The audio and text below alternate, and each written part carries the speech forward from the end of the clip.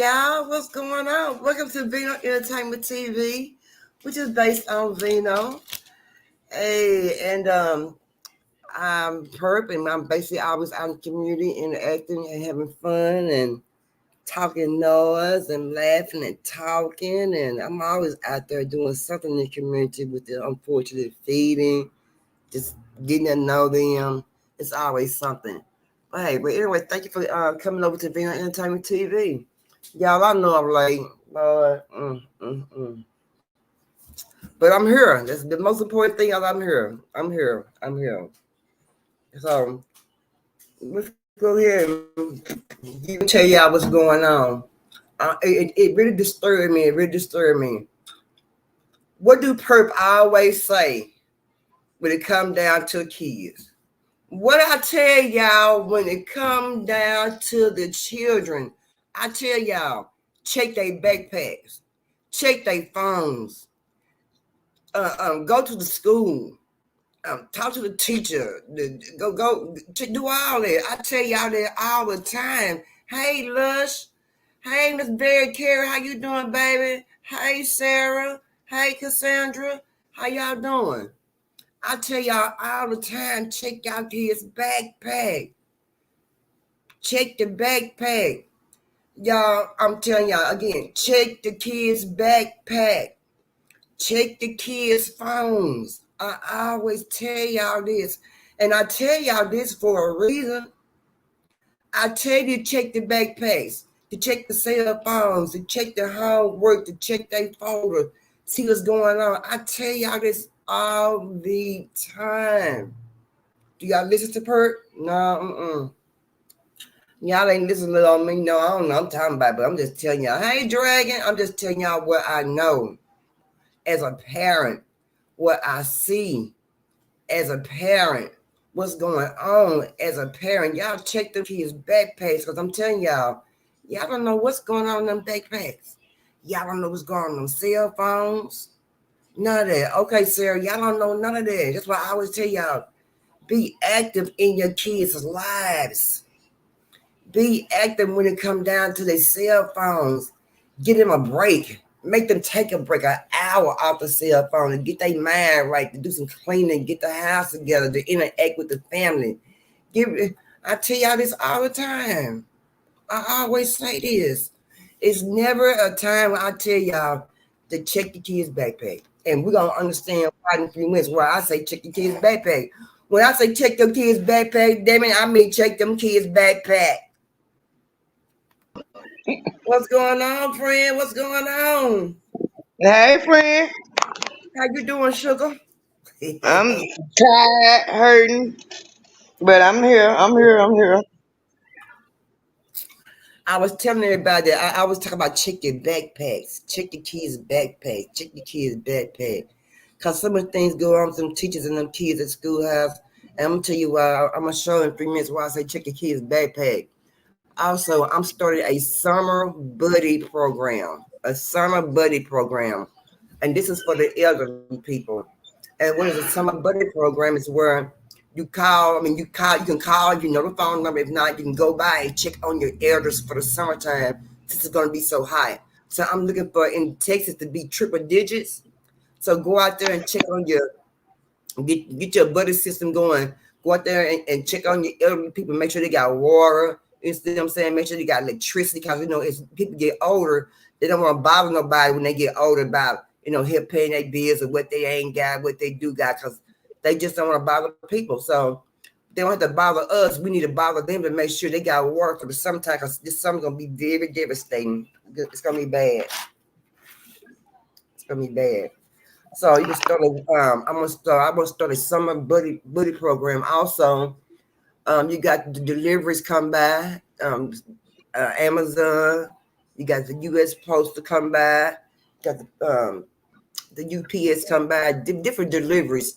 Put some water out in an ice chest and put it on the front porch so they can be when they be thirsty, they can stop by and drink, and they can get a bottle of water out the cooler on the front porch.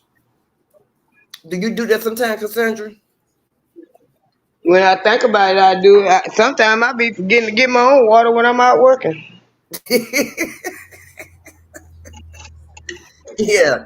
Get that water, yeah. Get them folks some water for this summer, because they're gonna be thirsty. They're gonna be tired and thirsty this summer. It Like I sure said, if is. she have to cut grass and stuff. Put some water for your people have to cut your grass. Put a bottle of water in the ice chest and some ice, and put it in the front porch for the workers.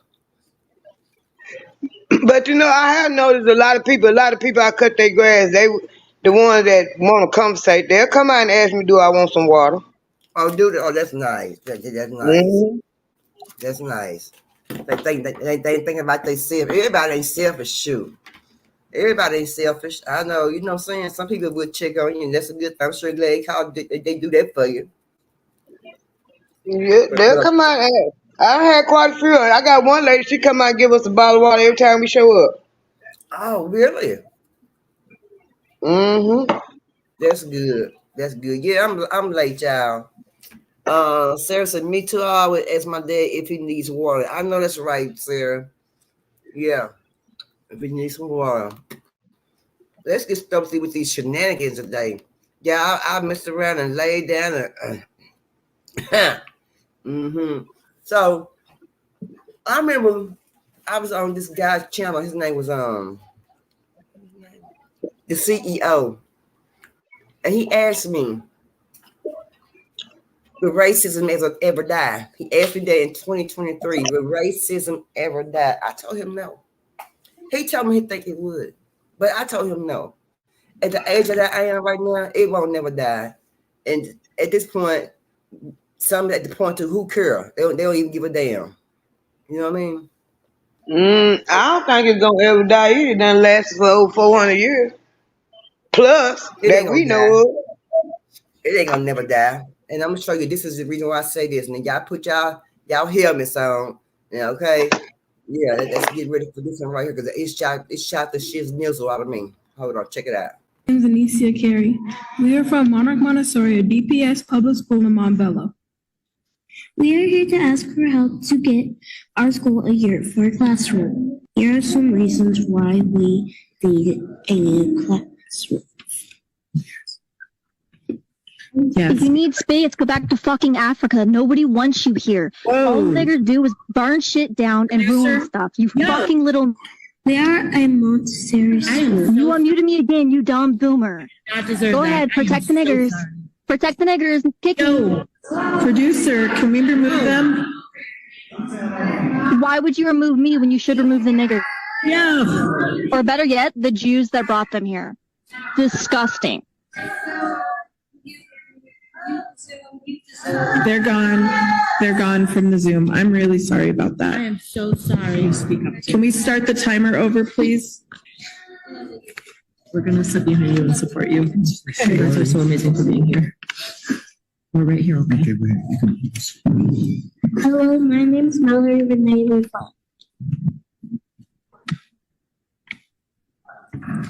We are a Montessori school that's also a bilingual program.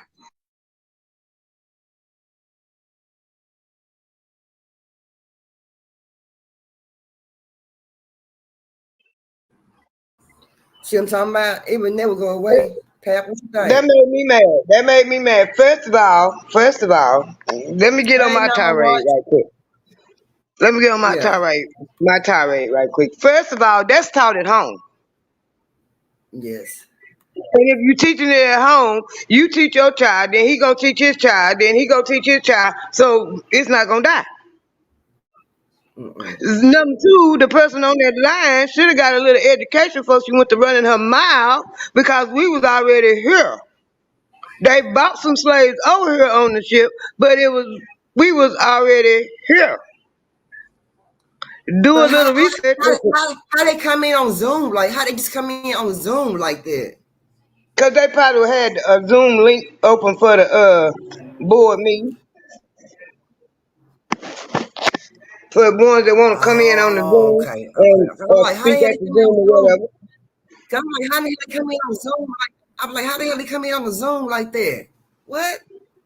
Yeah, they crazy Yeah. now. My watch. And Yeah, first of and all, so for you go, and 9 times out of 10, the ones that's really racist, they not very smart. They're not very smart at all. Because if they were smart, they wouldn't be acting the way they act. Yeah.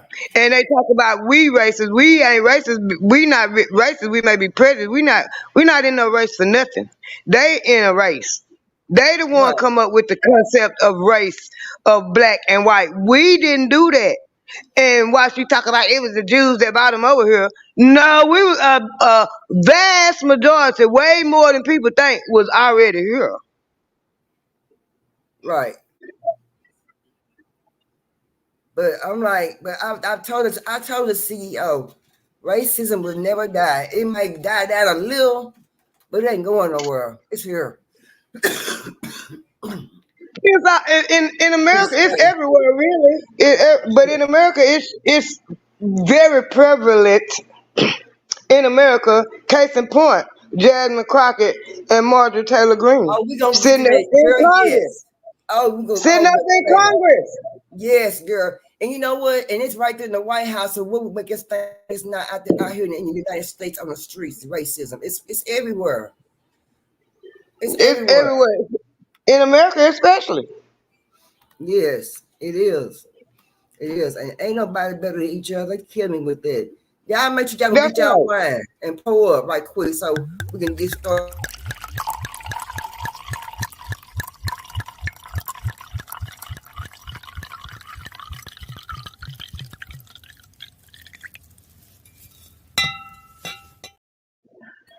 All right, I'm pulled up. You pulled up. You ready, girl? Let's get started again. Yeah, so the answer to that question is racism would never die. Let's move on. Program, but she went to plug in his phone to charge it, and that's when she discovered what was going on between her 10-year-old and a worker here at this daycare. That pal? A 10-year-old and what? And what was they doing? Okay, let me start back. I just want to get if y'all can hear it. Let me start back again. She went to plug in his phone to charge it, and that's when she discovered what was going on between her 10-year-old and a worker here at this daycare, the Youth Life Center, that had more than crossed the line. And she's uncovered that relationship that had been brewing for likely weeks. They hugged for a lengthy period of time. Grace Shawelu thought something was off with a newer worker here at Youth Life Center on Valley Hill Road, but when she plugged in her son's phone, her face was his screensaver on the phone, and it was a picture that she had taken of herself. And she started digging. I went through his text messages because that was the first thing that I thought. And her name was saved in his phone as Mommy. And it's a bunch of I love yous and what are you wearing? She shared pictures of much of the concerning conversation between her son and the 24-year-old worker, and pictures like this one. That's not a picture that you send to a 10-year-old. That's a picture that you send to your man. She said the worker bought her son clothes, shoes, and even a gold chain. And Grace said when investigators came to her apartment, a Department of Family and Children's Services worker got her 10-year-old to reveal more. He did say that this incident where she was rubbing his leg happened on the way back from the field trip. We aren't using the worker's name or face because she is yet to be charged, and that's why Grace is outraged. Had it been a situation where it was a little girl and a grown man, they would have locked him up on the spot with no questions until he was proven innocent. Now, what you think about that? Now, see, that's why I always tell y'all, like I always say, check your kids' backpack. I always say, check your kids' backpack. Check them backpack, check them cell phone too. If they 10 years old got cell phone, you need to tell them this is for emergency purposes only. Yeah. Yeah, they showing themselves now, my watch. Yeah. Ain't that some crap? Ain't they like and share button? Now what? That's why I always say check your kids' backpack. Now she already Methuselah. Now I would never thought a sister was out there doing some mess like that. Hey TT, now how she gonna be in there trying to sleep with this young man, showing him all these body parts, and he ain't even ready for no body parts like that. That's why I say check your kids' backpack, check your kids' cell phone. You don't know what's going on through schoolhouses, girl. You sure don't. Dang. So let me just ask you. I know you got kids that have younger kids is in school. Do your kids check your kids' backpacks? When they get out of school. I don't know, but the two here with me, I check their backpacks. Yeah, you check their backpacks. I check them. I check them. Yeah, I look in there. I want to know everything going on. yeah, yeah. So you check the backpacks. That's what I'm talking about. Yeah, check them backpacks. A lot of people don't look at their kids' backpacks. A lot of people don't look at their kids' cell phone, girl. And then when my kids was in school, if they was, cause you know how kids will come in, throw that backpack down. But if you pick, you particular, if mine was particular about that backpack, I Yeah, wait till they ain't nowhere around and I go through it, see what's in there. What's in here is you watching over this backpack like this. Cause most kids come in, throw them backpack down and keep it moving. right, right. And then she sent her pictures that ain't no teacher the picture. What picture doing? Send some pictures to a kid anyway. You a kid? What? I mean, you 24 years old. You can't find no man. Right. What's wrong with you? Something wrong with Pervert. you. Kid 10 years old. Girl, yeah, y'all do what Perky tell y'all do. Check y'all kids' backpacks. Get off your ass and check your kids' backpacks. I'm telling y'all. Cause stuff like this right here going on and we don't even be knowing to the last minute. Mm-hmm. And another thing is that we was taught, but not these young parents nowadays, they don't understand. You gotta be careful about what you do in front of your kids and what you bring in front of your kids and what you know, you know what I'm trying to say? Yeah, yeah, yeah. Cause yeah, Case I understand. case in point. Case in point. And now I Mm-hmm. got two granddaughters and they got two brothers and all this time y'all see y'all mama with a man, then y'all jump up and see your mama living with a woman, and then that's confusing the kids. You got one son don't know if he want to be a boy or girl. You got my granddaughter like she wants to play that. I ain't trying to tell you who to love, what to love. But Right. if you're a boy, you're supposed to like boys. I mean, like girls. And if you're a girl, you're supposed to like boys. And if you don't try the natural way of it, how you know you don't like it? You understand what I'm saying? If you don't try to go and Yeah. find you a girlfriend at the right age or find you a boyfriend at the right, how you know you don't like boys or girls? And I Don't flat know. out say, I said, she confusing the hell out of y'all. Cause y'all don't know whether to be with a man or a woman. Cause you're looking at your mama. Your first lessons are at home anyway. That's the first teacher you got, your mom and daddy. Yeah, yeah. That's why I say everything. That's why they say everything started at home. Yeah. And I didn't like that. I didn't like that at all. You done had you got 4 kids. You done been married. You all of this. Then you pop up with a woman. What that look like? What are you teaching your kids? This They just confused. because They society confused. says it's all right, it's not all right in my eyes. That's me. Yeah. I ain't. Don't get me wrong. I'm not trying to bash the gay people. I'm not. My stupid sister with a woman. And she's stupid. And I tell them that you stupid. You got you got 3 sons. What you doing with a woman too?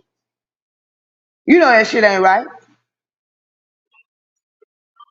Okay. My thing is, what makes a person change over? Like, I mean, if you like that, I mean, that's your business. I don't have a problem with that.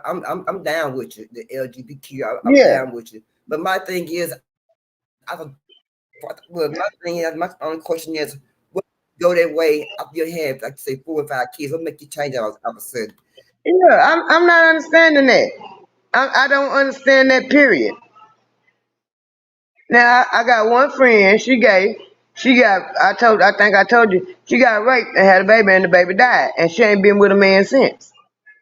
So you can kind of understand that because she got raped Yeah. and she Yeah. chose to have a baby, but the baby died. So you can kind of But understand.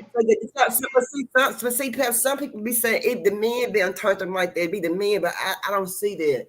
I feel like I, you're gonna be the way you are. You know, if you want a woman, get your woman. But what my thing is, why would you get 4 kids, 3 kids before you go that way? That's my yeah. only question. What you do if you go that way, that's on you. I don't have a problem with that. Like I said, but my only problem is why wait till you have 4 and 5 kids start saying that you are within the LGBTQA community? I don't understand why speak up then all of a sudden. I, I don't understand that either. That just don't make sense to me. What is it? that a man could have did to you so bad to make you turn against a man? Maybe it's I'm not something understanding. they want to try right then. I mean, I don't understand either, but each to his own. You know what I'm saying? I got some friends Yeah, that's gay. I got a homeboy. I got a boyfriend that's gay. I got a girlfriend that's gay, and I treat them like this. And before I know, I be having my girl child. yeah. I treat them just like that. I don't have no. Don't get me wrong. I don't have no problem against them because I got, Yeah, like my sister. But after you and your woman, after y'all had kids, y'all want what the problem? What the problem? And then she told me that the girl, her husband beat her so bad. I said, how could he? Could he have done to her so bad to turn her to women? If my thing is, you must have liked women to begin with. yeah. Because I went through domestic If violence she with did, my first husband. if she did, that's okay. But why? Like you say, why wait that long though? Yeah. I mean, I went through domestic violence with my husband. My first husband, he tried to kill me, but it didn't turn me from men. I went I through this. chalked him up to being crazy. Go find me one with a little sense. Yeah, I done been domestic violence, and they make me want to just change the gender of what I want to date or look at. Nothing like that. Yeah. Each to his own. I don't have a problem with that. I'm cool. You cool? I'm cool. Yeah, that's the way I feel about it. Yeah, me too. I feel the same way, pal. I don't have no problem with it. Like I said, every man to themselves. Let's check this out. And y'all want to know what hurts the most? Have you guys seen Four Color Girls? Like, everybody's seen Four Color Girls. That broke anybody's heart that's seen that movie when that man threw them 2 kids out that window. And those was alive human beings. And that was a movie, a fictional movie we were watching. When I watched that live video of you sprinkling somebody's baby, my mouth opened wide. And all I could think about was Four Color Girls. And all I could think about was the mother scraping her kids up off of the ground outside, rubbing and scraping her kids' blood off the ground. And even though that this was not a real baby, well, it wasn't a live child, you sprinkle somebody's last ashes of their kid outside. You deserve to be dead.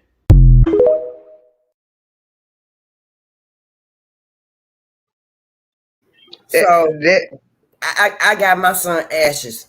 Let a hoe take my son ashes and throw him out. I'm whooping ass. I'm even whooping I my brother. know that's right. I'm gonna I whoop my know that's right. I'm gonna whoop my brother ass too. You understand me? He ain't gonna be sitting Mm-hmm. there. He gonna take a whooping too, just like she was fixing to get hers real quick. I mean, real quickly. Yeah, she gonna get hers real quick. And it was messed up. Now, pal, what? Chad, what make a person want to do something just that damn evil? You're a dirty, evil, black shadow walking wench. This is the number. Yeah, I mean, just only thing I say, you just gotta acknowledge the fact that it's some evil people in this world. And It's then the literally some brother, evil people in this world. I mean, they didn't just now find that she was evil. They been knowing that she was evil. They been had to know she was evil. Yes, yes. And I just can't understand how people can be like that. How you, It's and cold how blood. you, especially kids now. If it's grown ups, the grown ups they know how to decide one way or the other. It might not be the right decision, but babies are innocent. Oh Kids are yeah, innocent. yes. I don't see how nobody can mistreat a child. Even me, when I fuss at my grandkids, I go right back and tell them I'm sorry. you apologize. You feel bad. You feel some kind of way about it. I go, and sometimes they might need to be fussed at, but I Right, go right back and tell them I'm sorry. right. But that was sad, girl. I didn't understand that. I said, now this wench threw out this baby ashes. And TT right, that was sick. What make you Yeah, do some sick stuff like that. I mean, it couldn't have been that bad. Whatever she did, you know. It don't make no I sense. kept on hearing these people talk about the lady throw the ashes away, the boyfriend, sister, girlfriend. I'm like, what? I kept listening. I'm like, no. He didn't, even the boyfriend didn't do nothing. Nah, I think she would have had a well. I ain't saying he put his hands on her and beat her up. But I'm just saying the way they sound like the brother didn't do nothing. I'm like you. There would have been some well-whooped asses up in there. Yeah. I wouldn't have had no understanding. None. You understand me? I would have blank view. Me too. All I would see, Pep, only thing I would see was a bullseye. You hear me? A bullseye get on her ass. Titi said people in the business of hurting other people through their children. And that's the kind of sick world we live in. I know. Yes. And you can see that by how all these crazy baby mamas use their kids as pawns. Yes. And then I seen this other video about this girl, black girl. She had all these kids. Now she telling me she don't want the kids. She took the kids to CPS. What the hell? Why you what you let down the heaven for? Girl. What you let down the heaven for? You could have prevented all that before you had them. What's wrong with you black young adults? I think we had to have babies and doing your body like this, treating kids like this. They God's child. They are God's child. God bless you with that child. You should appreciate that child. Sometimes they get on your nerves, they run your blood pressure up like mine do. I ain't gonna lie, they grown, they still run my blood pressure up and they get on my nerves. But they still my babies and I'm gonna love them to the day I die or the day they die. Right. That's awkward. I'm like, now I just don't understand. When I was growing up, we didn't grow up like that. We was brought up to take care of each other. Help somebody out. You never know who might need to help you out. Take care of each other. Watch out for your sisters and brothers. You know, that's the way I was raised. You never know when somebody might need to help you. So if you can help somebody, you help them. That's right. Well, and it made me wonder, what kind of household was you raised up in? You know? Yeah. What kind of, how was your mom or your dad raised y'all? Were y'all raised with evil spirits in your house? Y'all were raised up to be evil in your house, not to do certain things to people and not like people in your household when you was growing up? That's how it started. That's how it started out at home. You be talking, but be made like that at home. Yep. Everything starts at home, and a lot of people, and then not everything, because you get some of these little old young girls and boys too, ain't never been away from home, go off to school or move out their mama house, and the first thing they see is the first thing influence them. That's true. That's right. Influence them. Hold on. Program, but she went to plug in his phone to charge. My bad, wrong one. I'm still stuck on that watching them kids. Oh Lord, she just made me sick. Hold on. What I'm talking about. I think your fake eyelashes are messing up. No, ain't nothing. Hold on. Listen. Order, Mr. Chairman. That's beneath even order of your committee. Order. I do have a point of order, and I would like to move to take down Ms. Green's words. That is absolutely unacceptable. How dare you attack the physical appearance of another person? Are your feelings hurt? Her words down. Oh, girl, baby girl. Oh, really? Don't even play. Baby girl? We are going to move, and we're going to take your words down. I second that motion. So who will have to pay? Okay. Ms. Green agrees to strike her words. I believe she needs to apologize. No. Perry, okay, hold on. Then after Mr. Perry's going to be recognized, then Ms. Green I'm not has 4 minutes and apologizing. 21 Well, seconds. then you're reserve not the right to striking your object. words. I am Mr. not Perry. apologizing. Now let's go. Come on, guys. Why don't you debate me? Mr. Chairman, the minority. It's pretty self-evident. You're not. Yeah, you're not. Out of order. You don't have enough You're out of order. intelligence. Chair recognizes Mr. Perry. Okay, move to strike I'd the. like to I strike move to those strike the words lady's as well. words. I move to I would strike- like to Strike strike the those as lady's well. words again. That's 2 requests to strike. That's 2 requests to strike. Oh, they cannot take the There's words. another motion to strike her words again. Please All right, get okay, your members under here's control. the correct apology. Ms. Green, do you agree to unanimous consent to strike your words?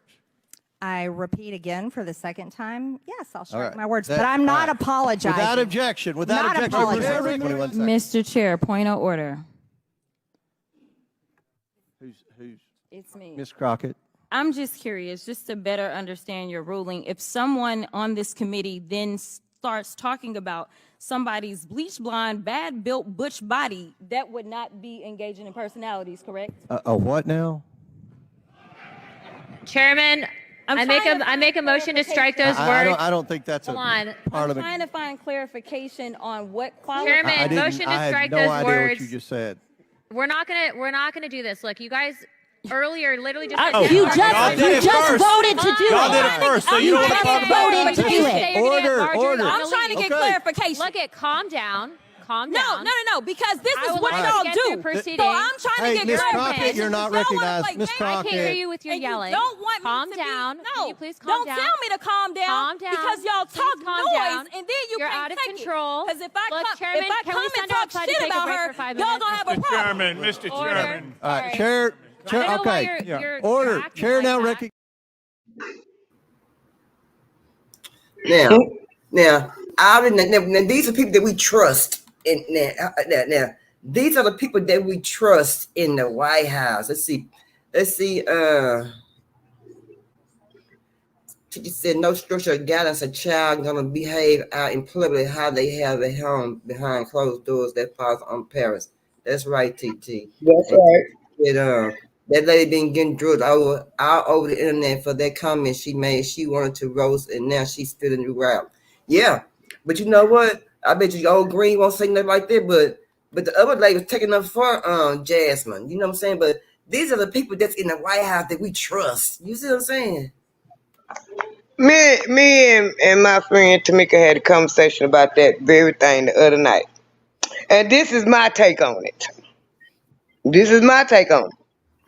Alexandra Ocasio, the one that was taken up for, she just trying to get brownie points because she know don't nobody like her in the black community, period. No way. Oh, okay. I didn't know that. Because Okay. you tried to she tried to co-opt reparations and talking about Latin America should get them too. And then Latin Americans ain't got nothing to do with what we went through. So shut up and sit down.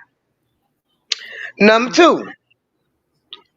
Marjorie Taylor Greene, the reason why she was talking about Jasmine Crockett eyelashes, you a hater, and that's what y'all do. You didn't really have a comeback, and the first thing that you do is try to criticize us and talk about us. When the very thing that she was talking about, she probably was jealous because she looked like a witch in some eyelashes. Yeah. And they got it good deflecting. You walk around here, you talking all this noise, you telling her to calm down. Shut up. Shut the fuck up because you started that. See, but she, like you said, she been wanting to say that. That's been wanting to get out. She been wanting to say that for a long time. She done slip on that, and she done put it in her mind. Oh, TT said the career lady wants to be unprofessional. Very. So these are people that we got in the White House that's vote that's supposed to be protecting us and doing different things up in the White House for us, and they in there arguing, but about some damn eyelashes. Yes. And then you want to get mad when she actually called you out and called you a bleach blonde, bad built woman. Now you're mad. You want to tell her to be quiet, calm down. This is decorum. I want to strike them words. You want to tell her when you started it. You didn't have to make no comment about her eyelashes, but that was something you, like you said, that's what she been wanting to do. Yeah. Number three on that tip. Jasmine Crockett, you been up there being a butter biscuit, kissing them white folks' ass. You got exactly what you asked for. Yeah, she been doing it for a long time, and she got exactly what she asked for. She did. She been doing. She ain't did nothing. And I was asking my cousin Cedric the other day. I said, "What happened to Corey? You know, they had a black dude named Corey up there in the White House. What happened to him?" And they had a black girl that was talking. No, I can't remember her name, but I don't even see them no more up in the White House no more. Cory Booker up there, all of them, the Congressional Black Caucus, they don't stand up for black people. They stand up for everybody else but us. And y'all supposed to be representing us. That's the name of your caucus, Congressional Black Caucus. And y'all stand up for everybody but the black people. The majority of the people in the Congressional Black Caucus is against reparations. What the hell? What the hell? When y'all, if you lived in America, you done experience racism. You done experience discrimination. You can't tell me you have, because the average black person in America done experience discrimination and racism too. Yeah, I don't know one black person will, you know, that go for all that. You know what I'm saying? It's the time to stop. Like I told my friend, I said, Jeremy Clark get her check for standing up for herself. She get her check in the box for standing up for herself, but she got a nigga wake up call, because you been up there talking crazy to niggas too. You been up here talking crazy to black folk. You talking everything the Democrats talk about, because you a Democrat, and talking down on black folks, telling us we need to be careful of about what we saying about the immigrants and all this kind of stuff, because all of us weren't immigrants. So go get your education. What you doing up there if you don't know that all of us weren't immigrants?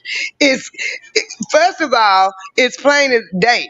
Because when they come out with the African American stuff, my grandma and my grandpa both said, where y'all get that from? We ain't African. Yep, I knew we were no African. Shit.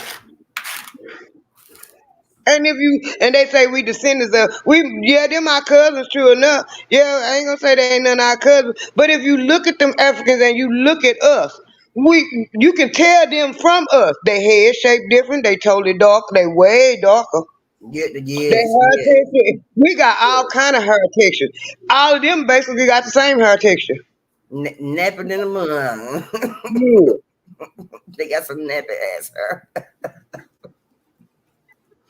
Okay, but anyway, Jasmine was feeling some kind of way, and she had to come back and redeem herself. Check it out. Those that would make some people believe that because I happen to be black and or a woman, that somehow, even though I can rattle off all the qualifications in the world, my blackness makes me unqualified. It did not seem as if my colleague understood that someone can be diverse and qualified.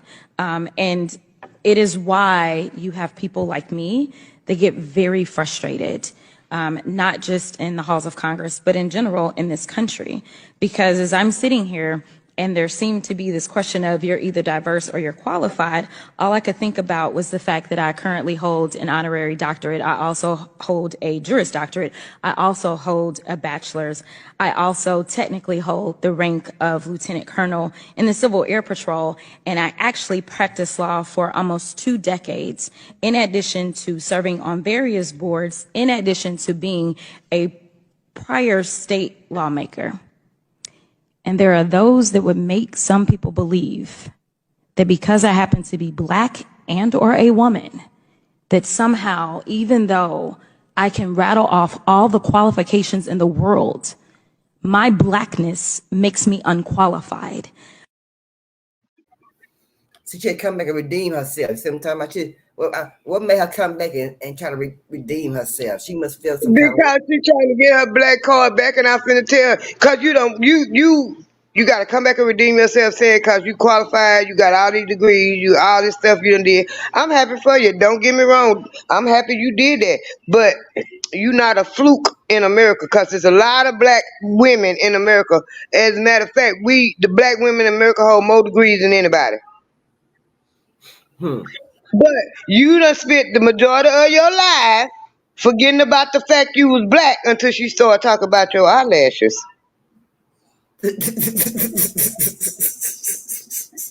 Now you got to come back and I can't believe it. People, why you can't believe that?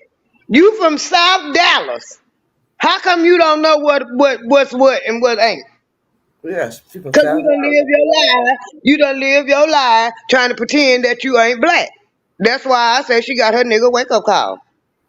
And what has she did? And what has she did for South Dallas? She ain't did nothing for South Dallas. Nothing. You ain't did nothing. You right out of the hood. Oh, my bad. You grew up in the good part of it, though. Dude, You didn't know where? you was black. You didn't know you was black. That's her problem. Right there. I knew when they said she was running for Congress. When I heard all the radio ads, I went and looked her up, and I Yeah, started yeah. listening to her talk. You didn't know you was black. That's your problem. But now she know old Green had to hit her one time, let her know you is black. and she felt some kind of way about it. Yes, and she and Marjorie Taylor Greene let her know that in America I'm white and I say so. That's Okay. why Marjorie Taylor words were stricken, and then when they go to talk, when Jasmine was asking for her words to be stricken, they're like they didn't understand what she was talking about. Yeah, yeah, yeah, yeah. That man like what? Yeah. Hold on. There has been negative propaganda put out about me that's not true. But I also understand Puff's perspective, because I know what it's like to have my man. Puff called that Drake. Puff on Drake. I understand that. I got something I'm doing right here. I ain't really trying to get into that with you. This ain't for us. I got something going on already. So what's it like? Well, who are you hanging out with? Are you hanging out with Diddy? What are you doing? I mean, yeah, popped out the town car with a camera. Said, yo, Puff, you gotta let me film this. The whole thing, we need to document this, Playboy. And he got pissed at me. He said, yo, don't Playboy, don't play with me. You know I am. I'm Diddy, you know what I'm saying? So Jamie Foxx suffered a very serious medical emergency that landed him in the hospital. In a jaw-dropping revelation, rapper and actor T.I. has just spilled the tea about a scandalous event that unfolded behind closed doors. According to T.I., music mogul Diddy allegedly crossed some serious boundaries by reportedly coaxing none other than Jamie Foxx into attending a rather questionable gathering. So what exactly did he say? According to T.I., Diddy once allegedly forced Jamie Foxx to play a game of basketball. Yeah, I said something was wrong with Jamie Foxx after he got sick. When he got sick, I said something was wrong with Jamie Foxx. Yeah, they were scared. Huh? They were scared he was gonna tell some shit. Cause Jamie Foxx was important. And not only that, he had no business messing with that white woman I can't think of her name right now. That used to be married to Tom Cruise. That was a no-no. When the Kate, no, I wasn't Kate. Yeah, it was Katie something. Yeah, that was a no-no. Okay. And Jamie Foxx, you from right here in Texas. You the same age as I am. You know better. You should have known better. And you from Terrell, and they got Terrell listed as a sundown town right to this day, and you didn't know not to go up. Oh, my bad. You got a little money. You thought you could get away with it. No. That's why. Yeah, and I'm like, and I kept on saying, because Jamie Foxx had a nutritionist people there at his place. He had the chef there, and they were making healthy food for Jamie Foxx in his household, and he was working out, looking good. All of a sudden, he was spam. Jamie Foxx in the hospital. Say what? What happened to Ain't gonna work if they poisoning you. If they poison you like they doing all of. Poison him, poison Al.B. Sure, poison Michael Jackson, poison Prince. They poison them. That's how they get rid of them. And then say they committed suicide. Yeah. Or they was on drugs. They did an overdose. Whitney Houston, Bobby Christina, all of them. That's how they get rid of them. And I was wondering who did something to Jamie Foxx, because even right now he don't even look right. No, he don't look right. He don't look right. He went to running his mouth a little bit too much about Puffy, and why he talking about people making allegations against him. Everybody, that's one thing my grandma taught me. Everybody ain't gonna tell the same lie. No, everybody gonna tell the same lie. No. And I want to do I guess one day we decide to come back on. I'm gonna do a show about that, about old P. Diddy. I mean, that man right there, he been whooping ass for a long time. You see what I'm saying? What I've been seeing, he done beat a whole lot of women. Yeah. He done beat a lot of women. They know it. He been getting away with it too, cause he Clive Davis right hand man, and you ain't gonna make me believe no different. You know he is. They groomed him real well when he was young. When he was coming up with Biggie and Tupac. And I feel like I know he had something to do with Biggie. But what part do he play along with that? What part do he play along with Tupac? We probably be surprised. First of all, he knew he was ugly. Right. He knew he could. The only thing you could do was produce. Right. That's all you could do. You couldn't sing, you couldn't dance, you really didn't have no talent but to produce music. Right. So anyway, you could get in. You could tell by the way he acted when he was around Biggie. He was the type. To me, he came out to me that he would be the type of person to do anything to get what he wants. I didn't see that at first in him at first. I saw it. I didn't see that. Him and Biggie supposed to be best friends, and when they was together, it just didn't look like they was best friends. It was like the chemistry between them wasn't no best friends. Yeah. And they said he even done had faith too. Yeah. He threatened the reason why, according to Jaguar Wright, and she said Faith Evans is her cousin. She said, I know the whole thing. And she was in love with Tupac, not Biggie, and Puff Daddy one had the beef with Tupac, not Biggie. Biggie didn't have no beef with Tupac. Yeah. Puff Daddy did. Yeah. And he threatened her ass that if she didn't marry Biggie, that she wasn't gonna make it in the music industry. That's why she married Biggie, because she was in love with Tupac. Yeah. Jaguar Wright told it all. Yeah. Yeah. So whenever you come back, we're gonna do a show on P. Diddy and we'll do a show on Jaguar Wright, her truths about what she been saying. I sure am. I'm loads of stuff because honey, they doing the most. Let's see about old Pastor Jace, but I'm Pastor something else. Hold on. What's up, y'all? It's your girl Unpopular. No, y'all didn't ask for it, but yes, I'm finna give it to y'all anyway. Let's talk. So look who it is again. The good bishop. The power bottom. I didn't call him that. They did. So that's what we gonna stick with.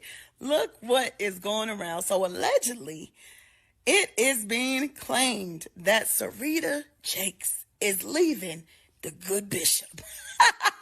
Come on now. Y'all tried to come for me, and now here it is again. We are at this point where they are saying she's leaving him because of the rumors that have been surrounding. If you walk like a duck, talk like a duck, look like a duck, it may be a duck. It may be a duck. It's not looking too good for the Jakes as a unit. As a unit, they're not looking good. You know, you got his son, had his little legal issues of exposing himself in public. Then you got the other Jake, Cora, out here snatching babies, allegedly. You know, then you got they daddy out here just power bottoming all over Diddy's parties. Come on, Jakes. So I can understand. I can understand if at this point it's too much for Sarita. I could understand it wholeheartedly. I can. Then it leads me back to him handing over his church to Sarah and her husband. Yes, the actual Dallas Potter's house, he handed it over. And could it have been a power move? Because again, all these allegations, he knew was coming out because he been Diddy bopping at all these parties. Come on, Bishop. Come on. So I don't know. Y'all tell me if y'all heard these rumors around these good hip parties.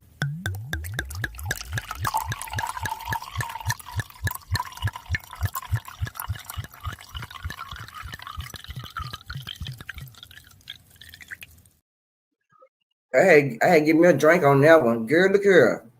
Now, is she wrong for wanting a divorce from TDJs? I don't think she's wrong for wanting a divorce. She might not want a part. She might not even play a part. Everything that's going on between TDJs and the daughter, the daughter, the Cora, the wife might not. I can't say she don't know nothing about it. Never mind. I'm gonna say she may not know a lot. That's the thing I got. How you married to this man all these years and you didn't know nothing? Yeah, I don't say she didn't know, but she knew something was going on. She knew.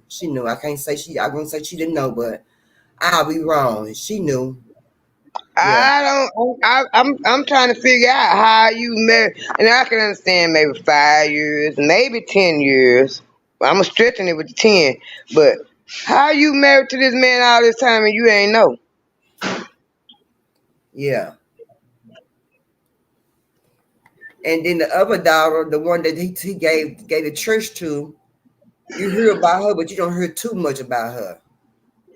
Yeah, but you know what they say: money talking, bullshit walk.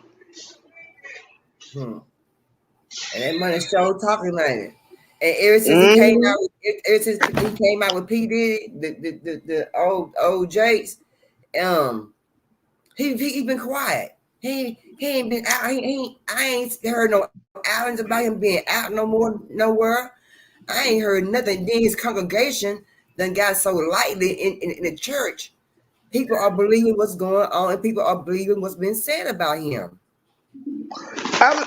TT is right. They are human, and that's when it comes to my perspective. They are human. So when people is flocking to them like that, I want to see why these people flocking. What is it about this preacher, this one particular preacher, that all these millions of people is jumping up and down? You did a movie. You did this little all that. Touch the people and all, the woman thigh all loose, and the book, I done read the book and I saw the movie, it make a little sense. But what made all these people flock to you? Right. I got that Bible. It's a Bible. They got a Bible, the woman thigh Bible. I got that. I bought that Bible years ago. I mean, back in like in 2002. But yeah. So I know that wife know. Yeah, Diddy ain't shit. Nizzle, he ain't nothing. Diddy ain't nothing. And that's what I'm trying to figure out. I read the book. I ain't gonna lie. I read the book in jail. Oh. Okay. I want to see what everybody was talking about, so I read the book in jail. I read the book before I saw the movie. Yeah. And because that's the type of person I am. If it's a book, a lot of times I'm gonna read the book before I see the movie. Yeah. Because if I see the movie, it'll ruin the book for me. Except for Color Purple. I saw Color Purple first, then I read the book. Oh, okay. Okay. And I be trying that preacher, what's his name? The Jennings man. Why everybody ain't flocking to him? He telling the truth. He telling the truth about a lot of stuff. The videos I seen. Yeah. They just ain't paying no attention. Cause he telling the truth. He ain't running no game. He ain't trying. He telling the truth, and a lot of people they can't handle the truth. Cause that man, he is speaking truth. I have to give it to him. He's speaking truth. The couple of videos I done seen, he telling the truth. The women all up in the church. When we came up, you couldn't wear. If we had on a miniskirt, that was a problem.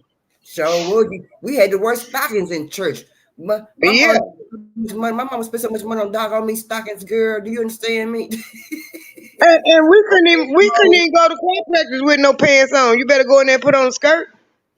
That's right. And better keep them legs closed and know how to act in church with the dress on. Because them elders will tell you about yourself and tell you and the elders will tell you the dress too short and everything. The elders back then was trying to speak up, but now they scared to speak up. They won't say nothing. And me and my friend had that conversation too. It's a sign of the time. Okay, I understand it. I understand it might be a sign of the time. It might be a sign of the time. But some of this stuff that's going on now, it needs to go back to the old ways. Because these young women nowadays ain't got no respect for themselves. And so if they ain't got no respect for themselves, how can they teach their child to have respect for themselves or anybody else? How can they expect their child to respect them if they ain't got no respect for themselves? Yeah, TT said the church I grew up in, we wore uniform skirts and they were ankle length. Yep. And back then, you present yourself as a young woman in church too, honey. All that slouching, all that carrying on, and the only candy I can't stand. Hey, Rose, I can't stand the butterscotch candy and the butterscotch candy and those red hot candy, that hard candy back in the day. That's the only candy. That's the only candy they had. You had to eat in church. But if you had that gum, they give you a napkin, a paper towel, spit that gum out. Spit that gum out, yeah. Spit that gum out. Yeah. The church didn't play back then, but now you got they showing their butts. Church, the dress is short. Even this is my thing. When I first seen people go to a funeral in pants and t-shirt with the pictures on it, I'm like, they go to church in that? Yeah. I can understand why some people feel the way they do about the church now. I can understand because now they know a lot of the stuff that they were teaching us was all a lie. Yeah, they can't use nasty. But still, it was still a place of respect. Yeah. You know, it was certain things, and you was taught respect in the church. If you wasn't taught it nowhere else, you was taught it in the church. Yeah. The church changed, so the people changed. Yep. So the church did. The people changed. The people changed tremendously in church. Yeah. You know, back in the day, the church was a meeting place. That's where the people went, met, and set up what they gonna do, talk about what's going on in the community, helping each other, you know, how we gonna protect ourselves or how we gonna build our community up. And then the porcelain people put fear in you, start burning your churches down because they know that's what you was doing up in the church. It wasn't only praising God, you having community up in the church. That's right. And yeah, and that's what people would go sometimes to find. Most of the community was in the church house. Yeah, and then I'm gonna run it on down and tell the truth about it. They put their Bible in our face to teach us their religion, Christianity, to docile us, and then you flip it after you see even you gave us that, and you did get a lot of the black community docile, but you still got them radicals out there too. So you flip it to get even more people docile, even more black people docile. You tell the preachers what they can and can't preach about. Yeah. We give you this 501c3, and this is what you're gonna preach about to keep the black people docile, to keep them turning the other cheek, to keep them, yes, master, obey your master. That's all you go in the church, and that's all you hear the preachers preaching about. Obey your master. But they still like that. They still getting paid like that. I think I did. I talked about where they got these loans. You get this money. You get all this money for your church, but you have to talk about what they want you to talk about, or they get this money for your church. And they make it a non-profit, so they don't have to pay taxes and keep all the damn money. But you got to preach what they tell you to preach. Let's listen to what old Nino Brown got to say. I like Nino Brown. It was crazy. He kills me when he start getting too excited, girl. That voice gets squeaky. Let's check it out. Let me tell you something. Free R. Kelly, let his ass go. But take that nigga Diddy and Steve. Did y'all see the video of Puffy whooping on Cassie? This man is the goddamn devil himself. Y'all know how they say when it be raining outside and the sun out, the devil heats up his goddamn wife. Well, that's why it's so damn goddamn hot right now in the goddamn spring summer. Cause Diddy outside whooping on goddamn Cassie. That's why she ain't got no goddamn hair. Diddy don't whoop her ass, man. Let me tell you something, man. I wonder what kind of ass whoopings Carisha was getting. Cause if they anything like the one I just seen with goddamn Cassie where she gets stomped, goddamn dragged by the goddamn little bit of tiny hair, cause you know she had to roll her hair with right, she was bald headed. She dragged by her goddamn hair. Then I know Carisha was getting goddamn blow for blow. I get Tina on her goddamn puppy ass. She is definitely a strong black woman. If she went through anything, I just seen with Cassie. I'm praying for Cassie. Cassie, we waiting on your book, and you wonder why Carisha say she like when Diddy be peeing. Do you mind if I piss on you? On her forehead and shit like that. She like golden shower. She had no goddamn choice but to take that shit. Diddy going under the jail, man. This is the lock and key that the Fed was waiting for. It's always them damn elevator videos that throw a nigga up under the bus. Ray Rice and his wife, Jay-Z and Beyonce and Solange.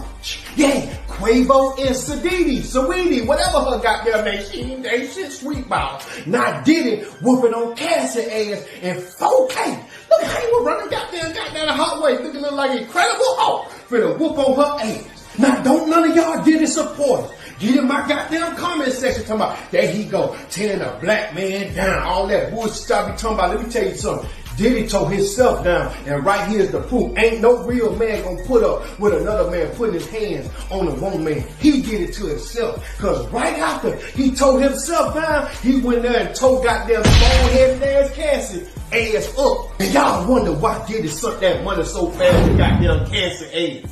He knew that Cassie was gonna nail his dancing ass to the goddamn cross, cause he ain't but a woman beater. Now Lil Diddy Jr., you better go sit your little bad ass, wanna be Kodak Black, fake rapping ass, head ass down somewhere, cause your daddy in 4K whooping up on a woman. What you got to say about that, Craig? Cause ain't nobody lying on your evil ass Puff Daddy. You and your daddy going in on the Rainbow Rico charge 4 days in the goddamn morning. I'm just waiting on the Fed to see this shit. I'm telling you, they finna rain it out. Gonna be all over channel 7, 4, and 10 news this afternoon. The Fed's probably outside Diddy house right now. Like, bad boy, come out and play. Carisha, Sauce Santana, all y'all that need to come on out and tell us what he did to you, man. Cause we the people know he done knocked some of that ghetto, ignorant shit you be saying out your mouth, out your bald head. And so you need to come on out and tell us what he did to you, Carisha. What about the golden shower? When you ain't want to take one? When there wasn't no goddamn towel? Did he beat you? Did he pull a cancel on you? Come on out! Come on, tell Uncle Dino. Go on Auntie Shay Shay show. But you know Auntie Shay Shay, go talk to him and tell him about it, cause guess what? You get a check, Carisha. You know City Girl ain't getting booked right now. You get you a little check. Y'all comment below and y'all let me know what's gonna happen with this situation. This shit did hot off the press. Maybe I had to drop it first. Y'all make sure y'all like this video. Take that. This video, baby. Wait a minute.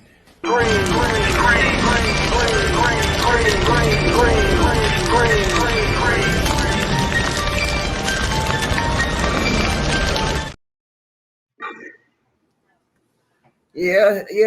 The son. They said the son wasn't that bad as a daddy. I couldn't believe that. I can't. He probably grew up watching it. And my thing is, all them women knew. But they didn't tell each other though. But my thing is, if you knew he was a beater, if you ain't gonna report, at least tell the other sister, make her aware of that he putting out there. And I was not. I didn't want to look at the video because I didn't want to see that. I didn't want to see him whipping no woman like that. I didn't want to see that. And I fucked around and scrolling and it come across my feed. And I sit there and watch it because it come across my feed. Because I didn't look for it because I didn't want to see it. I didn't want to see that. And I agree with everything what he say, but one thing. Diddy ain't going no jail. He ain't going to jail. Now, if Diddy go to jail, they bring down old Clyde Davis. It bring Clyde Davis down. That mean you at the top then. And see, they know Puff Daddy at the top. I heard that Puff Daddy had an underground high. He got underground tunnels. That's what I heard. They said a lot of them people, them top echelon got underground tunnels and stuff. They said Oprah Winfrey got them. They sure did. Ain't that so? They been had underground tunnels and stuff. Yep. They said it's underground tunnels. That dude that bought the Playboy Mansion said it's underground tunnels and stuff all under there. Ain't that so? I'm not surprised, but you know, But the only thing that I don't agree the with police Nino didn't know Brown about is, it. this ain't going to jail. He ain't going to jail because, first of all, everybody keep on forgetting they talking about the FBI raiding his house and shit. They keep on forgetting that he was an FBI informant. Yeah, yeah. He was selling them. He was selling them shit. He was setting motherfuckers up too. That's how come he done got away. They said when he started bragging about the fact that I that he would kill people and get away with it. Yeah. Jaguar Wright said he had got moved up so high in the little mess that he started bragging about that shit too. Cause whoever that dude that they said he blew their car up, she said he did had it blowed up, and his bodyguard did too. Hold on a minute. We got somebody at the back door back here. Let's check it out. Let me get my bet because I ain't playing no game. Hey, TT. Put that bat away. Hey, TT. Hi, Pat. Y'all over here crazy. You know, I was laughing at that man talking about he got pissed. He done pissed on her forehead. That's a damn shame. No, I don't know if he pissed on her forehead, but he took her shopping the day He that sure damn did. video came out. I guess that's her man and she's sticking by him, child. I don't know. Yeah, I got that video too. I'm for that video because I'm gonna do in a couple of days do a thing about Puff Daddy. Yeah, the truth about him. Yeah, that man done did a lot. TT here. OP did a whole lot. And people like Pat was saying, why people didn't speak up? Why the females didn't speak up? And that another female know what's going on, so she wouldn't walk into the situation. But if you tell a female about a situation, is it true that they would walk into it, or is it true that they'll walk away? You see what I'm saying? It depends. My bad. Jaguar Wright said he made them out sign non-disclosure agreements. I believe that. I believe it too. Yeah. If they sign that, they can't say nothing. Yeah. I seen a video that they said Chris Brown manager. It was Chris Brown, Diddy, and somebody else was in a room. No, it wasn't Chris Brown. It was his manager and two other dudes, and said Puffy walked in the room and said to Chris Brown manager, nice looking black man, said, "Nigga, pull your shirt off and show us what you working with." And he told him, "Motherfucker, who you talking to? I don't get down like that. I beat your ass right here." Oh hell no! Whoa, what? You gotta think that lawsuit, the information within that lawsuit was leaked. You know, Cassie didn't come public. She just recently did a statement. You know, in the wrath of everything getting exposed, that video being leaked and everything. But I think the feds already got what they need. That's my opinion. Because you got to think Kim Porter book ain't never been released, but Kimura's had it. They probably done interviewed her. She done probably gave it to him. You know, so. And they ain't gonna do nothing to it. And he They ain't going gonna do down nothing to it. because that man got arrested with them drugs. You know, his drug supplier. So right, he's He ain't going down. But look at it, TT. Everybody around him going down, but he ain't. I feel like he gonna have to do a lot of snitching. He already told them what they want to know. And that's He already told them. Just like I was listening to one of the dudes I listened to, and he put the point out there. If it's been said that he an FBI informant, you don't think he didn't know that they was coming to his house? They knew. I feel like a lot of stuff got dumped in it on that plane. I feel like they got rid of a lot of evidence. Well, they said they got up on the underground tunnel. They said that P. Diddy owned their house right next door to his house. They busted. They said that he owned the house right next door. And you think they didn't know that? If he was an FBI informant and he buddies with Clive Davis? Was he an FBI informant? I mean, why raid his house if he an FBI informant? To appease the people and keep all the drama going to distract us. Yeah, because it sure ain't adding up why his ass ain't in jail. I'm Right. like, damn, you got all kinds of evidence that he done did this, that, and the other, but he ain't in jail. They say Less than 3 years after that. he ain't gonna go to jail. They say he ain't gonna. They say he won't gonna go to jail. It wasn't. I'm gonna take that lie back. Less than a year after the shit first started coming out about R. Kelly, they locked his ass up. He got out. They kept on till they built the case up so they could get him on the federal charges. They completely lock him up. Diddy ain't never been arrested. He sure haven't. And then on top of that, Didn't stay in jail long after that shooting at nightclub. Thank you. And then on top of that, Sean did time for that. on top of that, one of the first two or three charges they got R. Kelly on was child support. Say what now? Yeah, child support. He was married. He was married to another chick. Huh? You talking about he owed child support to Drea? That's Drea, yeah. He been married to. Yeah, he owed child support to her, and he paid that off. That's why they let him out. And then they kept on, cause I'm an R. Kelly fan. They kept on till they come up with some more shit. And then when they finally got him locked up, he was behind on child support again, $127,000. And I think he was like maybe $93,000 at that time. But his lawyer put $127,000 on his books, and they took it all and paid the child support with it. Damn, how you making that much money and owing that much child support? That's crazy. Right, TT. And then and my thing is, cause you know when you got money, you say the right thing, you can get anybody to do what they want to do. He probably was already paying her. Cause she would have done come out and said something before then. He probably was paying her anyway. Well, one thing she might have had to sign an NDA too, because one thing I noticed about Drea on the Surviving R. Kelly series or whatever, when she did speak, she didn't go too much into detail about abuse or nothing like that. But I want to know how the hell was he bringing all of them women in the y'all studio built in y'all's house, and you not know a damn thing about and you not know nothing about it. That's my thing. And he like Victor Newman. He like Victor Newman on Young and the Restless. Got a basement down, jail down in his basement, and don't nobody know about it. Right. she knew. Underground tunnels, underground jails, and girl. And that's what I'm saying, cause you would think that them kids was grown. I mean, they grown now. So how you still owe this amount of money, and she wasn't screaming about it, and knowing any album you put out gonna hit number 2 or 3 of the songs gonna be number 1 hits. Right. So you know he was making money, and she wasn't crying about it. Right. And she really ain't never really talked bad about him.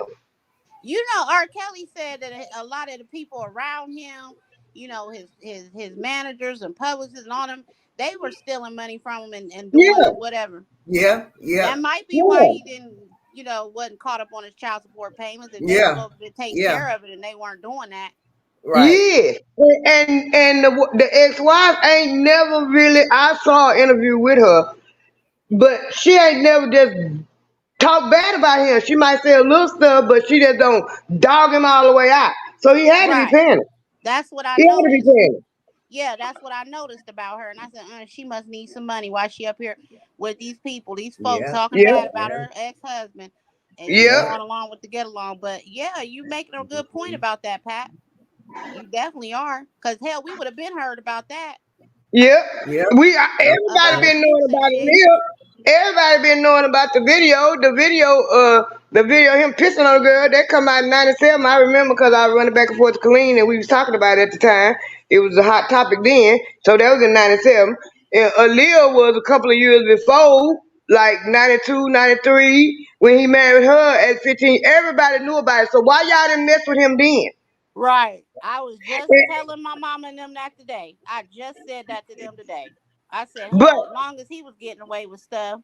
Yes, but Jaguar Wright brought it to light. And she made sense what she said. She said every damn body that Jay-Z fuck with go down or end up dead. And him and R. Kelly hadn't been too long, did that song together, and that song never came out. This is all a big circle of mess. I mean, they got him linked up with Epstein and the stuff that went down on Epstein Island and all these celebrities. And Yeah. Kirk told me today Kris Jenner done went missing, and I'm like, what the hell? Yeah, Kris Jenner missing. Yeah, they said she got something to do with it too. The police looking for her. Well, I heard she was in there messing with young boys at the freak parties. Which explains why her daughters turned out the way they did. Right. She ain't right in the head neither. Right. Let's check this out, You y'all. can't be right, man. If you still married to a man that doesn't change it, he a woman now. Exactly. And you still married to him. Got a whole ugly woman. What would make a man want to go a whole woman, a whole opposite gender when he got a good, supposedly a good woman behind him? She probably been cheating. You know, she like black ding-a-ling too. She probably been cheating on that man. That's what they keep on hollering about. They keep on saying that. I do believe that Otis one, the one that was married to Lamar Odom. You believe she OJ baby? I believe. No, I don't believe she OJ baby, because OJ, you could tell by the way when he responded to it that it was a lie. He was too animate about it. And he told too many details. Do you believe that she was having affairs with OJ? I believe he might have fucked her. Excuse my French, but I don't believe that that's his baby. I believe it's a black man. I believe that she a black man baby, but not OJ, because he was too animate about it. I believe she a black man baby too, but I definitely believe she was having intermarital affairs with OJ. I believe they might have messed around because he told it. He said it. What she told, and then he come back and he told the same thing, that they was all in the hot tub together, and she made a pass at him, and he told her no because Nicole is in the house, and she told him Nicole was in the house. Nicole and Kris Jenner man got out the hot tub, and she made a pass at OJ, and I heard this come out of his mouth, and he told her, "What are you doing?" No, Nicole is in the house. They could walk out in a minute. Now, you know, they might have snuck around and did what they need to do. I don't doubt that. But that particular time that she told that he had sex with her in that hot tub, he said no, he did not. Yeah. Hey, Round Table Vibes, how you doing, baby? And then she was Nicole's best friend. Ain't that some dog stuff? Yep. Hey, Round Table. Yeah. Yeah, I don't know what these celebrities think. You know, they do dirt and get caught too, just like in regular mofos. Yeah, I don't doubt that he didn't mess with her, because he a man and you throw it at him long enough, they gonna take it. Yeah. Unless they really true to themselves when they woman. But other than that, they gonna take it. That's common sense, natural. But I do believe that that oldest girl is a black man baby. I believe that because she don't look Armenian. That's what Kim Kardashian, their daddy Armenian. She don't look that. She don't look like. She look like a half-breed. Yeah, Her lips, her lips too big, and that ain't no problem. From her sisters. Yes, her lips, her facial features, the whole 9 yards, and you can tell when they had that stuff put in their lips. And hers look natural. Yeah. And she was big boned, like, you know. Yes. She was built like a black girl. So Chloe. So she might have to do a DNA or something to find out who her pappy is. Yep. She might need to do that. I don't think it was OJ though. I think she just trying to get some money off of that. Yeah, this blood boy say. Hold on, let's check this out, y'all. Hundreds of people waited hours to rescue their money from the bank no one would rescue. The FDIC, the Federal Deposit Insurance Corporation, talked with 87 potential buyers, but no one made a bid. This was the only black-owned, black-managed bank in Dallas. That management is what drew many of the customers. It was a black bank, and I wanted to shop black. It's nothing to explain. I'm black, and I patronize black. If I don't, who will? There were a few white faces in the crowd, people who live in the neighborhood. I knew everybody by name over here, you know, Yvonne and Anthony and all of the, you know, tellers and everything. You come in. Okay, thank you. But today, the faces behind the counter were strange ones. These people work for FDIC. Their job? To give money back. Every depositor here was fully insured up to $100,000. Only depositors with more than that lost any money here. Beyond $100,000, they'll get just 35 cents on the dollar. The bank will be open tomorrow from 12 until 6 and Monday from 9 till 6. After that, the bank will close for good. 35 cents on a dollar? Say what? When was that, Perk? In Dallas, Texas. Recently? Yeah, recently. That's why You know what? You know why they doing that? Damn banks. Y'all be because quit trusting them damn banks. I keep telling y'all this. No, I ain't gonna. I'm just not gonna totally argue that point. Say don't trust the banks because them black people. You just seen what happened. It was 2 or 3 white people in the crowd because they lived in the neighborhood, and the rest of them was black. Cause a lot of us gone, like she said, I'm black. It was a black bank, and if I don't patronize it, who will? She right about that. And the majority of the people up in there, because it's very few, I think it's less than 10 black-owned banks now. Oh, wow. I think it's 10. It's not very many of them. It's not very many of them. And they trying to switch all this money over to the digital, so they had to put that one out of business. Too many niggas had money up in there. And niggas owned it too. Oh, y'all got to go. Not too many niggas had money in the bank. What?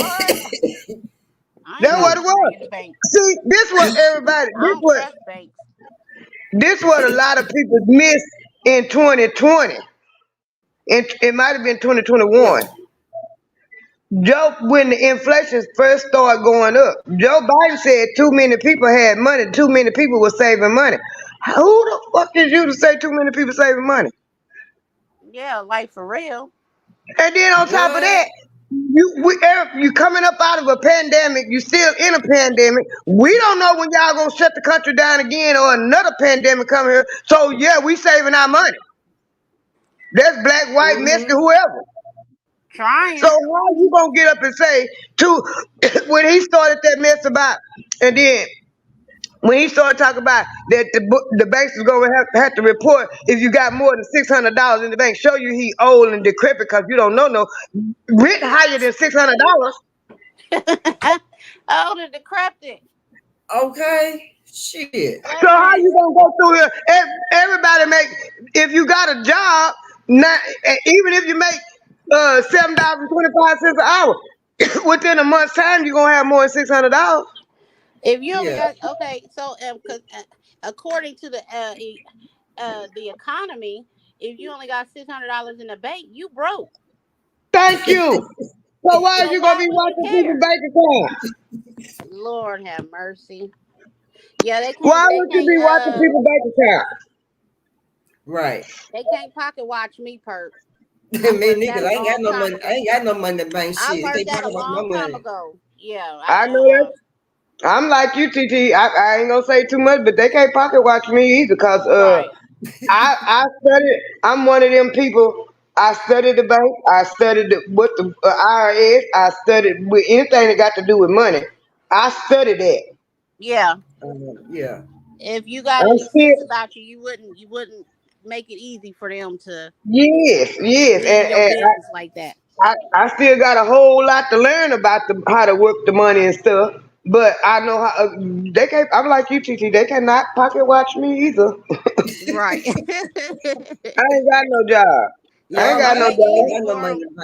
Shit, ain't none of their damn business. I tell them, I ain't got no job. I ain't got no job. Only thing that y'all can keep tabs on is that back child support my ex-husband paying me right now. That's the only thing y'all keep tabs on. Yeah. Cause when we got our house, we wasn't supposed to have no down payment, but they told us we had to come up with $2,500 for the earnest payment. We weren't supposed to have none of that because my husband is a vet and he used his VA thing. We weren't supposed to have nothing, just the credit. Mm-hmm. and we had the credit. And then all of a sudden they come up with we had to have $2,500. So I done got hysterical because we done got all the money we had and put toward everything we needed to do the stuff we had to pay for. Then here y'all come on the end talking about we gotta have $2,500. So my daughter loaned us the money, and then the woman wanted to know where we got the money from. What? You know what I told her? And I wasn't lying, but I wasn't. But I told her this to shut her up. I said, I don't work. My husband give me money to pay bills. Anything left over, I save. Yeah. She couldn't open her mouth. Cause she couldn't prove I was telling the truth or lying. But anything left over, I save or spend. It's mine. Right. And where we got the $2,500 from wasn't none of your damn business as long as we had it. Right. A friend or relative could have gave it to you. It ain't none Right. of your damn business. Yeah. But she had her nerve to ask you where y'all get that money from. I She can't sure believe what the did. She sure did. And I didn't even ask my daughter for the money. I was just telling her I was fussing because they was taking us through the rigmarole, and I told my husband what it was because we got the house in April in 2020 when the pandemic was hard and heavy. And they was trying to figure out where these niggas getting this money from during the pandemic. But we had already started the ball rolling for the house. So y'all decided to shut the country down. We didn't have nothing to do with that. And how you know we weren't managing our money right before y'all decided to shut the country down? And I told my husband, you can tell by the way they was nitpicking that little bitty stuff that they was trying to figure out where these niggas get this money from. Hey, TC baby, how you doing? Right. Hey, TC. They don't figure for black people to save no money, y'all. They figure for us to be broke, but it's a lot of us it's a lot of black people, like you said, saving money. And when the pandemic hit, a lot of black people didn't spend a lot of money either. They saved a lot of money when the pandemic hit. Back in the day, black folks used to bury their money in the backyard or put it in nobody could find it. That's the reason why I got mad at Fannie Willis' daddy. You get up there on the stand in front of all them good porcelain people and tell her to always keep some money stashed in case of death. You don't tell them people that. He sure did tell her that. He sure did. When he did that, when I read that, I just felt like, I'm like, did he just tell the world that he told his daughter to save some money? But they put that much money back though. She put a lot of money back. Yeah, but because I listened to his testimony. I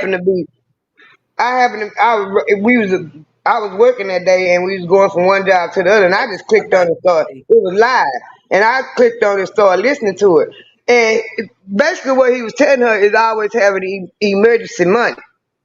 Now she chose because he was a lawyer, she was a lawyer. She chose to save more because she had a little bit more. Well, yeah. That was my understanding. But you don't go up there and tell them good porcelain people that ain't none of their business. Because they don't want to see us with nothing. They don't want to see us with nothing. Just like that's why I said about Jasmine Crockett, you getting up there talking about all the degrees and stuff. Them good porcelain people don't care about all them degrees you got. They don't care one bit or nothing. You black. And now you just realize you black. And all the degrees and shit don't matter unless they need you. That's right. And then they gonna use you up till they can't use you no more. That's right. That's right. And you wonder why the world's so messed up. The White House, they can't even get along in the White House. They can't get a good debate in the White House. Going out from each other. It's black and white. They're just acting ignorant, right? Well, I guess y'all must have forgot about what happened last year, year before last, when they caught the two white men up in there having sex. What? In the chambers. Yes. Now my mouth fell open. I don't remember that. What they didn't talk about it long, and they swept it up. They put it out there because they ass got caught. And they didn't talk about the mainstream media didn't talk about it long. They swept it under the rug. Cause two men in one of the chambers in Congress having sex. No, I didn't hear about that. They showed it. That was real quiet because I didn't hear nothing about that. I don't even remember hearing about that on the news. But this ain't the first time I've seen them act ghetto though, act a fool. Nah, I know nah, they do it all the time. Some of it is wake up. televised, some of it ain't, but they always in there acting a fool. Yeah, it's That cause don't Tom get none of Cruise them accomplished. I see why and, they don't have the time getting none accomplished. and, They and really Ted don't talk Cruz. shit to each other. Yep, Ted Cruz, every chance he get, he's striking at a nigga or somebody else up in there. And they love blasting that all over TV. You right, Pat. If it's involved with somebody black, we'll hear about it. Mm-hmm. Dang. Just like year before last. I mean, when we had that winter storm and all the lights went out in Texas, supposedly, because I was flashed 2 times, went out about 10 minutes, come back on. Yeah, I remember that. It And was Ted bad. Cruz and his family went to Mexico. They talked about it for about a week, and then they swept that shit under the rug. He sure did. He left. He sure did. He left. I remember that. He sure did. Yeah, I remember hearing about it, and Texas was mad as hell. Yes. Sure was. Sure But was, man. they weren't too mad. They re-elected his ass and sent him right back up there. You said y'all wasn't too mad. They wasn't. I'm a Texas. I the last time I voted was 2016. I kicked my own self in the ass for vote for Hillary Clinton. Well, maybe it was a good thing they did vote him back in, because he done put them barbed wires, and he said, hell no, them folks ain't come cross over here. And that's one of the good things he has done. Nah, that's Ku Klux Klan on wheel. Ted Cruz want him over here. Them his folks they letting in. Well, they still talking about it, Pap. I done read so much stuff about that. Yeah, they talk about it.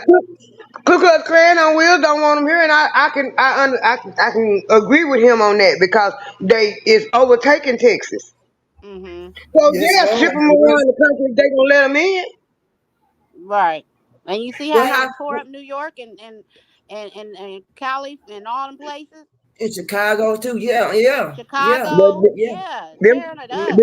With the Michigan, what was it, last month? Yeah, last month. And then what the hell happened to Michigan? Michigan was already kind of jacked up, and that really looked tore down now. Yeah. And see, what happened was, old Hot Wheels was sending too many people all over the world, and everybody started getting tired. And then after a while, Chicago got so tired of that. What they did was they started putting people on buses to go anywhere they want to go. No, Chicago ain't too tired. I've been following. They ain't too tired. You giving all the migrants the money. Them black folks in Chicago is up there clowning. They clowning Brandon Johnson. They clowning the alderman. They is up there clowning. Cause they say they up there committing crimes. The police just stand there look at them. And they already had a lot of crime. Yeah. On top of that, they got extra crime now. And they all the money they done come up with about 70. I know they say about 30. It's close to $1 billion that the Chicago is asking for the migrants. I just seen a video the other day. The black man, he's standing there. He said, I'm homeless too. And when it was cold, they wouldn't let me sit on the warming. Buses told me I couldn't sit there. It was for the migrants. Well, one of these upscale hotels, I ain't gonna say their name, I ain't gonna put them on blast, but one of these upscale hotels in Michigan said that's a migrant facility, and that hotel was tore down. Yep, I know it was considered to be an upscale hotel, so I know you're not lying. I know, and if they come over here and they ain't used to having nothing, how you think they gonna treat our shit? Yeah. It ain't so much. It ain't so much. They treat them better. They treat them better than they treat the ones that's been over here homeless for life. And that's the reason why them black folks. The government is the one that's making them homeless. The government is making the people homeless. Shit. Yes, and they don't care. They don't care. Them Democrats. I told y'all a few months back they said they went over there and they was telling them people to come over here and sign them in our military, and I don't see how they can do it. Yeah, that's the whole thing. Ooh, let me get on my soapbox again. Let's go. They sit up here. That's the reason why I don't watch too much mainstream media. News. I watch the local news to find out what's going on around me. Right. Because Right. they on the mainstream media they stopped calling them migrants. They call them I can't think of what it is they call them. I can't think right now. But anyway, they was talking about it was families. When they first started showing them on TV, they were showing the women and the kids and stuff. But they said, and even the people down there at the border said, it ain't no whole bunch of women and children coming. They all military age The men. men. Because Yeah, Biden men. took his ass to Venezuela and told them to send them over here. And Venezuela emptied the jailhouses, emptied the Sure prisons. did. You remember I told you about that video? All of them was in the line. They said each one of them was assigned a state that they was going to, and they was Yeah. all men. Yeah. Like she said, all military age men, and they all had it. They couldn't speak a lick of English, but they could say No the state English. they was going to. Yep. And then And on I top said, of look at this shit here, boy. I said, this is a damn atrocity. What the hell they gonna come Yeah. over here and eat? We And we struggling giving to eat our we damn giving them self. We money. gonna feed them. We giving them money that's for our states, and we giving them our money, and our people still around here homeless, and our city and towns around here looking like raggedy and shit. No program. In California, they trying to make homelessness. They trying to make They want to lock up the homeless people in California. Yeah. What? Instead of Oh, they giving them not allowed somewhere to to live in live Tent City or no help them more? get. Yep. They trying to make it illegal. Pap, they not allowing them to live in Tent City no more. They putting them in jail. They call themselves cleaning Tent City up because Tent City was just a block from the City Hall in Los Angeles. But y'all know, but they say when they come when they come through there, when the city come through there and clean and try to take people to different homes and stuff, they said they come through and throw their stuff away. Then why you be throwing people's shit away? Yeah, and the migrants come up in here. They getting all the food stamps. They getting all. Y'all didn't see the video of the migrant telling the black woman, "No money for you." Yeah, I saw You that. lazy. Yep, Yeah, I seen saw that. You got some audacity to come over here in my country and tell me no money for me, motherfucker, when you getting my money. Right. Right. You don't work for. So that's all the IRS reason. And see, you can't go after them because they, without the government's approval to do it, they wouldn't even That's do right. it. You know what I'm saying? Wouldn't be That's able to right. do it. So you got to look at the government cockeyed because That's right. we in a That's situation right. because we trusted in a government that don't mean us no good, and That's right. never meant us no damn good. Especially them motherfucking Democrats. And they done had us snowed to vote for them motherfuckers for the last. I told y'all, I'm going to say it again. Lyndon B. Johnson said when he signed that Civil Rights Act, I had them niggas voting Democratic for the next 50 years. And I'll be damned if he didn't. You right. Yeah, and that's what's going on. Yeah, that's what happened. Yeah. He did say Because that. all I knew was my household. My mama only just voted for Democrat. My grandma only voted for Democrat. You see what I'm saying? Yeah. Well, you got to vote for It who was you a family trust in. thing. And I'm sorry, I can't trust in none of them. And this No, last time around no, was a mess. it ain't so much of who you trust in. It's quid pro quo. If you want my vote, what I'm getting. Yeah, but show and prove or something. You know Yeah, what I'm and saying? then if you don't show me or prove to me what I'm getting or I see what I got, you get your ass voted up out of there. Right. Yeah. You got Hold to on, go. y'all. We got somebody at the back door back here. I think it's Miss TC back here. Hey. Hey, Miss TC. Hey, what's going on, ladies? How are you? Good evening. Good evening, Good evening Miss to TC. you. Good How to you see doing? I'm good. Happy Memorial Day to you all in your chat. Same to you. I'm listening. I'm loving your conversation because y'all doing a lot of different things and talking about so many different so many different topics. The thing that really got me was, and I just wanted to, I really and truly just wanted to say this. My grandmother always taught me, it's better to have and not need than to need and not have. That's right. Okay, there you go. And so I always tell my colleagues, those of us that have gone to college and all that stuff, we're only as worth or valuable as we are in terms of what we do and what we give back to our community. Right. as we I discussed mean, earlier. it's great. I think it's a wonderful thing to enhance society and the world at large. But if you don't have anything if you're not in the business of giving back and bringing somebody up, then it's all for naught.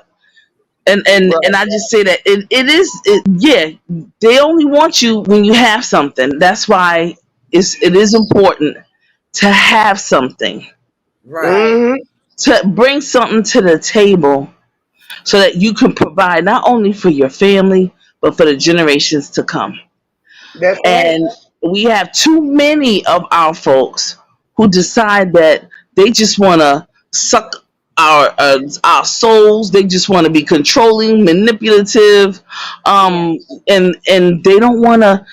And then for some odd reason they think that it's okay. They just feel like, oh, I did this to this person. I'm gonna do it to another person. No remorse Right. whatsoever. And this is what we do to ourselves, and then of course the other people and what they've done. But when your own people, it hits different, it hits harder. And Yep. so I always tell people it's like a marriage, it's a contract. If Yep. I'm coming with something, you coming with something too. That's right. Nobody it gets away from it.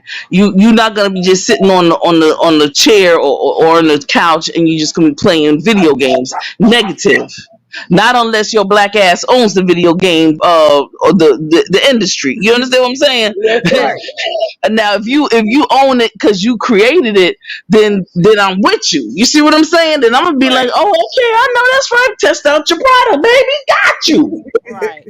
You know what I mean? And we But ain't no never ma'am, no put ma'am. the industry. I mean that because we were discussing Diddy earlier, and this mess that he got going on and stuff. And I'm like, listen, how do you get so wrapped up in the whirlwind of fame that everything you've been taught and everything morals don't exist no more? You know what I'm saying? Like it's Yeah. sad. Well, so Jake sold his soul and all that mess, and it's like, and these are people on the pulpit, right. Yeah. And it don't make So no sense. so now we know it's not a black or white thing. It's No. it's a human thing because black people, white people, Asian people get caught up in power, just like the Indians and everybody else. If from India, from African people, and everybody else can be mean and egregious to each other. Exactly. You And can't here keep go saying the this is a this is a conspiracy against the black nation and all that. We can't say that.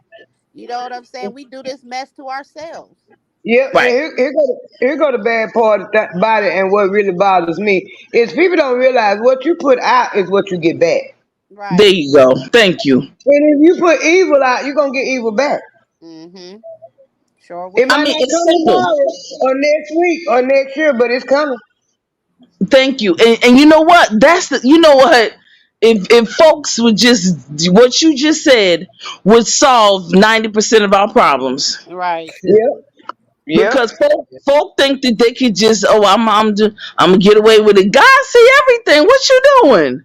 Thank you. Case in point, Marjorie Taylor Greene thought she was gonna get away with talking about Jasmine Crockett eyelashes, and Jasmine Crockett gave the business right back to her. So you Right. put it out there, you get it back. There you Right. go. Right. That's it. But when she put it out there too, she didn't like it though. She didn't like the comment that she She got back sure though. did. She sure did. And even if you strike a comment, it's still out in the air. People gonna It remember sure is. what you said and remember you for what you said. That's Right. right. Character is everything, especially on social media. You know what I'm saying? It's Mm-hmm. everything. So I don't know what these people thinking. I They really don't. just But to be that's sit it. up there in a Congress meeting and this is how y'all acting, y'all not, this is how y'all look into a country that's already crippled. We don't need Yeah, no and then more of they that mess. wonder why America is the way it is. Look at the people that's supposed to be representing us. Look at the people Look that's what they running it. doing. That's exactly what I said to my mama Hmm. today. Yep. Yeah, they listen. They get gully down there in the Capitol. I go back and forth there, so that's why when we get and we talk about these different sectors in YouTube land. I said, listen, if we can get with these mugs down there and make them as accountable for some stuff, Right. give me accountability, 20% accountability to the people. Like these people in the YouTube sector want people to be accountable for whatever else and whatever else. Right. We would have we would definitely have a better country because Exactly. them things down there. Well, I'm in Pennsylvania, so when I say down there, yeah, they're south of me. Okay, shout out to Pennsylvania. Yes, thank you. Got some big things in the P. I know about the P. You know what I'm saying? The Pennsylvania privilege, right? Yeah. But they get gully. They out of order. They just ghetto. That's it. They ghetto as hell. Right. Yeah, and I agree with you. We need to make them accountable. But I will say this: the same thing goes for my local folks. My local people is really who I stay on and keep my foot on their neck. Mm-hmm. Right. You know what I'm saying? Because my local elected officials are definitely the ones that affect me daily. Right. You know, like I mean, daily, like a cross, a sign, a stop sign is not up, and then okay, here we're gonna have accidents. Okay, we have accidents. Okay, then guess what? It becomes a high risk area.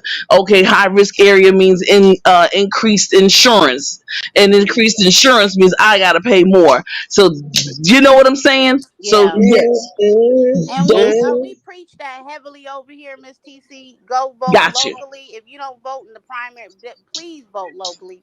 That is what's making a difference. We had Somalians coming over here driving wrong on the freeway, causing all kinds of 10-car pileups and crashes. We've had little infant babies die behind the hands of vehicular homicide. They just letting these Somalians come in here and get a license, and they don't know how to drive. They don't know the driving laws. Yeah. Right. We had to go on that stuff. You know what I'm saying? Oh We had wow, to go yes. to polls. So I know how important it is to go vote locally. I mean, if you ain't gonna vote, just please vote locally. If you don't do nothing else. And you know, I didn't just get involved. I've been involved, but I now joined the board of my police precinct because I was very pissed off at an accident that occurred, and an older man was out there by himself with these guys that were, trying to, they were just trying to get, I guess you could say just trying to get away with, being accountable to hitting him. But thank goodness my neighbors and I, we stood outside and we stayed outside, but we called 3 times before they came. And in one phone call, the police was like, well, we don't come out to accidents anymore. I'll be damned. Where you go? Yeah, right. Exactly. Oh, that's not high priority. I said, okay, well, we getting ready to get jiggy now. Okay, yeah, I'm on their advisory board and some other stuff. Now, see, I'm gonna do like Oprah. You don't want to let me come in? I'm gonna buy the whole damn thing, and then I'm gonna fire everybody. That's what we getting ready to do. Let's go, Miss TC. Okay. You know what I mean? Yeah. Okay, because I get receipts. You understand what I'm saying? Like we do in YouTube land, we get receipts. Somebody say something with your receipts. Right. That's right. Okay. Have y'all noticed that the police cars don't say to serve and protect no more? Yeah. That is true. Yes, I have noticed that.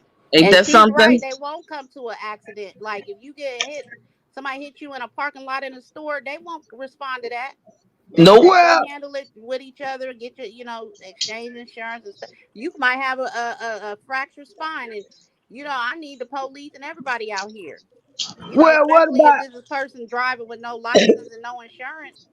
What about my husband had a fender bender? The woman pulled out in front of him. He in oncoming traffic. She pulled out in front of him. He had to hit his brakes. You can see in the street where he burnt rubber, hitting his brakes to try to not hit her.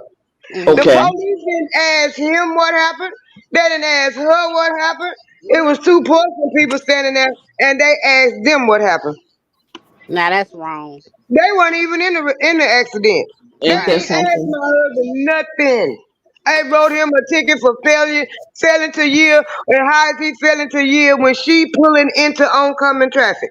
Yeah, that's that stupid law. If you hit somebody from behind, you automatically at fault. But they could have just Yeah. slammed on their brakes for no reason, They did and then they hit them. Come to See, find out, the woman wasn't from here. She wasn't from this area. She from San Antonio or somewhere. Didn't have older woman. Didn't have no driving license. Walking oh on wow. cream. And they gave my husband a ticket for failure to yield. She didn't get nothing. What? Oh no, we take that to court. We going straight there. Right. You know you know what's really interesting? You mentioned that, sis, and I read the reports that come from the police when they get called out to a situation, whether it's an accident or domestic violence or whatever the case may be, and they have to write a report. Well, sometimes some of these folks don't know how to write. Now, let me explain what I mean. That a police officer has to write that report because that report is the first written record that the courts, a judge, those folks are going to ask for so that we can enforce the law. If you know what I'm Right. saying? If that police report is not written properly, it's going to mess the innocent person or the innocent party all the way up. Yeah, messed the whole case up. It messed and messed the whole case up. And this is why we have here I am in Pennsylvania, but in my city, we have over 40% of cases that come to court that get thrown out Dang. because the police didn't do it right. I believe you. You see what I'm Well, saying? well, this is my thing right here. That's sick, man. This is my thing right here.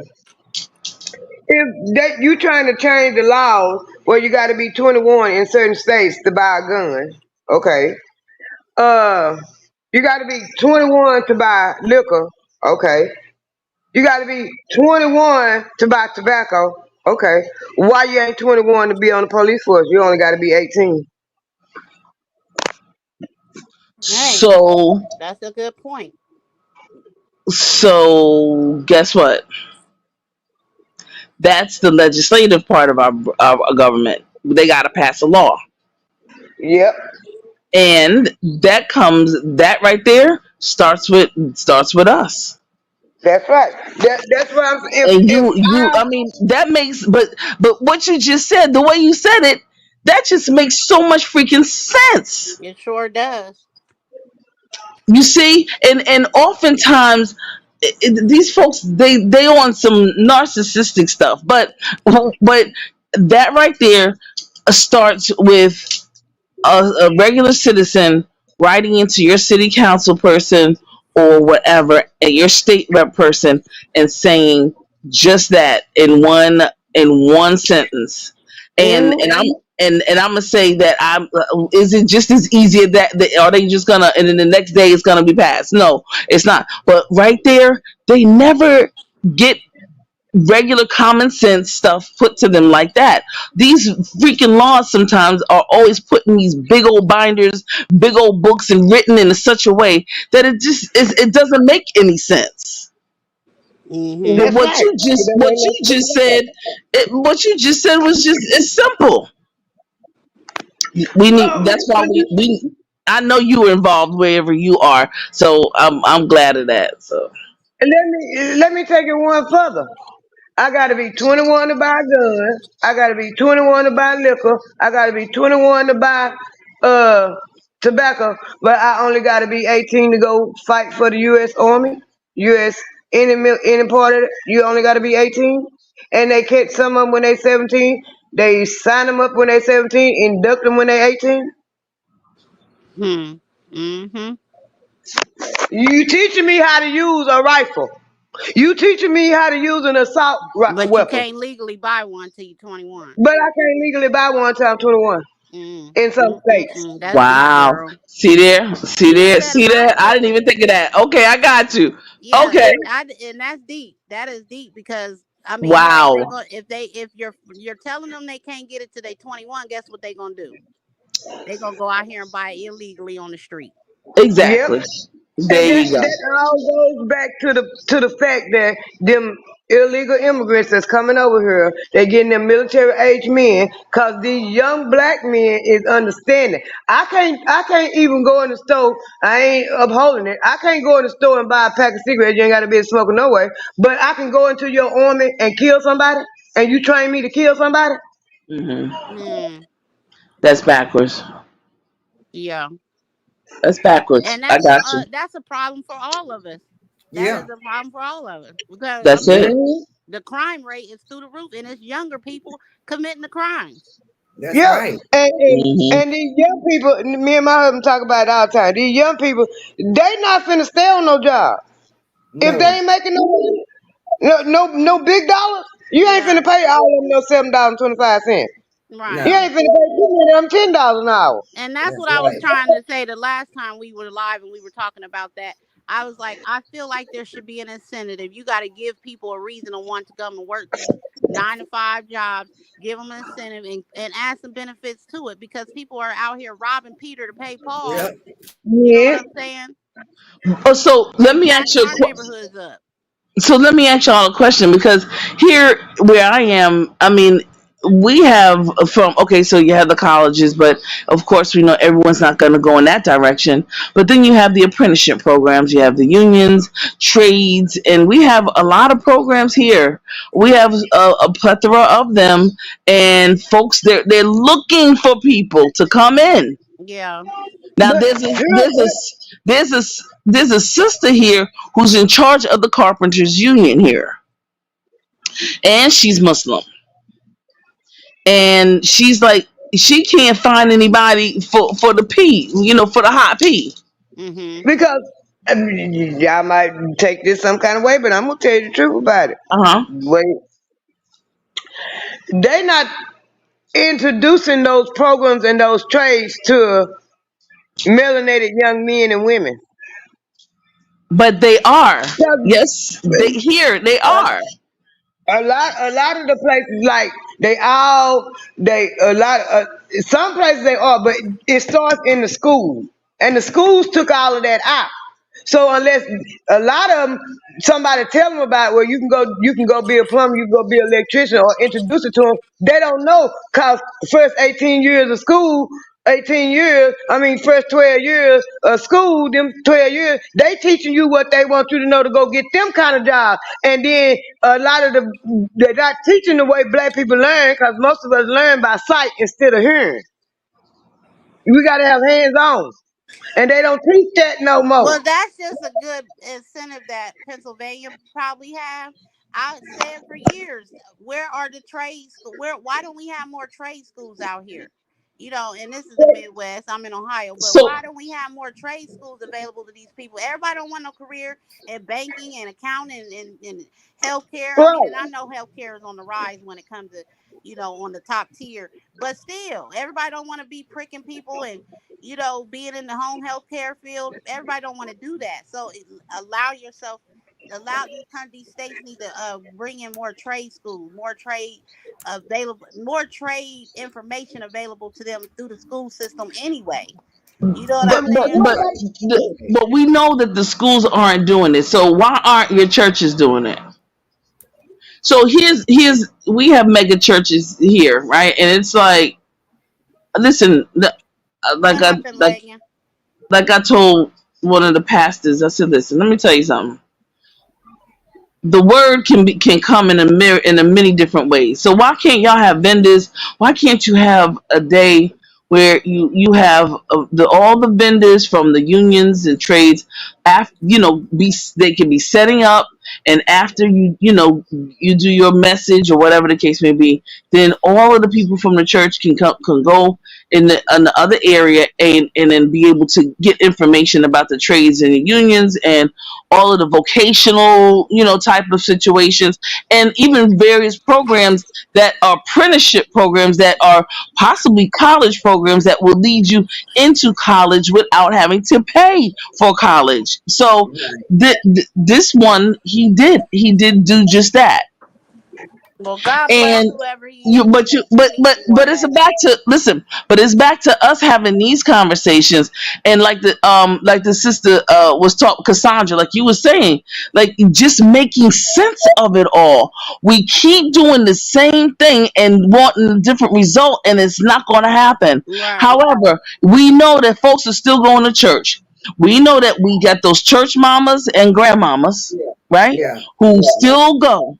And if in the event that a pastor can say, listen, we're going to have some guests, we're going to have some people, we're going to have a town hall at our church after the message, y'all come and get the information.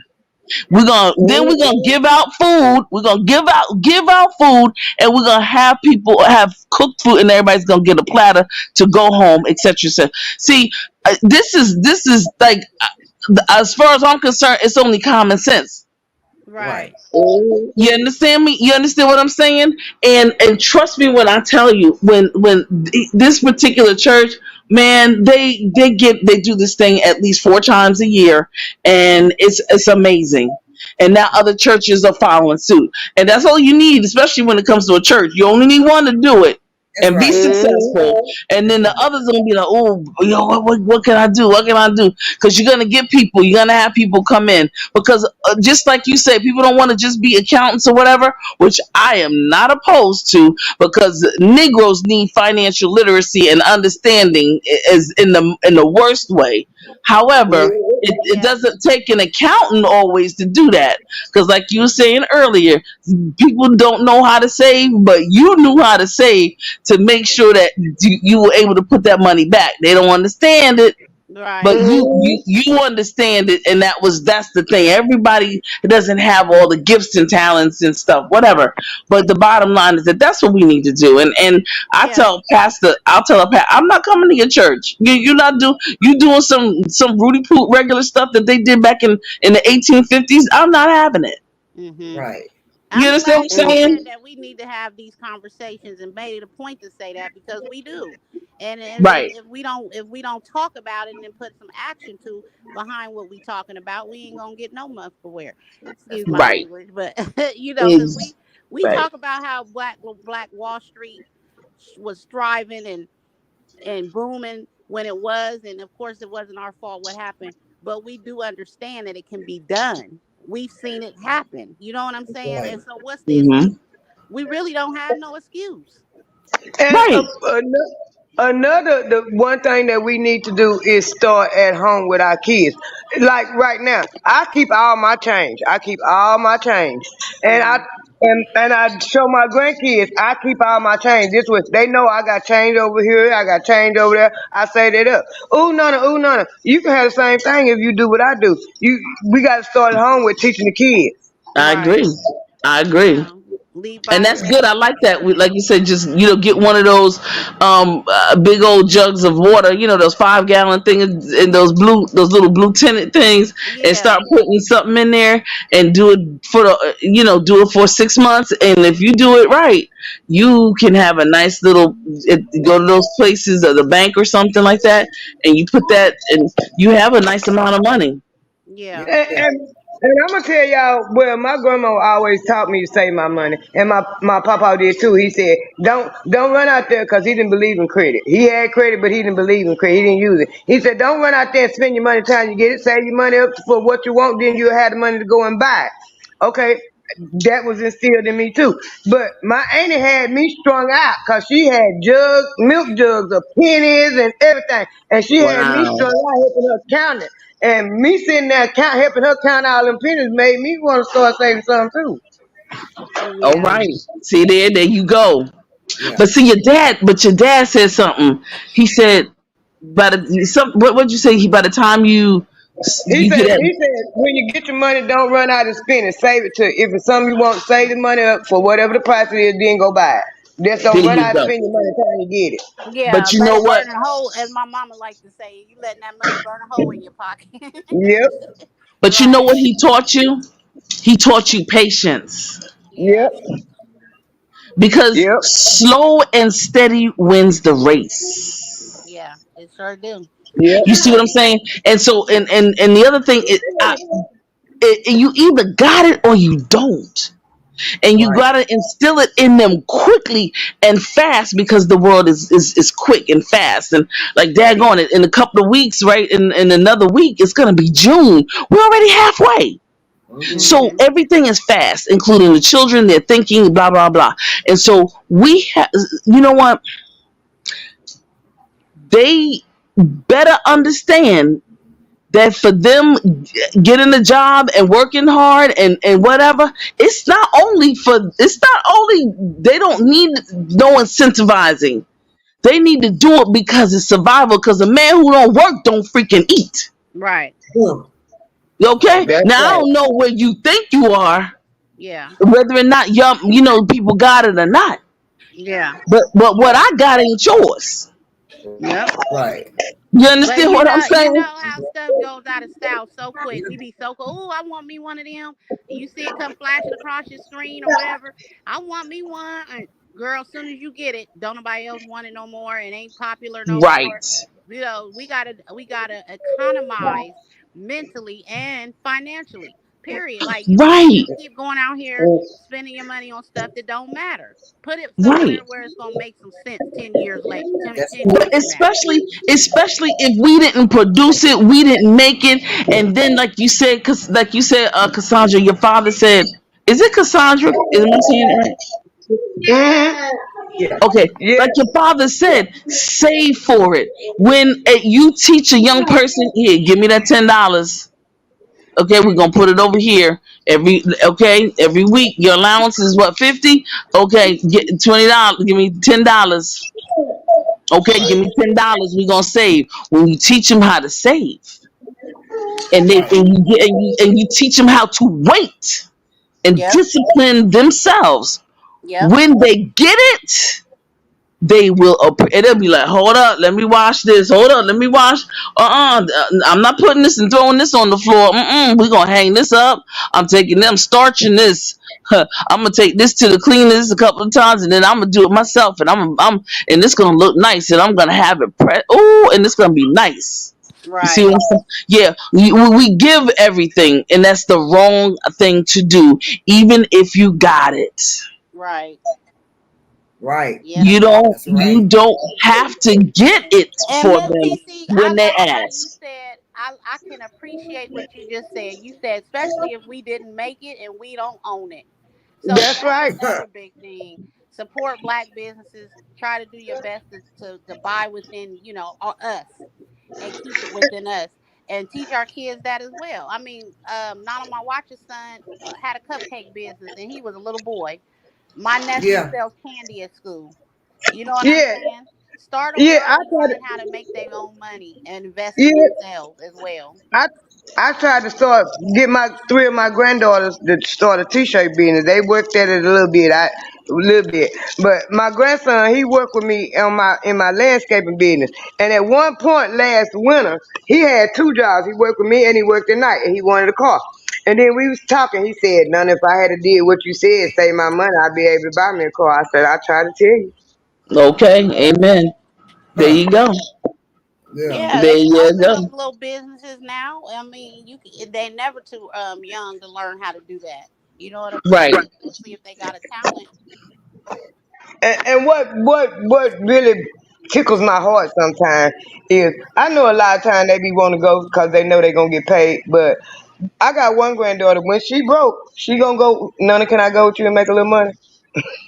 Right. Okay. Okay. And, I can appreciate that. Yeah, Like I for can real. appreciate that. and And she Yeah. listen, went with I me. always let these young boys around here cut my grass because they they trying. They be pushing that lawnmower in 90-degree weather, going from house to house, and You know, I patronize them because they trying. They could be out here getting in trouble, breaking in cars, Yeah, houses, that's right. terrorizing the neighborhood, but Mm-hmm. they trying to make them some little money. You don't know what they That's want that right. little money for. There Yeah. you go. When we first And moved in, when we first moved in here with some little boys, I know they couldn't have been Love you, older than Lakin. 9. They couldn't have been no more than 9, 10 years old. They would come and want to cut the yard. And my husband said he gave him 10. He told him, we cut the yard ourselves, but I'm gonna give you $10 just for you out hustling. Right. Look at there you Make go. some flyers and let them pass them out. Mm-hmm. Right. And, Saying anything and you know like what? that. Let them cut some It, weed down. it's Right. not it's not a bad thing if you even let them volunteer a little bit and do something and not get paid. So Mm-hmm. when I was younger, and because I'm from Brooklyn, New York, and next door was this white lady, right? And my mother was like, "You're gonna every week, you're gonna take her garbage out." And I was like, "No, I'm not. Like, slavery is over." Right. You know, I mean, I didn't say that to my mother, of course. That was in my head, okay. Right. But my facial expression was looking like, "No, I'm not." My mother was like, "You got a problem?" And I was like, "No, ma'am, no." But in my mind, you know what I'm thinking because of what I'm telling you. So I did it. Of course, I had to do it, and at least for it was about a good 2.5 years. I graduated from high school, and the lady said, "Where are you gonna go to college?" And I said, "Well, I've been accepted to blah blah blah blah blah blah." And then I said, "But I'm going to an HBCU in North Carolina." And she said, "Okay, well, what's the, to bring me, what, like some information, bring me how much it costs, whatever." And I was like, "All right," I did, whatever.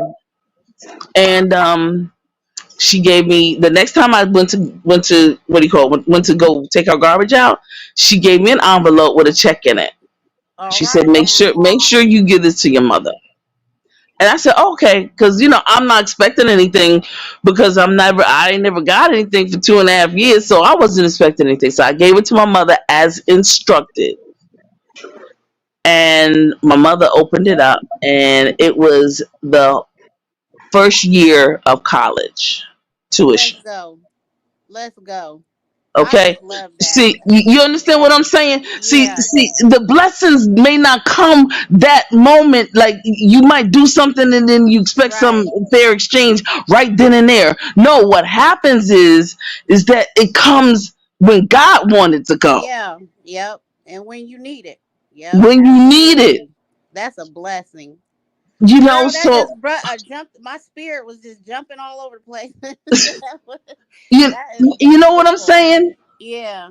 And it was She like, done took the lady trash out. Her trash. right now you gotta understand, I was bucking the whole time. I know that's right. Girl, I was saying stuff in my head and I probably cussing. You made up some cuss words in my mind, Right. but my black behind, because I have a black mama and a daddy, and they not having that.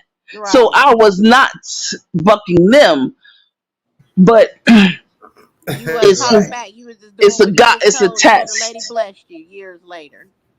That's right? awesome. And I do it, and like I said, it's a labor of love when I deal with my seniors, and I like I have seniors like every 2 weeks. I'll go and pick up their box of food or whatever from the pantry, or the Oh, church's pantry and stuff. Yes, and I make sure I have 4 of them. 2 live on the same block, and then the other 2 are like around the corner from each other. And I drop it off at their home because I realize that all of us, give it some time, we all will be there. Right. right. We all gonna be there, and that's You why live you had long enough. talked to me yesterday about doing a buddy system for the summer, so that people in her neighborhood or community can get involved and go check on the elderly. During the summer because it's hot. A lot of them don't have Yes, efficient air conditioning and heating, cooling stuff. Just go over there, take them some food, take them some water. water. Sit with them, ask them do they need anything. I mean, if we could just get more involved in our community issues, I'm telling you, this place that we live in called the United States will be so much better to live in. You know, we just get more people to care. So, God blessings to you and Perp and Pat for everything y'all do for y'all's community. Well, and thank God that I had a mother that was not into instant gratification. Right. We who knows what that her and my mother's conversation was. I know I didn't know. All I knew was this was maybe they did discuss it. I don't know. All I know is I did as I was instructed because that is my mother, and I do what I'm supposed to. And our parents are supposed to, like you did, Cassandra, with your grandson. You teach them. How to. Because if once we do those things, then it doesn't take away from the fact that we're going to have trials and tribulations still, but we will learn how to cope. Right. See, that's the key. We know that we still gonna have trials and tribulations. I don't know who said we not because you have a college degree, or who said you not because you got some money, who said you not because you got a car, who said you not because you married or single, or we are all going to go through this lifetime. Amen. With trials and tribulations. We sure are. It is how we cope with them Right. that makes the difference between them and those. Right. And that's why I love Miss Perp, because Miss Perp, her story is an absolutely awesome one, and I appreciate her for sharing her story. That's how I got over here, because she shared, and little does she know she touched my heart, but she touched a lot that was going on with me in a similar fashion. So good night, like and love you. Yeah, so, Perp is a blessing to us. Her story is an amazing one, and she's bounced back, and she's more powerful, than she even knows. And she's an inspiration. I tell her all the time she's an inspiration to me, and she's always running ideas. TT, what you think about this? Or TT, I'm thinking about doing this. Or TT, I want to do that. And I just be so amazed at her, that ambition that she has, being that she's gone through so much that she has gone through. And yeah, this is what this channel is about: uplifting, inspiring. Of course, we talk our mess and we get into the issues that people probably don't want to hear about. But we talk about everything that's affecting us, our communities, us as a people. And it's just inspiring. We just want to give back, knowledge and as much as we can. So, based off of what she's done over here, I'm not sub to a lot of people on YouTube anymore. I don't like the mess, the drama, the gossiping, the backstabbing, the calling CPS and the police on each other. And so I come over here and I just get peace. She knows that. And she knows I'm grateful for her and Pat, because Pap is her co-host over here. So. Oh yes. Well, I could tell by you all's conversation. I was listening, in the clouds and everything, and I was like, I'm really loving you all hitting it, just getting to it, talking, and and so I had to jump down. I was like, oh my goodness, they're just talking what I love, and I think we appreciate you coming up too, because you added a lot to the conversation that's beneficial.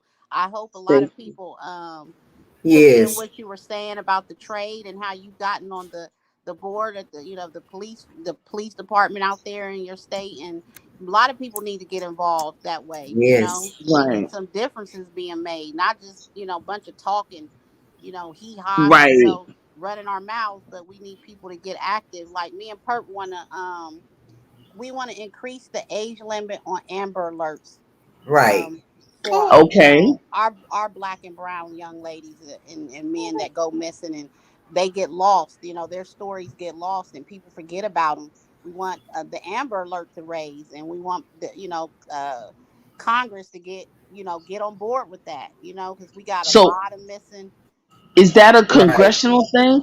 Would that be a congressional thing? The Amber Alert change, the age change? Well, funny enough, we called the Amber Alert. What would you call it, Perp, that we contacted?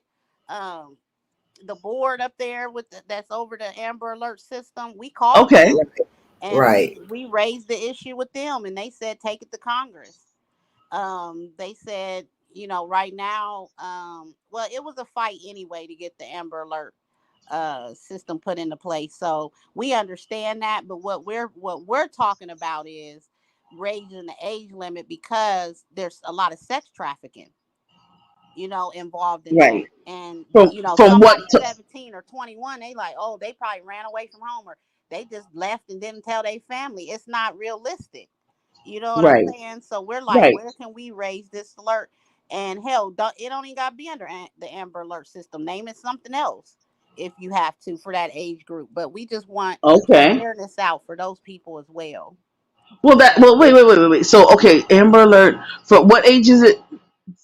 The cutoff age limit for any Amber Alert is what is it? 14? Is it 15? 16? I think it's The 16. age limit is I think it was at 17. Okay, so I'm way off, but yes, So you all think that it should go from what to go up to what to what? we think it should go from the age of 18. If she says the cutoff limit is 17, we think it should go from 18 to hell 90. I mean, if somebody's being sex trafficked, put in a sex traffic, they're getting taken against their will. Okay, if I'm in a grocery store and I see this young lady with her abductor and she's in the line in front of me and her abductor saying don't make eye contact and she winking me, I can report that to the police and the Amber Alert should be something of an alert should be able to go out to say what she was wearing, what her abductor looked like. You know what I'm saying? Something to that magnitude. So we can get involved to help save these people that are being abducted against their will. Okay, I got it. Because, sex trafficking, they don't have an age limit on who they take. No, They no, sure don't. right. Exactly. So, we just want to try to So get did you? involved with that because in the year 2023, it was about over 100 some kids out of Cleveland, Ohio, missing, and they were all over the age of 17. And we was like, wait a minute, what's going on? Yeah, because Well, let me ask you a question. Did you talk to your congressperson?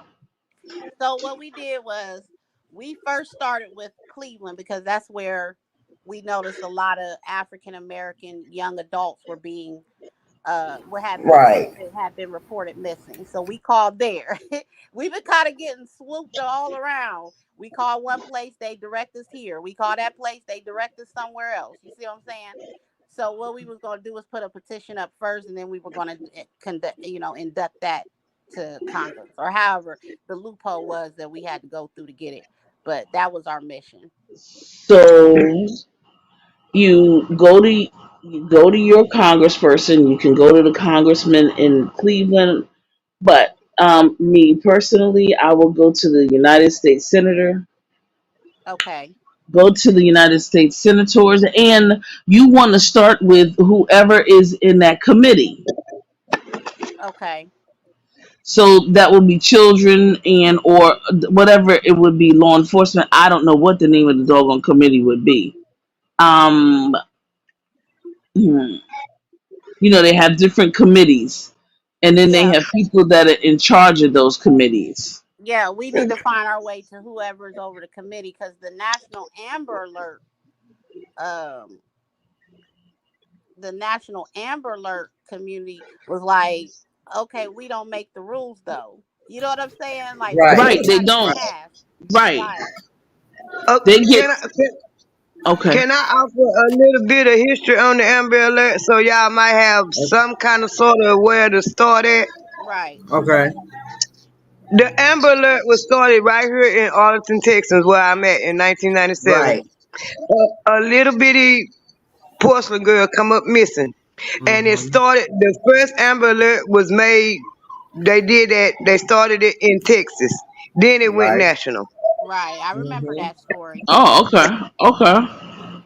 Right, I talked about it on my so channel. then you, what's that girl, Jessica? Y'all have a congresswoman right now that's trending. Yeah, Jasmine Crockett. What'd you say? Her name Jasmine Crockett. Yes, there you go. Start with her. She. What? Well, we were trying to talk to what's his name, Perp, the one that's covered some of these civil rights. No.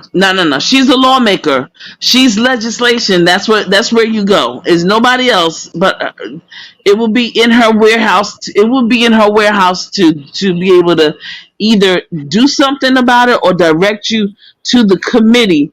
Yeah, there you That go. can do something. That Okay. can, right. Okay.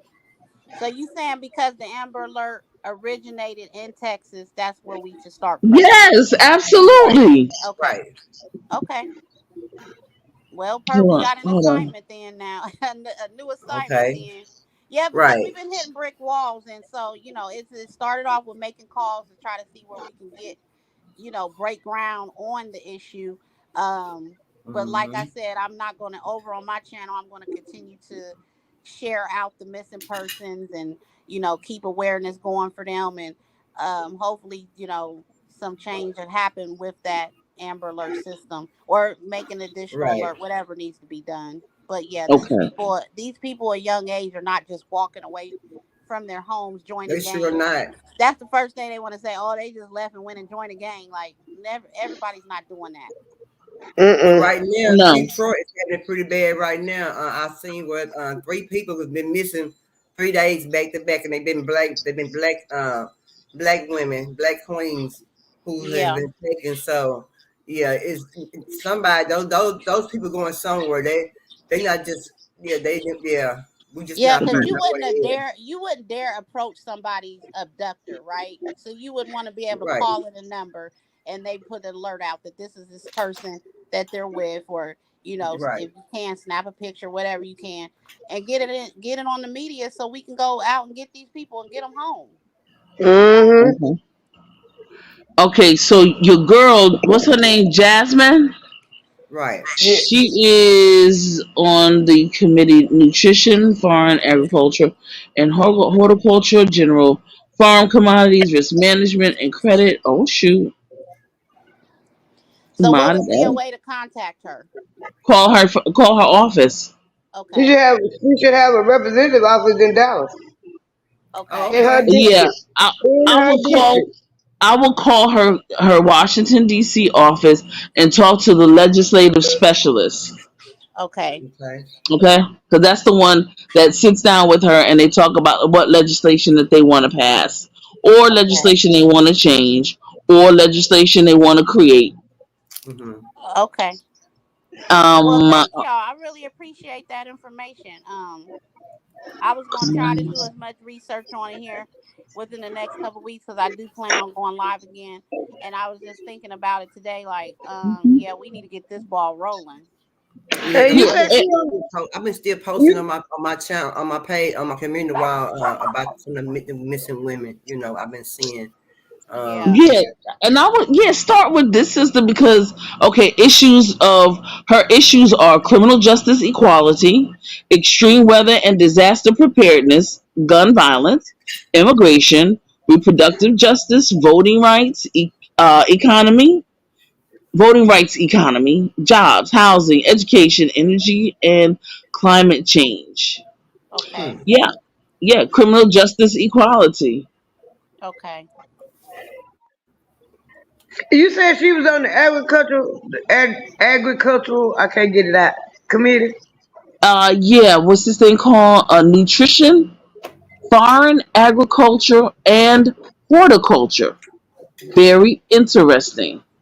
Very freaking interesting because that's that whole FDA and all that crap stuff. Yeah. Okay.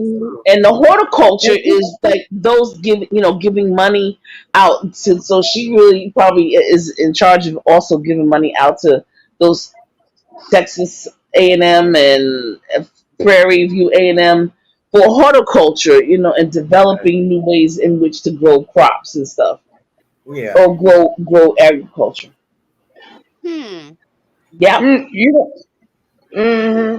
You Start know, with her. Start with her because they coming. She's gonna need all the help. She's gonna need it. However, she's a little spitfire. I've been watching her, and I like her zhuzh. I like her, and I'm like she's got that spunk, and she's very professional, and she gets right into their everlasting world. I enjoy it. She's a law student, and she's in a sorority, so she's connected. She's very well connected. Yeah, I can tell by just based off what you're reading Right. about her. And her and my in yeah. hmm They're very good people. See, she seems like she about her business. Well, we're gonna reach out to her concerning this particular issue, and if she can't help us directly herself, she can definitely probably direct us on where we can go. I think we were gonna go to Big Right. Crump when we originally was Yeah. gonna We talk to should him even about be it. a crump. Uh-huh. Yeah, we were gonna Yeah. try to talk to him, but yeah, we can talk to Jasmine for sure. Exactly. Definitely. I think she just got reelected too. They Okay. just did y'all just have no, that was the primaries, but anyway, yeah. I just Yeah. didn't ever hear too much about her anything that she did for Texas, but now since you read that off, I see what she's doing. Yeah, and she's a part of the Congressional Black Caucus, and she had scholarships. She just gave away some scholarships, like my congressman did. So, yeah, she's doing things. See, those people, those who know don't say, and those who say don't know. There Mm-hmm. we go. Okay. And so oftentimes we have to govern ourselves accordingly. We have to move because if we let everybody know what we're doing, you got folks that are out there don't want to see us get nowhere, right? Right. So that's the reason why it's so important for us. We have a tendency to and I'm not talking about y'all, but because y'all talking about some issues and some real stuff.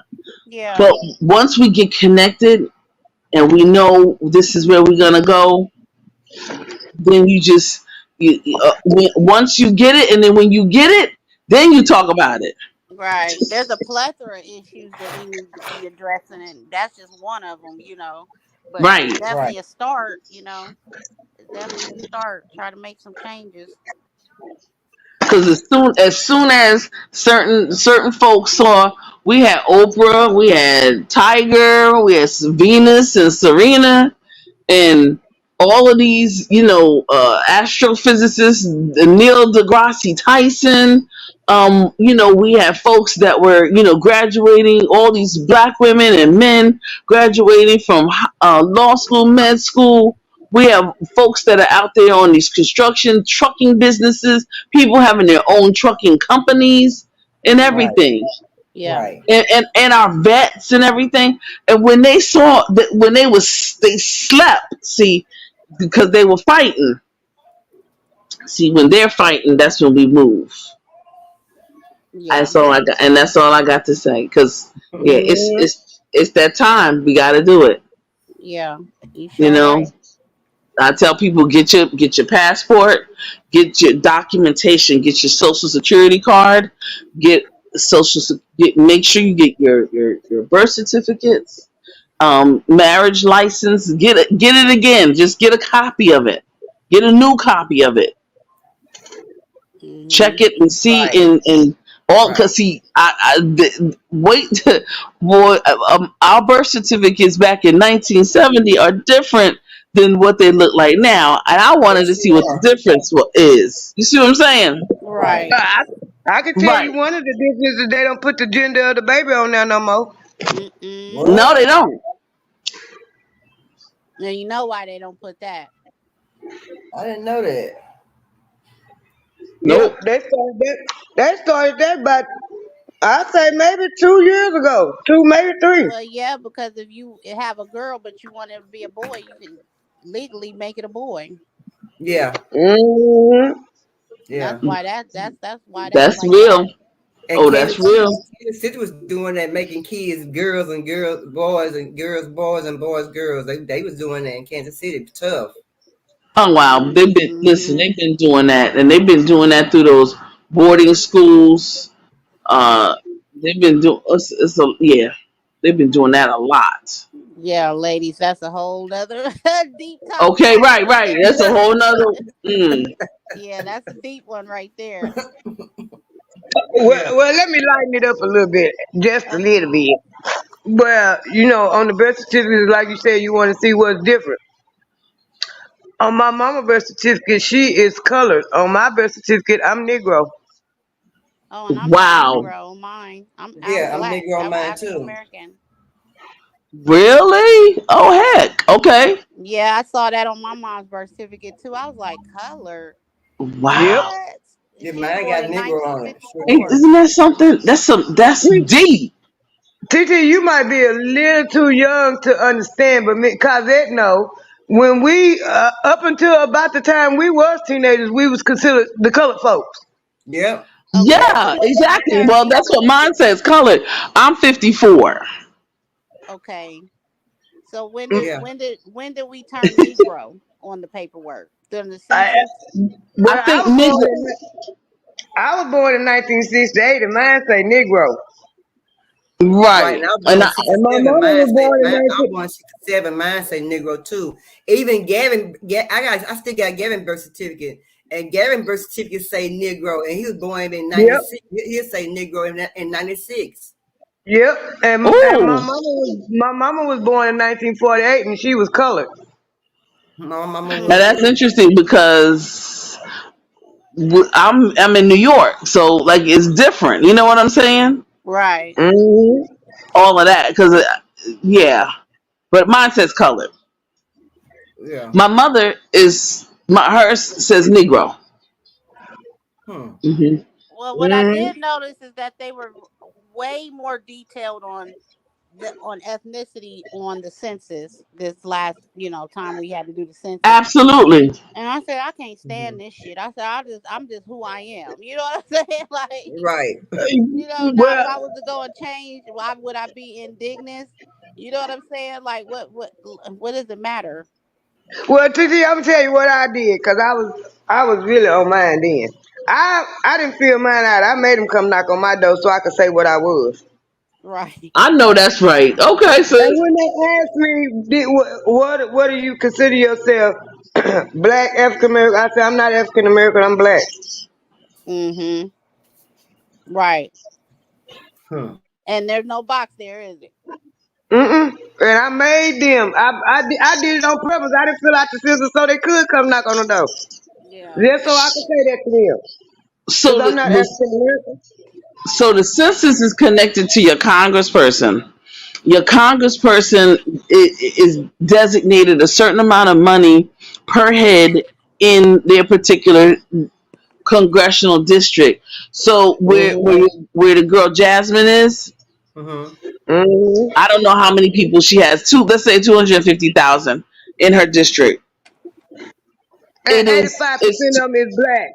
but here's the thing. Here's the thing. For each head, for each person, regardless of race, they get it's $3,000 per person per head. I heard that. I did. Okay, and I worked at the census. I worked there. That the census bureau. However, the race comes in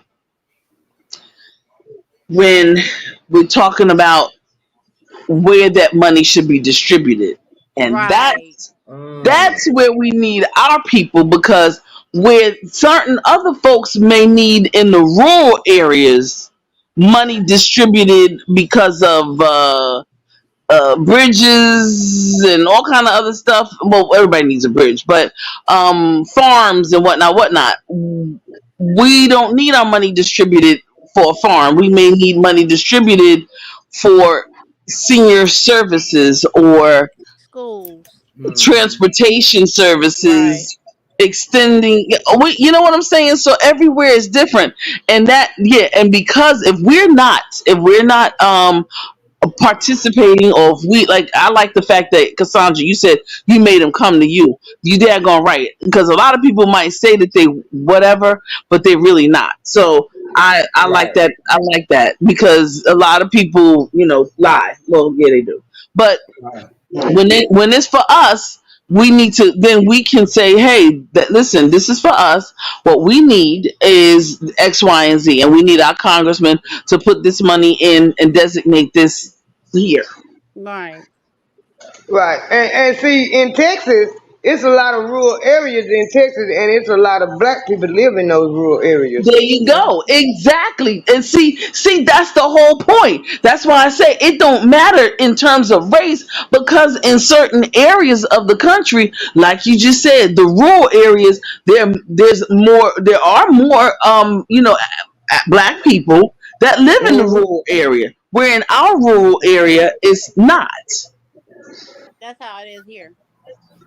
But that's why each group of people, that's why we have to all, do what we have to do. We got to make sure we contribute our time But to I'm finding in an out. experimental state. They always say, "Oh, let's try it in Ohio first and then see how to go." And that's one of the things that I did. For real, gentrification. When that started happening, I was like, I ain't going no damn where. You know what I'm saying? I like being near the highway. I like being near this. I like being near that. You know what I'm saying? Push me out and I ain't going nowhere. I'm going to put up a fight. But they were going around giving these people land offerings to sell their properties to get us the fuck up out of Dodge. And I said, oh, hell no. Yeah. You want everybody in a circle. But it was white and black people that fell for that BS. And now they're sorry for it because we don't have enough affordable housing, which they thought that they would have. That money that they were getting was going to last forever. And that did not happen. Exactly. Right. Exactly. They got the us the guinea pigs, though. They got the 50. But no, listen, white folks are getting it. Right. Trust me. A lot of them are. You're right. Now, you know why? You know why they're getting it? Because it's an issue. Yep. When it was happening to us, which it was happening to us a long time ago. Right. Right.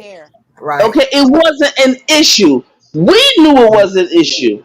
Right. But now it's an issue. Yeah, it's an issue. Okay.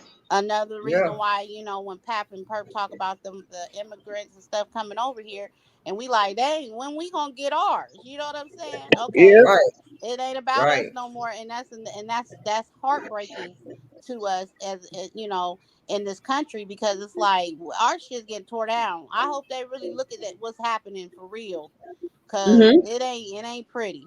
It ain't buttoned up and beautiful at all. It's a looking shit over here. So just like what these, because we have a lot of Ukraine and Afghan folk that came over. We were a city that was hit big time with that crap. Yeah. I'm not them crap as people, but with that whole, and all the services went to them. Right. That part. Right. They ended a lot of programs for them. They ended a lot of programs. They're in it for them. But the issue is that they'll go ahead and they'll vote. One of them things will write a letter, and they all vote for the same person. It could be 5 million of them. 4.9 million of them is gonna vote for that one person.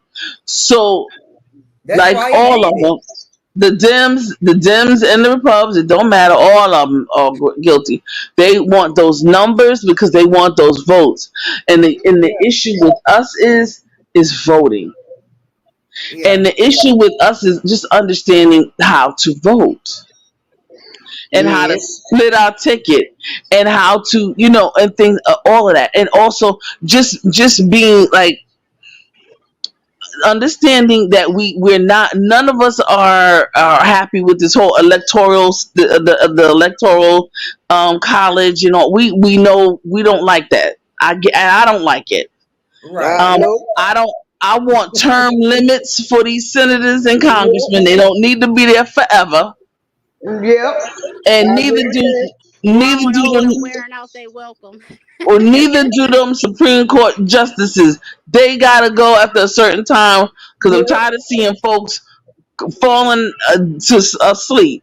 You know Okay, that one man, he was standing up at the podium. that ain't happening. He was standing up there ready to give a speech and he passed out. Well, let me put it to you. Let me see if I can explain it like this, as far as what you just spoke on. How in the hell can you sit up there and you 80-some years old and make laws for what's going on now in 2024 when times done changed? Right. And y'all Thank you. mindset, and most of them old folks mindset, once you get old, they get set in their ways. Right. And you Mhm. been up there for 30 and 40 years. Well, it's 30 and 40 years later, and it's different stuff going. Now, yeah, just like, okay, right here in Texas, you can buy a gun, 18 years old. That little boy go down there and shoot that school up. Y'all hurry up and change the law. You gotta be 21 now. Mhm. Well, the law should have been changed a long time ago. Or Right. leave it alone. One of the Or two. and it's all that. It's all of those things. They have these overextended staffs. They have it because most of the time the elected official, they don't even know how to use social media and all this other new technology. And so they have to pay a staffer, extra people sometimes, to do these things. And so I was just about to say that they don't even know how to log on to social here's media, let but alone but that's why we gotta. That's why. Listen, I don't hate, and I'm gonna say I need y'all to catch it. So I'm gonna say it this way. What happened in January a couple of years back? I can't be mad because when you don't, those elected officials didn't come right on their promise. Somebody had to chin check them. They got You right about that. I put my 2 cents in there too. I'm not mad about it either because in the Constitution you have the right. The people have a right to And there you protest. go. There you go. And it's in the Constitution. Exactly. And so, I mean, don't get me wrong. I already know, okay, if it had been another group, would it have been the same? No. I know we got all that. Okay. Right. Let them go. Let them go and do it. I'm with it. I'm gonna ride that wave. Go ahead, bro. Y'all check your brothers and sisters, y'all brothers and sisters down in the rotunda. Okay. Right. Y'all, you check them. That's a wonderful thing. I'm waiting. Do your thing. Y'all do your thing. Okay. Yeah. Of course, I'm never about violence and somebody, losing life type of thing. Never that. Right. But it's those people got so mad at these elected officials spending time sleeping, and they're watching them on C-SPAN, watching them on watching them in congressional meetings and senator meetings, and they sitting there looking like Humpty Dumpty. And all the king horses, all the king men couldn't put them back together again, and they were tired of it. Yeah. So it is what it is, and it's a lesson learned. My thing is with that too. It also showed the landscape of America. It actually showed how a vast majority of people in America actually feel. Thank you. I feel like that's why it was such an uproar and they wanted to throw it. Now, don't get me wrong. I ain't no Trump fan. I ain't no Joe Biden fan. I ain't neither one of them fan. But I believe that's why they was throwing all that mess that Trump incited it. Now, Trump he didn't incite that. All he did was actually let the American people know what's actually going on in the government, and people didn't want to see it or didn't want to believe it or no, he didn't. He lied, but he was actually telling people what was going on in America. If people had paid attention, he used to donate to the Democrats. Yeah, he was a Democrat. Big donor to the Democrats. Big donor. And then when you decide to run for president, you flip it and you go to the Republicans. Because what a lot of people don't understand is the majority of the Republicans are businessmen. Right.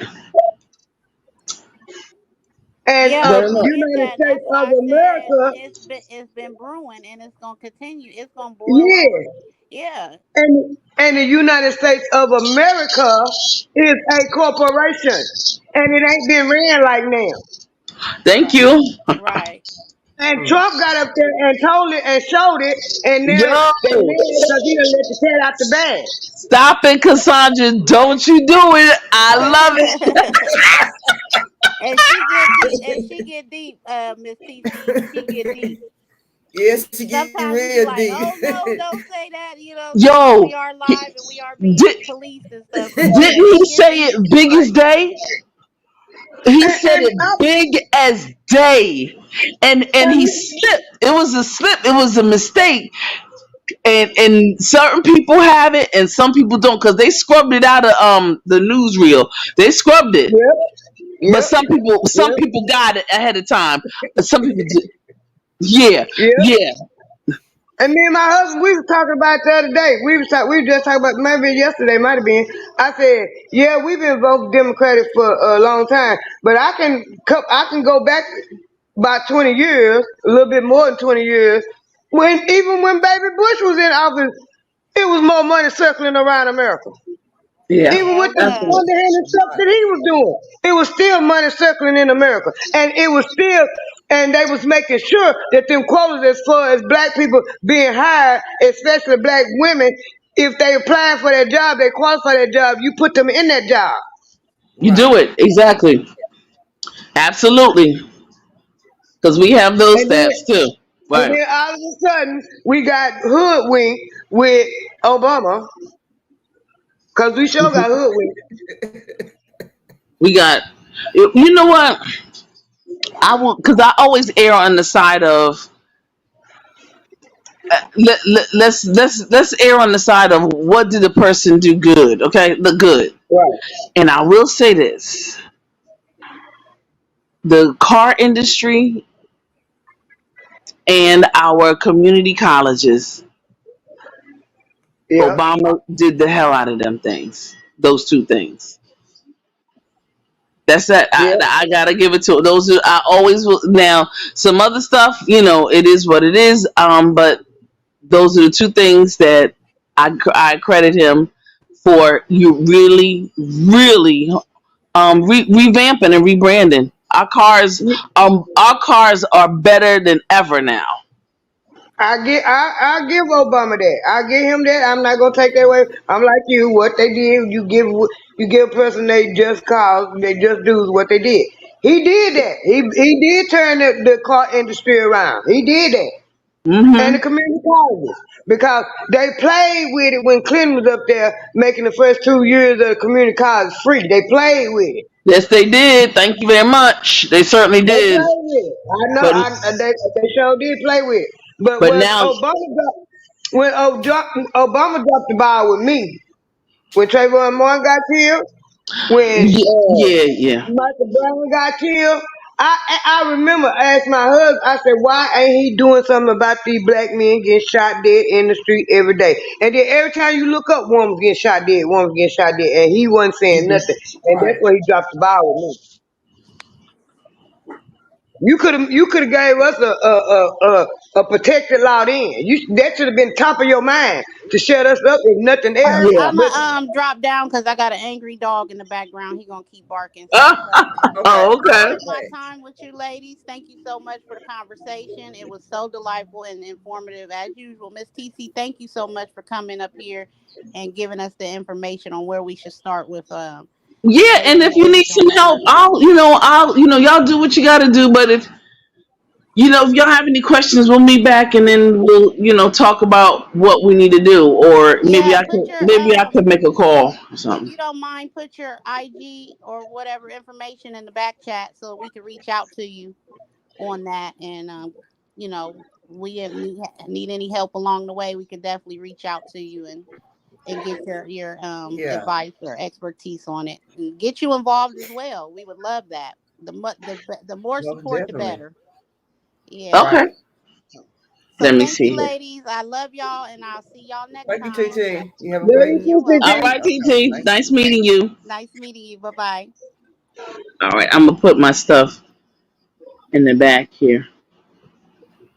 Oh, you. okay. I put this here, right? Friend, I'm sorry I missed the last 2 times. I didn't want to project my depression on everybody else. I want to be upbeat when I talk because I like these conversations. We have good conversations and people come in and join us and give us more information. I like it. I didn't want what I was going through to be projected on nobody else. Yeah, I understand how it is. You know, when we get depressed, sometimes all we can do is just pray about it, sister. You know, and anytime you in depressed mode, and you just want to reach out and talk. You know, just call me. I'm always up. You know what I'm saying? I'm always watching something on TV. Always call me. You want to just chit chat, or you just want to just vent. Shoot, I'm up. You can always call me. I know But that's I know right. how it is when you be depressed. I understand. You know, you go through it. You go through it real bad. Yeah. You know, and that's you need I'm, somebody to talk to when you be depressed. You know what I'm saying? yeah, sometimes it get hard for me to, I don't know, when I get like that, I don't know. Thank I'm, you, I'm, TT. I'm, I'm, Huh? I'm, I'm not. Some change. Like I know shit gonna happen. I know shit gonna happen. But I have panic attacks, and I be trying to hold them in. Yeah, And I yeah. don't want to project them on. I try not to project them on nobody. Yeah, you know, we at the age, girl, you can't be holding that stuff in, sister. You got to let that stuff out. You know what I'm saying? But you just can't let it out on the wrong person. You know what I'm saying? You just got to let it out Right, in right. silence. You That's know the what I'm saying? key. Too hard, you Um, can't be holding that stuff in, girl. Shoot. Miss I, Perk, I, me, I put my information in the back. Okay. I sure thank you. Okay. Email me. Okay. Okay. Sure And will. then Sure will. yeah. Okay. Okay. Sure will. Thank you too, TT. Email me Thank you. because yeah. I sure will. We'll email you because we want to get on top of that because we believe that we do believe that Amber Alert do need a change. You know what I'm saying? Because all these people are not just being missing. You know, it's not happening like that. Just walking away from their loved ones. I don't see that. You know. no, All I right, don't see ladies. that. I'm All gonna right, go, then. Miss Perk, Miss Cassandra. Well, I Thank will. you sure for coming up and thank sharing you for with us. coming over. You always working. It was a good conversation. I'm glad you came up and we had a good throwdown and got some good understanding. You know what I'm saying? We gave some information, got some good resources. We gave a lot of knowledge out with a little wisdom. You know what I'm saying? And I thank you for coming over. Come over anytime and hit that link, girl. And we can cut it up. Dig it, no problem. You know we're gonna chop it up, but we're gonna come to some resolve on some things. And Yeah. yeah, Miss Cassandra, listen, you'd be surprised. We sometimes need to just bounce things off of each other, but like you said, Miss Perp, just be mindful of not not blaming somebody, not blaming the wrong person. Right. Right. Right. Right. you know. But Right. anyway, ladies, y'all have a great Memorial Day and to your chat as well. All right. Thank you, Queen. Thank you very Thank much. you. Thank you. All right, and get my get that in the back so Yeah. that and then email me so that Okay. we can go from there. I have some ideas of what I think, but I just just email me, okay? All right, y'all. Okay. Peace. Thank you, baby. All Uh-huh. All right. But yeah, Cassandra, we girl, yeah. So like, yeah, I understand about being depressed. But I get depressed and I get in my room, girl, and I sit in there and shoot, her might be out on my head, watch TV, and something to make me laugh, put me in a good, I have to try to find something on YouTube or something to make me laugh, put me in a better, a better spirit. Because unlike you don't want to call nobody and worry with your burden, with your burden and stuff like that. You know what I'm talking about? Yeah, I know exactly what you're talking about, and I can tell a lot of time I don't know until I just get to the point where all I want to do is sleep. I don't want to do Right. nothing but sleep, and then I know that's how I know I'm depressed. Right. You sleep a lot. Yeah, you Yeah. Yeah, you sleep a lot. Yeah, you Mm-hmm. sure do. You sleep a lot. Yeah, I agree with you. You do sleep a lot, and you. I watch TV try to get me in a better mood, but I understand about the being depressed. You know, depression come with a lot of stuff. You know what I'm saying, Yeah. and it can put you in a mood where a yucky mood. You know what I'm saying, and sometimes you need somebody to come along and perk you up a little bit, put you in a better mood when you be depressed. But And anytime you want to you talk to, you can always call me, sister.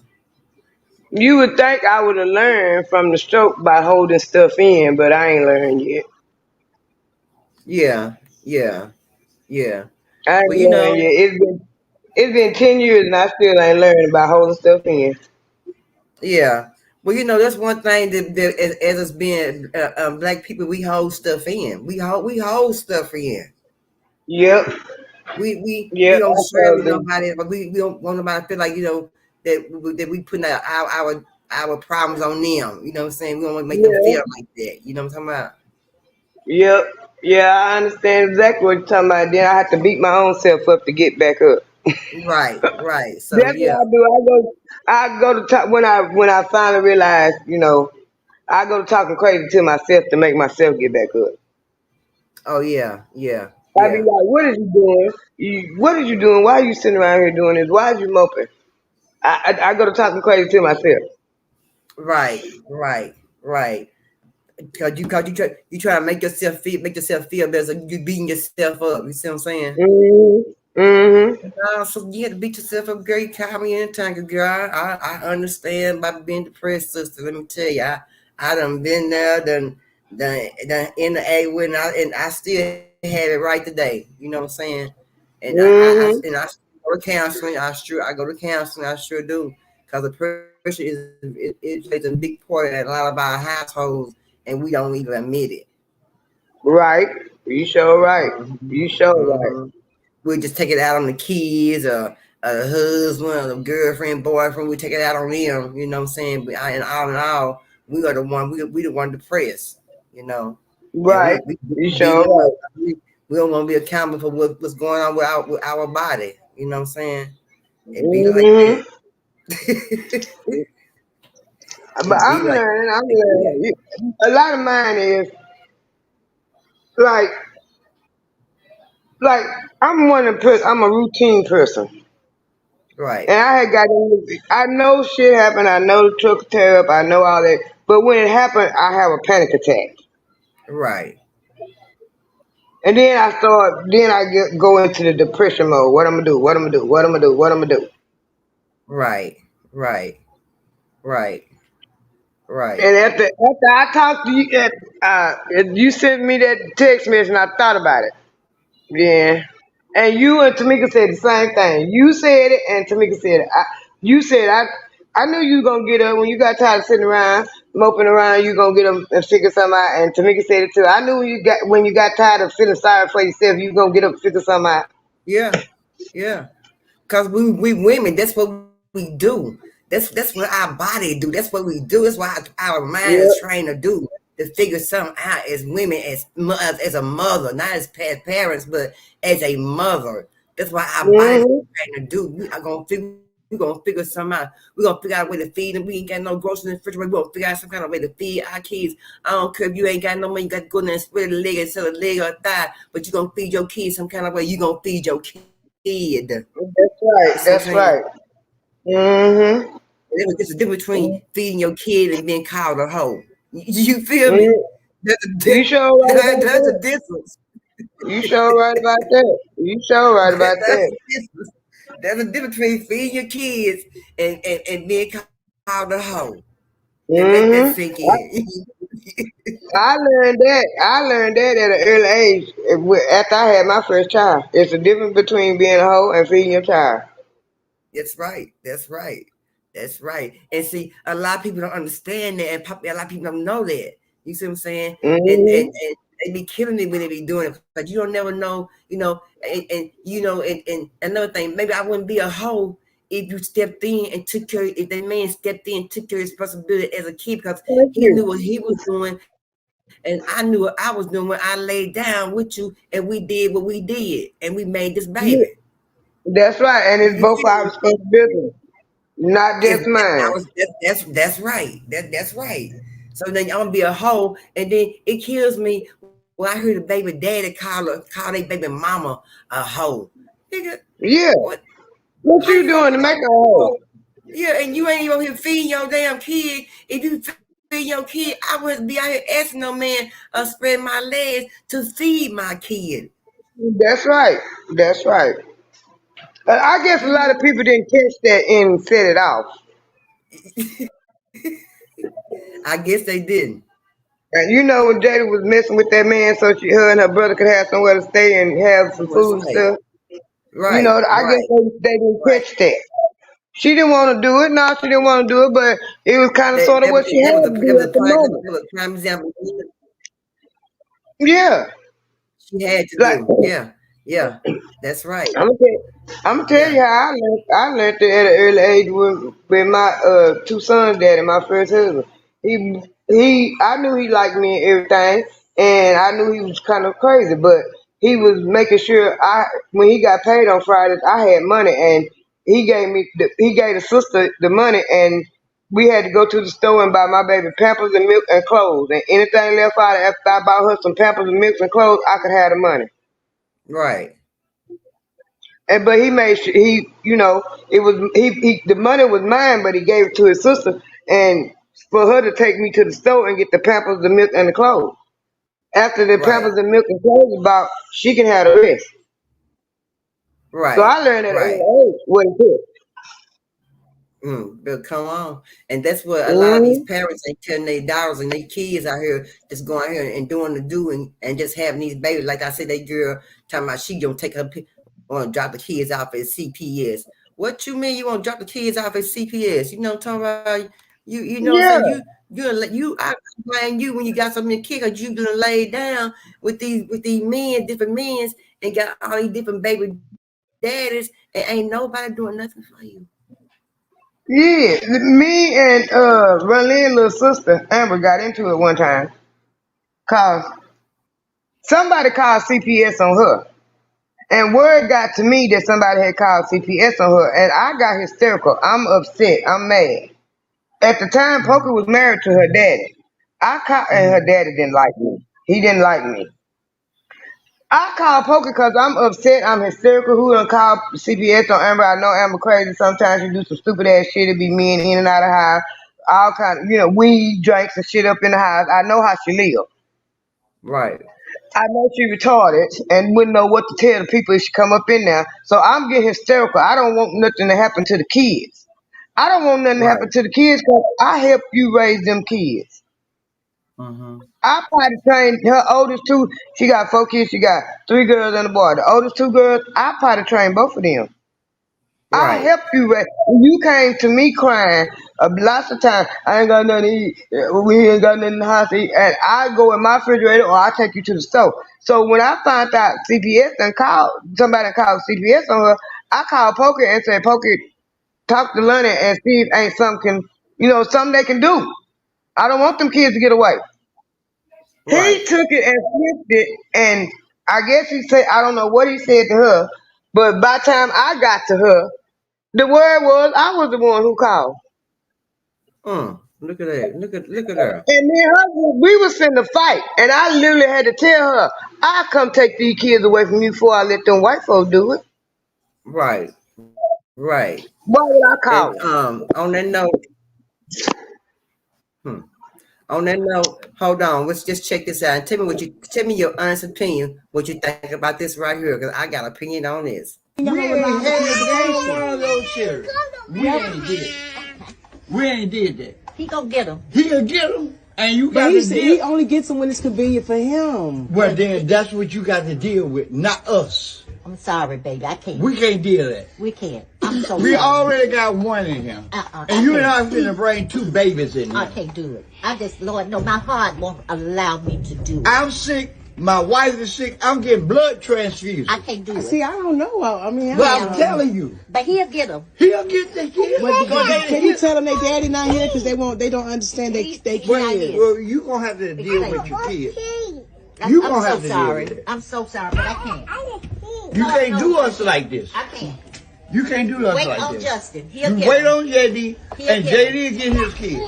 This is ghetto. I feel like I'm a teen mom or something. Like he need his own transportation. Look. But then you have him get transportation in. I can't do that. I can't do it.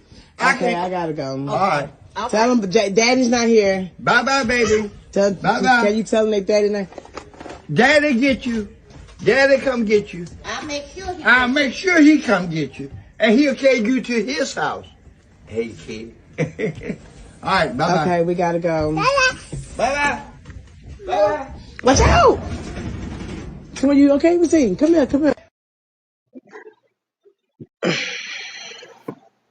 Sometimes when women reach out to people like that, they need a break. I'm thinking that they need a break. They trying to get them a break. They need a break.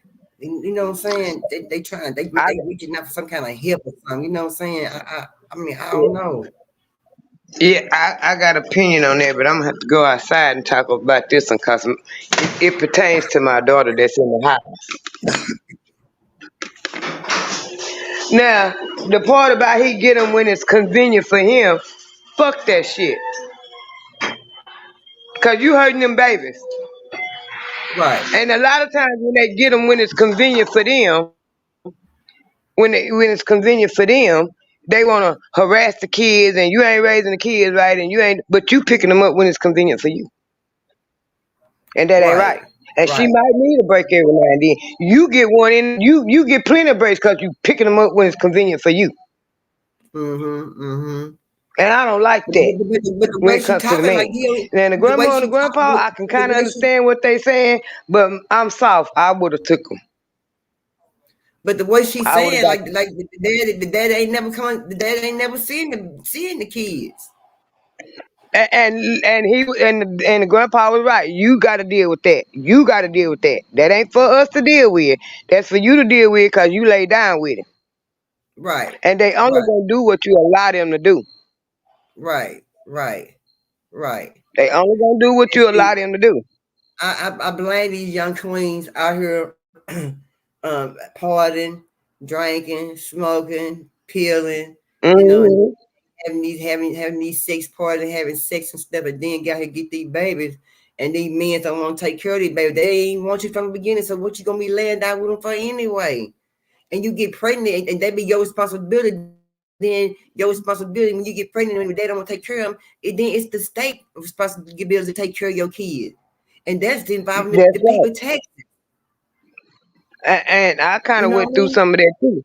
I kind of went with some of that too with the same daughter I'm talking about. Her daddy pop up. We call them holiday daddies. Pop up when it's somebody's birthday, or when it's somebody's birthday, or when it's Christmas, or when it's Thanksgiving. Then you want to come get your baby. What about the rest of the year? If you can't come get her the rest of the year, don't come get her now.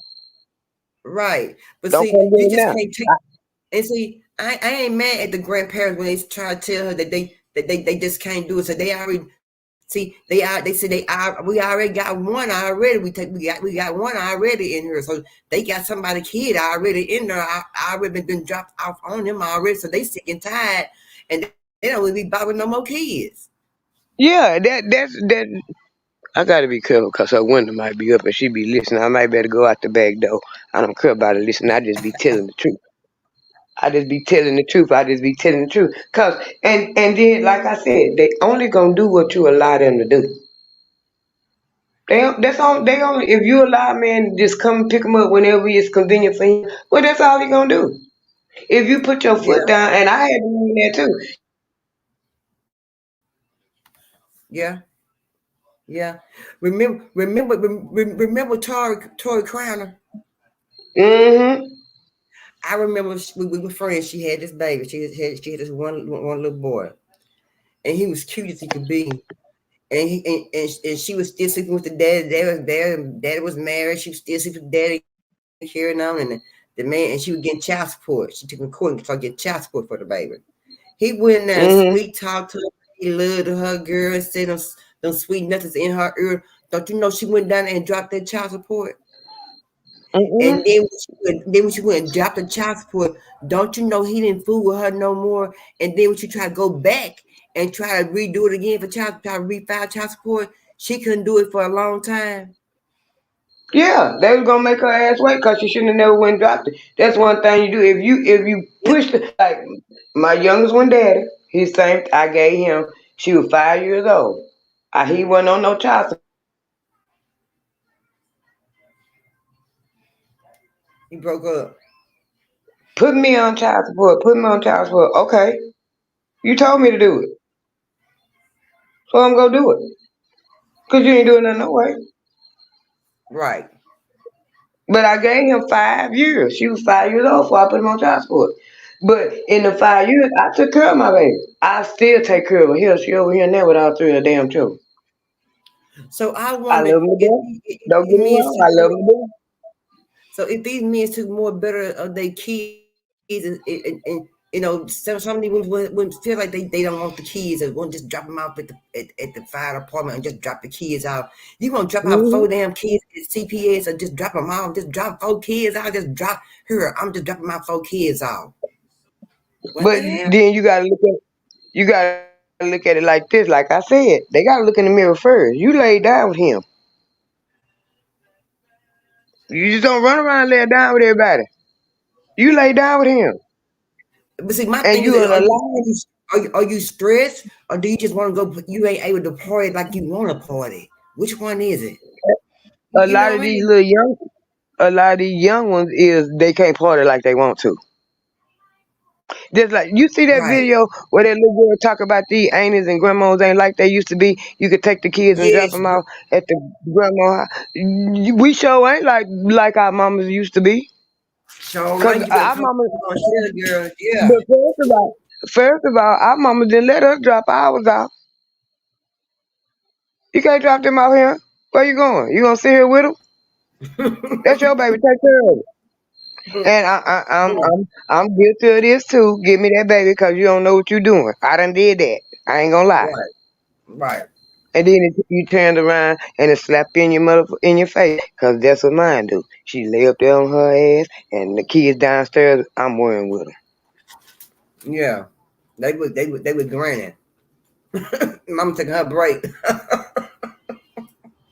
Like.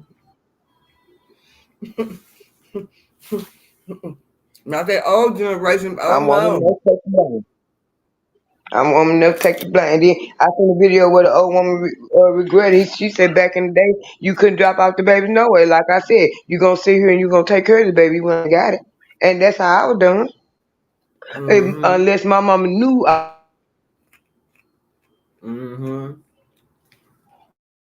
And then my mama, I was so good. Shoot, every time my baby was asleep, I went to sleep. That was me most of the time, but most of the time I be well rested with my baby when he wake up. I won't be too tired. I don't want to be bothered with my baby. When he went to sleep, I had to go to sleep. Every time he went to sleep, I laid down and give me some rest. And a lot of time with my baby, when I went to sleep, they went to sleep. Yeah. Come on, you finna go to sleep too. Cause I ain't trying to hear nobody talk about me that went to sleep and left you up. Right. Come on, we gonna sleep. Right. You know. And then like you said, if my baby went to sleep, I went to sleep. Yeah. But a lot of times, I wasn't going to a whole bunch of places that my baby couldn't go. Cause when I had, by me being his big sister, I already understood the responsibility of taking care of baby outside. But when it's your baby, it's different. Let me tell you something. You know I ain't been telling no lie, but telling you the truth. When we was growing up, we had babies at a young age. When I was 17 years old and I had a baby, and I wanted to go out and party. Baby, no, ma'am. You gonna sit right there. You gonna take care of your own damn baby. It ain't like today. Well, I'm gonna drop the baby out and you lying to your mom and you coming right back, or you ain't going nowhere. This and this and that. You going over to a friend's house and you run out to the club and stuff. Back in the day, you bet not. You see what you say. I told you, my mama would tell me, you ain't going nowhere. And but you and if it was somewhere she thought that baby had to be, that was the only way my baby stayed. If my mom kept my baby, it was somewhere that if I'm just going hang out with my friends or whatever, you better take your baby with you. Baby, Where you let me tell think you you something. going? I had everything I needed when I was young. When I had my baby, I had stroller. I had car seat. I had everything I need. Cause you know why? When I left home, hey, the baby left home too. And with no baby sitting like that in my house. Mm-hmm. And me and my husband talk about it now. When my oldest daughter had her son, every Thursday night for about a month, she came, Mama, you want the baby sleeping here with you? But can the baby sleep in here with you? After 2 weeks, I told my husband, I said, you know why she coming here every Thursday night? He coming here every Thursday night. He said, I ain't paying no attention. I said, pay attention. Every Thursday night, she come here and put the baby in bed with us. He said, Yeah. why? I said, because it's late this night. And he thought about it. He said, you sure right. Yeah. She going club. She going clubbing, Mm-hmm. baby. Yeah. Yeah. And thinking I ain't know nobody. I let it go on for about a month before I even said anything. Because that was my first grandchild and he was born on my birthday. So I let it go on for a month, but I already knew what she was doing. And that be the problem with my kids. When I know what they do, I let them get away with shit, didn't tell them what they doing, they can't take it. They can't take it out. Like my young. I couldn't do that. I couldn't do that. I better not come in there on no Thursday night trying to drop my baby. I was sleeping in bed with my mom and think I'm finna go to the club. Where you think you? I might try to ease the baby in bed while she sleep. By the time I hit her door, she rolling over. Where you think you going? Mm-hmm. Yeah, that's your baby. You gonna take care of that baby. And that's then right. back then, and I believe back then, men was taking more care of their kids too. Back in the day, it wasn't too many, but they was taking care of their kids back in the day. Back in the 80s, they were doing more. They were doing more child support. Was doing a little bit more, I believe. I'm gonna have to say this. I think it's a whole lot on the upbringing of the men, cause it's a whole lot of men to take care of the kids. Yeah, it's a whole lot of men to take care of it. Now men get bad rap.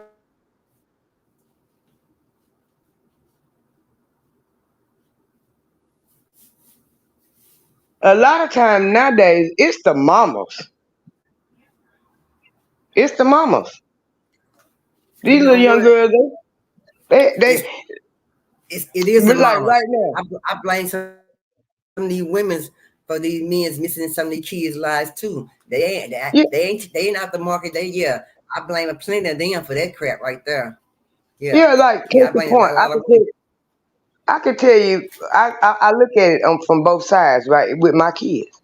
Now, my daughter, my youngest daughter, her oldest 2 kids, they got it. Well, actually, all 3 of her kids, both of the daddies deadbeat. They come when they want to. They show up when they want to. Good night, Miss TC. Thank you for coming by, baby. Really enjoyed you. One of them. You got to dance by his tune, or if it don't make no sense. I mean, they just. But don't you feel like it's silly for a woman to get mad at a want to, man because you don't want to fool with him? Don't you think it's silly?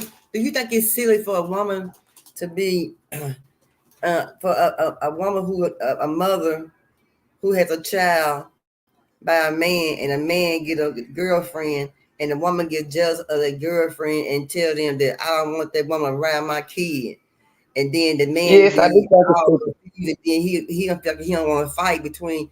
He don't want to be making no big old issue, making no fight. I think that's stupid. Even if I didn't want the woman around my child, I would let my child go, because I went through that too.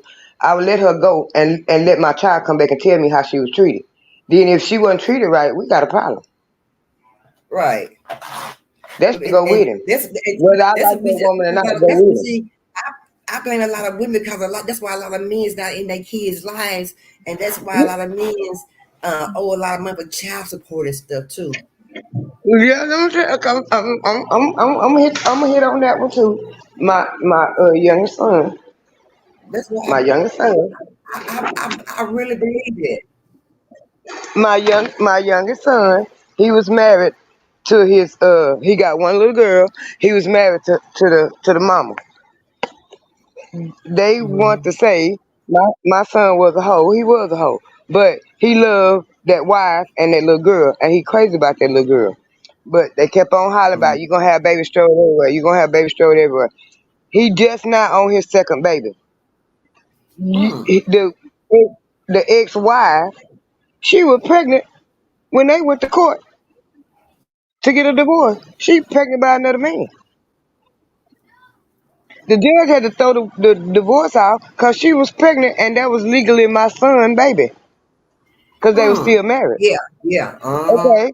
They show in Texas. Ain't that some shit how Texas put the baby on you? They ain't even your baby. They sure would do it to you. Yes. Okay. Fast forward to today. Now you on your second baby. Y'all daughter finna. She got two now. She got Jason finna be 10 and Josiah, I think he's 7. Okay, now my son just not on his second baby 10 years later. Now you mad because he finna have another baby and you can't hold. My son pays $600. Now I might be telling them, but I'm just gonna say he pays $600 a month child support. The other little boy that the ex-wife got, his daddy don't pay shit. My son paid $500 child support. He paid $400 a month for child support. I'm like, for one damn baby, y'all sure get it good. When I was on child support, I wouldn't get nowhere near that much child support shit. Thank you. Mine started out at $10 a week.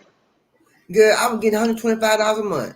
Shut up. I was when they first put Cedric on child support for Tweet, I was 16 and he was 18. I was getting $10 a week.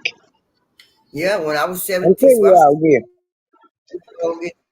child support from Billy, from my older son, the Marcus. I was getting $125 a month. And that's it. Fast forward, he had to pay for he had to pay insurance. He had to get insurance. Yep. Fast forward to today. Now my son on his second baby. You can't hold the $600 a month you get child support plus anything else you felt like you needed for Jason. My son ain't changed. My son felt like if it was something she needed or something important, he would get it. If it was just something frivolous like put some nails or shit on her hand, he said no, she don't need that. She's too young. Or you just want her to have a new outfit cause it's a holiday. No, she don't need that. Or you feel like you want her to have a new outfit because it's a holiday. Well, I pay you $600 a month. See, she would hold that over his head, and cause he take care of his daughter. You even moved to Dallas up here. Charles said he paid $480 for one. He paid for $480 for one child. Tari didn't check. That's a lot of money for one child. Yeah. They eat good. These women's eating good off child support nowadays. Yeah. Shit. And then you move up here. You move from Texarkana up here to get because it's the money better up here. But time you get wind that you get proof that he finna have another baby, you up and snatch the kids out of school and take them back to Texarkana. That's crazy. That's crazy as hell. She was right here with him. It wasn't y'all was already fighting back and forth when you was in Texarkana because you didn't want to meet him halfway to bring her when he wasn't able to go all the way to Texarkana. He at least asked you to meet me halfway so I can get my child for my visitation. So when you moved up here to Dallas, he was getting her every weekend like he was supposed to. It wasn't no problem. You ain't got to take her to her. He was going picking her up. She spent a whole lot of time with him. But when you find out he finna have another baby, then you get mad, take the kids out of school, and but she forgot who his mama was, and he called me whining about it, and I told him get on that phone, call that child support office, and tell him you want a court date. He called the courthouse in New Boston, and the courthouse told him that he should have filed for emergency court hearing before she took the kids out of school, and he told the people that I didn't know she took them out of school until she took them out of school. Right. So after it was all said and done, and then they told him the same thing that I told him: call the child support office and ask for emergency hearing right now, because she don't have sole custody. They was married, and in the divorce they got joint custody. So she in the state of Texas, you just can't up and take her out of school when y'all was up here, both of y'all was up here together, and take her back down there without his say. But see, And they I tried also to tell him that long time ago. they also tell you too that you can't be gone no more than 100 miles from the distance from the daddy. They give you a certain time, a certain amount, a limit that you can only reach, that you can go to Yeah, where you can't, daddy can't see the kid. Yeah. yeah, Because they yeah. told me on my thing I couldn't go no more than 100 miles for Gavin, for his daddy to be able to see him. I can't go no more than 100 miles outside. And see, Jeremy didn't push that issue because, you know, when it comes to Jason, his child, I'm gonna do what I need to do in order to see her and get my visitation rights. I'm not gonna get out of her life. You Right, know, they was right, married when she was born. She was born into a marriage, and that was the only child he had. Up and this other one ain't got her yet, but he take care of his because I raised them to take care of yours. That's yours. You take care. Ain't nobody else got no business taking care of. You take care of what you made. You take care of it. And right. he take her, but she hold the child support and the baby over his head. When a lot of damn time, to be honest about it, the baby want to be with him. She don't want to be with the mom. Yes, it be like that. I don't know. The women be scared that the kids don't want to be bothered. They ain't gonna want to be bothered with them no more. They scared they gonna be get their child support money no more. I believe it's they scared they gonna get their child support no more. They can't do what they want to do because we all know when people be getting their child support money, we don't do what they want. They supposed to be doing with the money. They don't do the right Yeah, thing with their child support. They go get their hair done, their nails done, buy them an outfit, all that kind of shit. Eat good, all that kind of stuff. yeah. Best girl, yeah. I had to check two of my baby dads about that. My ex-husband and my youngest one dad about that. I had to check them both, and both of them just trying to hurt my feelings because they knew better. They was talking bullshit about what I'm doing child support. My ex-husband, you know what I do with child support money, so why you playing? And then the last one, their child support money was spent on my kids. If it wasn't spent directly on the kids, it was spent indirectly, light bill, water bill, rent, whatever, so they could have somewhere to eat, shit, and sleep. Yeah. And I didn't see, spend it on me because I'm not one of them that have to get my hair and nails done. I don't care nothing about that. If the child support is for the child support is for the child. You either that's right. put it Right. Come on directly on them or you pay light, water, gas, buy groceries, rent, whatever, because that's helping them indirectly. Yeah, but then you have some men pay give money for the kid and don't even be on child support. Now I ain't mad at them brothers, but then when a sister say, "Well, you ain't been giving me nothing knowing the whole doggone time," that man been giving you something for that kid. Yeah, You can, and I been doing nothing. Then when I go to court, I have to pay some back child support money. I got a Come on, friend man. and And my that's why friend told me. I blame all these women. Huh? I got a friend, he told me when him and his wife got a divorce, they put him on child support. He said he sent one child support payment, and when he found out that he was paying the child support plus the processing fees and all that, and she didn't get the processing fees, he said he went to his ex-wife and told her, if you don't push this issue, I'm not going to push this issue because you get the whole thing out of me instead of me paying it through the state. You can get the whole thing. And she went along with it Yeah, because he paid. yeah. He said, I don't think that, and that's the only child that either one of them had. That was the only child they had. Still the only child they got. And he said, I don't want to pay them people. If I got to pay processing fees, I might as well pay you the processing fee. It's going toward the child. The processing fee ain't going toward my child. And that's how they did. No, And they daughter no. down there 40. Yeah, and see, Mm-hmm. and so I blame a lot of these women why the father's not in the kids' lives. So A lot of I times, ain't mad. I'm just gonna be honest with you, because from what I'm seeing now, a lot of nowadays, you got some deadbeats out there. Don't get me wrong, you got some deadbeats out there, but Yeah, yeah, it's more often nowadays than compared to when we was, having babies and shit. It's more the women than the men nowadays. yeah, Because like I said, you got some deadbeats out there. My younger daughter, both of her baby daddies are deadbeats, if you ask me. yeah. I'm over here teaching them every damn thing. I'm over here potty training them. I'm over here teaching them how to walk and talk. And then you want to come and tell me what I don't need to be doing for your child. But motherfucker, you ain't gonna tell me what I can't do for my grandchild when their daddy ain't here to do it for them. That's right. That's right. Come on now, you been a provider for them. You want to be the provider. Yeah, Hmm. yeah. So I If just you doing what you supposed to be doing, then you wouldn't have to be talking to me. You wouldn't have nothing to say to me. Nothing. right. So I blame some of these big mamas for these men not being their kids' life. You know what I'm saying?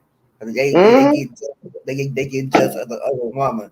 When I get just the other woman, you didn't want either you didn't want him or he didn't want you or something just wasn't y'all just couldn't make it. It's one of the three. You see what I'm saying? So why I get mad when Yeah. he go to somebody else that he can make it right with, and then he heard that he couldn't make it right with you. Go get you a man. You feel me? That's what I'm saying. Like with my kid daddy, I never did get upset about the other woman. I didn't care nothing about the other woman because she ain't got nothing to do with what me and you made. Now if she go to Right, mistreat my right, baby Tori, or right. go to talking crazy about you can't come and see my baby or you can't come and see your baby, then I got a problem. Then That's now I got right. a problem. That's But other right. than that, I don't care about you. That was me. If it was done and over between me and you, it's done and over between me and you. That's right. That's right. That's right. I don't want to just take care of your kid. You know what I'm saying? I ain't put down And talk that you in was front of the kid and put you down in front of the kid, nothing like that. It just didn't work between us. It is what it is. it. That was it. But my problem was No, my oldest daughter daddy and the two boys got the same dad, that made sense. But my oldest daughter daddy and my youngest daughter daddy, they always want to badmouth me. But I'm the one with them 24/7. right, I ain't right, never told you not to come and get them. I ain't never told you you can't see them. Anytime, even with my oldest daughter daddy, he been saying for 40 plus years, 40 years, she got 40 years old, she ain't nothing here. But anytime he asked for her to come around, your daddy want you. Your daddy told me to bring you over here. Your granny told me to bring you over here. I ain't right, changed one word, but they was right, always bad mouthing me, and that's the truth. right, And right, I got to the point of asking, why you mad? Because I'm doing my job and you ain't? Because I'm doing my right, job. Might right, not be perfect, might not be the way you think I'm supposed to be doing it, but I'm doing it. You ain't, and I had to tell right, them both that. right. And see, my Gavin, dad, he was dating this girl. Like I told him, and I told her, I don't care who you date, I don't care what you do, but I know one thing for certain, two things for sure. Just don't mistreat my kid. You see what I'm saying? That's right. When you mistreat my That's right. kid, then you'll hear from me. Until then, you won't never hear from me because I'm not jealous because of the fact that I could have had you, but I could have kept you, but I didn't. I made the choice that I didn't want you. You didn't want me, or we didn't want each other. See what I'm saying? So why am I mad? Because you went and found somebody that wanted you and that you wanted. You see what I'm saying? Why Yeah. be mad? I'm And then, not gonna be and mad. then a Mm-hmm. lot of time, a lot of times I had the girlfriends. They always want to talk crazy to me. Well, why ain't you even talking to me? Right, I had that with I had to go through that with Sheila with Cedric when Cedric married Sheila Cornelia. I had to go through that with her. Why is you even talking to me? I don't care what he say about me. I don't care what he say. I don't care none. Why you in my face? right. You ain't And got y'all nothing to do with these this. men get these women who also be their girlfriend, be just a baby mama too. Now Yeah, I can't let that slide. I can't let that slide. that's I who wouldn't be a woman if I I had. yeah. I gotta tell you about this one too. My youngest one, daddy. Oh, the second baby mama, the third baby mama, cause second baby mama, he got while I was pregnant with his baby. He doesn't go out and get another one. And my daughter turned 29 in March, and she got a brother be 29 in August. But the third baby mama, I guess she was jealous of me because she every time she got something bad, she talking bad about me. She talking cash shit. They came to Texarkana, stirred up a whole bunch of mess. We was in the mall about to fight because you done took my baby. Ain't telling me where you going. Ain't nothing of saying when you bringing her back. At least you could. And on top of that, you took my baby from the house when wasn't no grown up there. You got her from my oldest daughter. And my Right, oldest daughter didn't know. She figured if he coming to the house, I done told him he can come to the house. She didn't know that I didn't tell him, I didn't give him permission to come to the house and get the baby. okay. Oh, it was a big old mess. It was a big old mess. Oh, the baby mama talked crazy. You ended up marrying her and everything. Oh, every chance she got, she talked bad about me. It was everything. But I raised my child. You gave your child to him and had him raise it. Yeah, yeah. See, and so that's why I say I blame these men's too with the baby with the girlfriends. It's just the baby mama and baby mama ain't thinking about the man. The man trying to fool with the baby mama. The baby mama ain't thinking about them. You see what I'm saying? Yeah, So I I wasn't get, studying him. huh?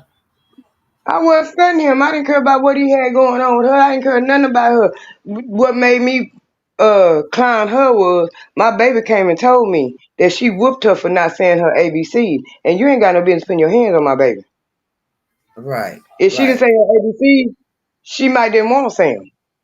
right, And right, you didn't have no business whooping my baby because she didn't say her ABC. So I got a problem with you. You should have took that to her daddy. right. So you know Because I didn't give you permission to whoop her. so So, I so blame that, these men who get these jealous girlfriends and don't want you to see your kid. You see what I'm saying? Because they jealous. And you know, I blame you men for that part. You see what I'm saying? So I just can't leave y'all talk about the sisters, what the sisters ain't doing. I got to talk about y'all too. You know, right is right. And I've seen that happen. Tori said, I yeah. understand my, you know what? I know that's right, Tori.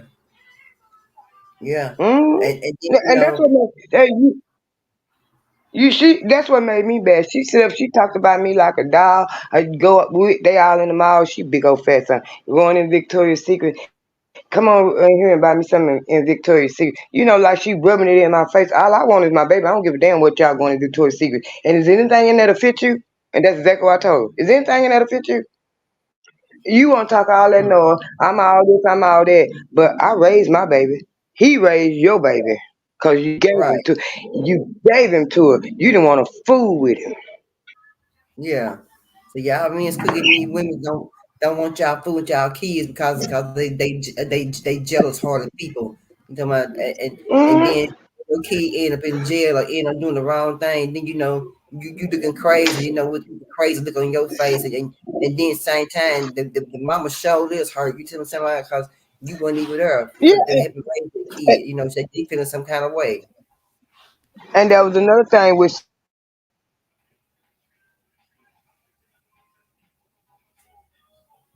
Tara said, Teddy said that ain't none of his baby. Tara said, but my baby's an honor student. I know that's right, Tara. Teddy said that ain't none of his baby. You running around here lying. Why you? I didn't argue with her because I ain't had no business arguing with her. You wasn't there.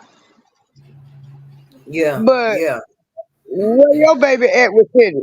He in jail. Running around stealing, robbing people in Dallas. Him and his brother.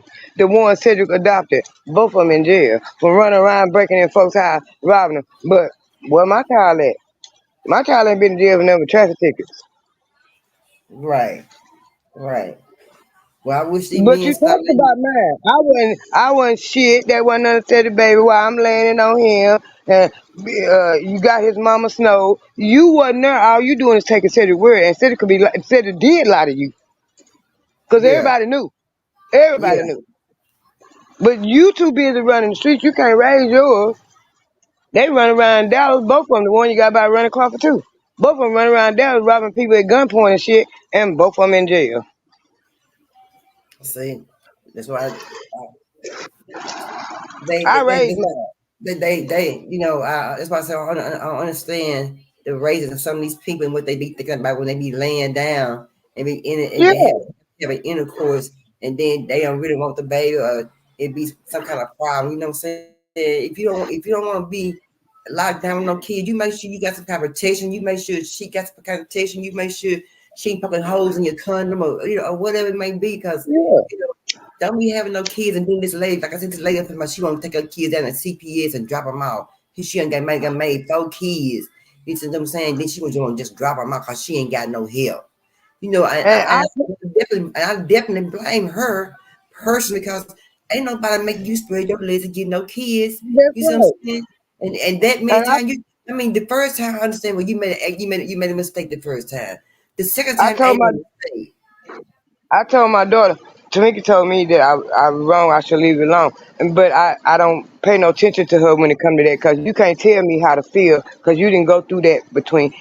me and said him all these times, denying my daughter, splattered my name across Texarkana, lying on me, and everybody that you was telling the lie to knew you was lying, except for Sheila. But the main one you said wasn't none of yours, that's the only one you got now, because the other one in jail. The main one you been walking around, ain't that my baby? That ain't my baby. That's the only one you got now to have a relationship with. Only child you could, if you need to, reach out and put your hand on. The one you denied. Yeah, and these means need to have a relationship. These means need to have a more better relationship with their kids, or at least know their name, because you know when something happened to you, you know what I'm saying? It's sad that you have all these kids and you have none to come and help you or come and see you or nothing like that. You see what I'm saying? In the hospital, and you got all these kids, and none of them come there for you, are not there for you. You got all these grandkids. I mean, it's sad. You see what I'm saying? So you know, if you don't want this woman, you ain't gonna this woman just want sex, put laying down with her unprotected, and you women quit open your legs up with these men who ain't gonna stay there with you. Because like my mama always told me, a baby ain't gonna keep no man. And because of this what made me so mad about the whole thing. You stuck to your story so strong that she wasn't none of yours. To my grandson was 18 years old before you even met him. Oh my. Till I was 18, Meekat was 14 before you even met your grandkid. So he never did see him when he was a baby either? He So he never saw him when he was a baby either? No, and cause that he knew, because when she got pregnant, I asked her what she gonna tell him, and she said, "You tell him." So I called him and told, when he answered the phone and seen it was me. When he said hello, I said, "How you doing?" He caught the voice. "What you doing calling me? Talking shit then." I said, "I'm calling you because your daughter told me to." I said, "Tweety told me to call you because I didn't refer to him as her daughter. Since you said she ain't none of yours, between me and you, she ain't none of yours because you know, I know, and you know." Tweety, he don't like Tweety because he think it's the name. He don't. I said, "Tweety told me to call you and tell you that she pregnant, that she finna have a baby." When the baby do? I said, "Around my birthday." And when the baby came on my birthday, I made it a point to call him back and tell him, "Guess what? You got a grandson. He was born on my birthday." Yeah. He didn't want to talk no more. Oh wow. He didn't want to talk no more. And I'm telling you, it was just 3 years ago. I know it was just 3 years ago when his daddy died. That's when he met them grandkids. Because Tweety went to the funeral. And that's when he met them.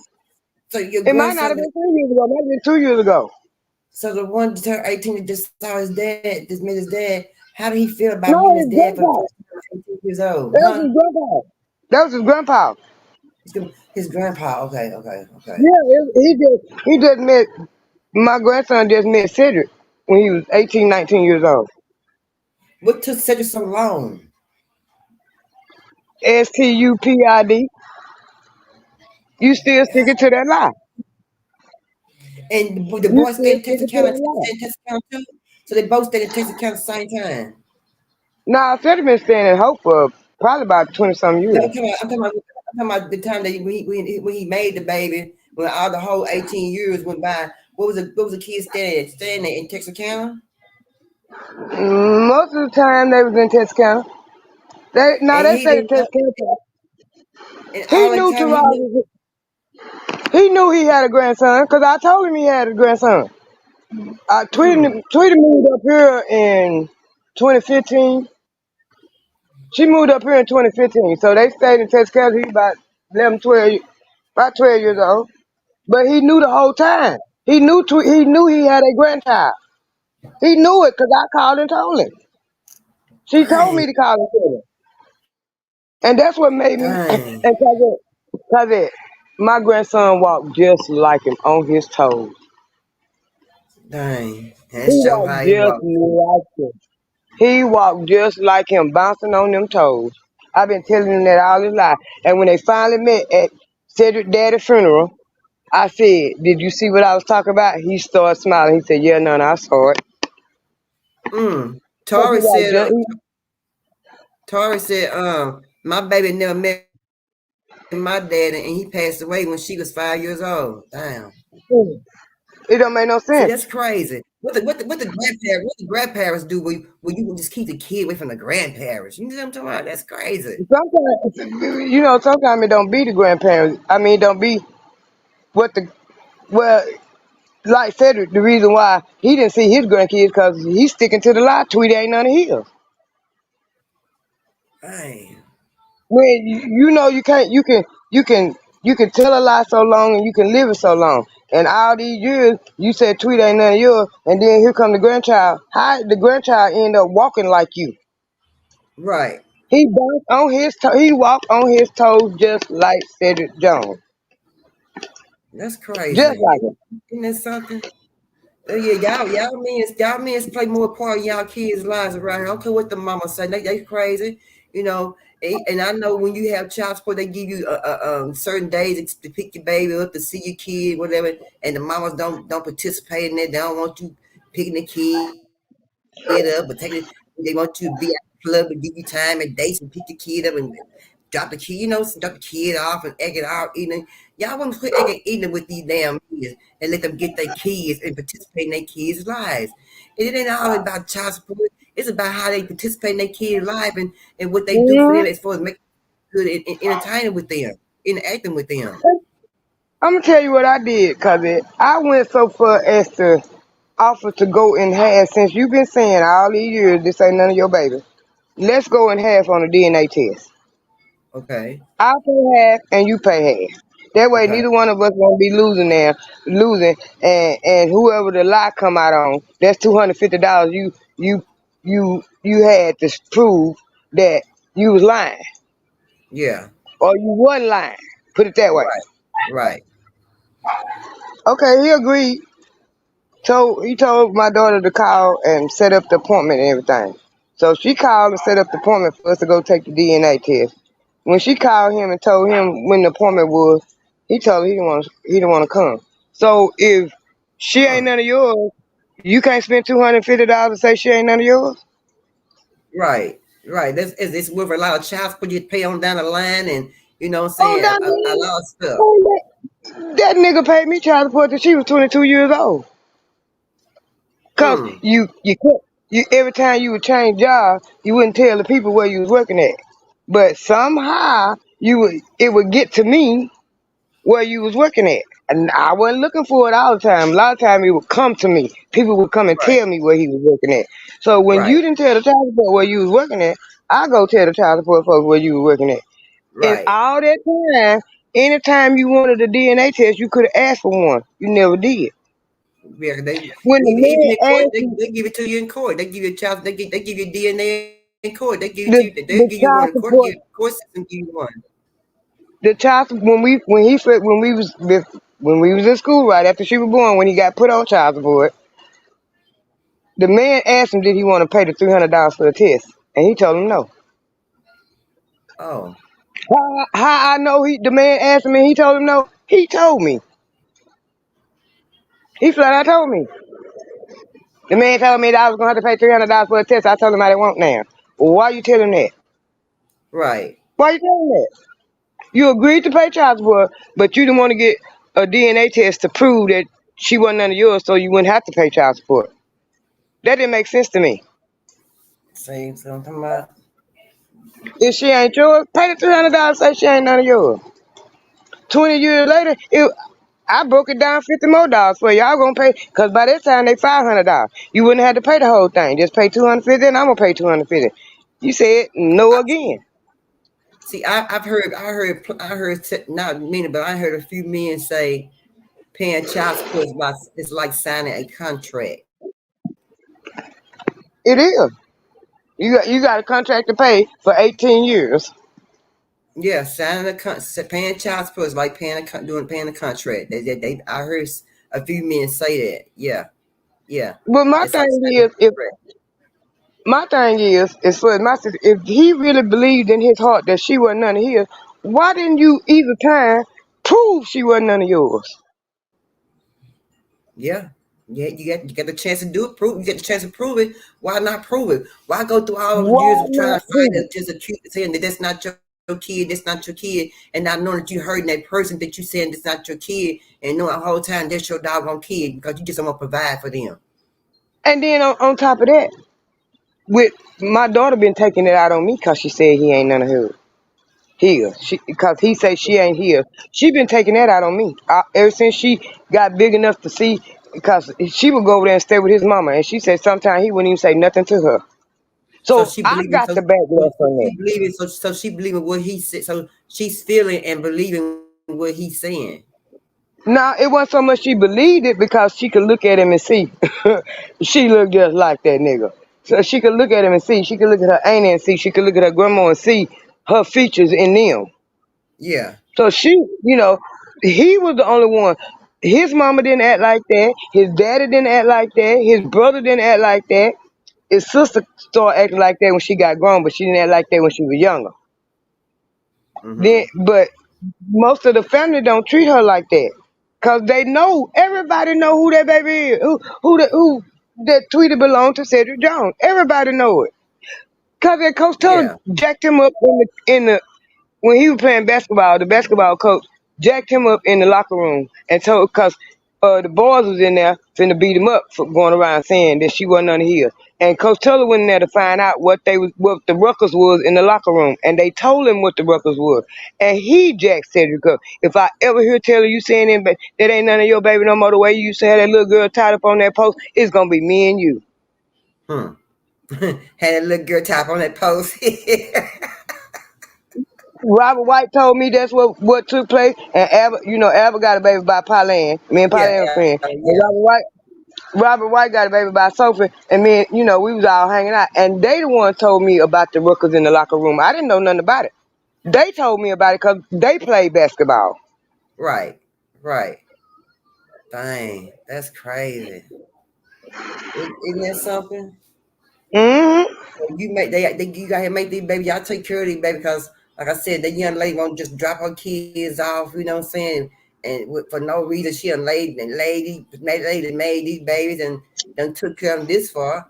You know what I'm saying? Keep on taking care of them. I know it get rough. I ain't gonna say it's an easy job. It's not an easy job to take care of no one baby. So I know it's not easy to take care of no 4 kids by yourself. But you can be mindful about who you lay down with, and you not using no protection. I mean, I know you want to have sexual intercourse. Okay, cool. But then same time, protect yourself. Just don't be giving your body openly to no man, and you're gonna be out here struggling by yourself, take care of this baby, because you ain't promised that he gonna take care of this baby. That's why it's mama's baby and daddy's maybe. That's why he made the slogan. And it's real. My youngest daughter get mad at me because I said when I got pregnant with her, I didn't want no more kids. I didn't want no more kids because I was taking care of 3 of them by myself. Yeah, I done been married and divorced. When I had the 2 boys, I was married, and they in the middle. The girls, my oldest daughter, my oldest one is a girl, my youngest one is a girl. The boys is in the middle. So when she come along, I had been taking care. I'm divorced. I didn't have no husband. I was taking care of 3 kids by myself. I'm struggling. So no, I didn't want no more. But you come along, I didn't give you away. I didn't abort you. You spoil work than the rest of them. Right. And every chance she did, you said you didn't want me. You said you here, ain't you? You're here now at my house. Right now, you're here at my house with your 3 kids. Right. And see, but you made it though. You made it without they dated Odinian. You made it without you made it Odinian, and they came out just fine as young men and women, didn't they? Yeah, and while she talking noise, I said, you talking noise, talking about I said I didn't want to. I worked the whole 9 months pregnant with you at Wiley Regional Medical Center, sweeping and mopping floors. If I didn't want to. Yeah. I worked the whole 9 months. Yeah. If I didn't want to, I had to take care of you and the other 3 I already had. And I got suspended 2 weeks before I had her. 2 weeks before I had her. Didn't even put in maternity leave till after she come in the world. And the woman in HR put me on maternity leave because I didn't even ask for it then. You trying to still hang in there, trying to work, so you make sure you have everything you needed for your kids. That's right, because I not only got you now, I already had 3, so I gotta take care of all 4 of y'all. Right, and you still didn't want to drop none of them off to to nobody and drop them off and just run off nowhere, did you? Just leave them, did you? You No, still took care of them kids, didn't you? With the struggle by yourself, because if you that's worked right. that long like that, you knew what you had to take care of and what you had to do when you went on maternity leave, when you had that other baby. You knew That's right. what your struggle was gonna be and how hard That's it was right. gonna be. That's why I say, I couldn't get mad at nobody but myself because I know I was doing the do to get pregnant. So what you mad for, fool? You did it.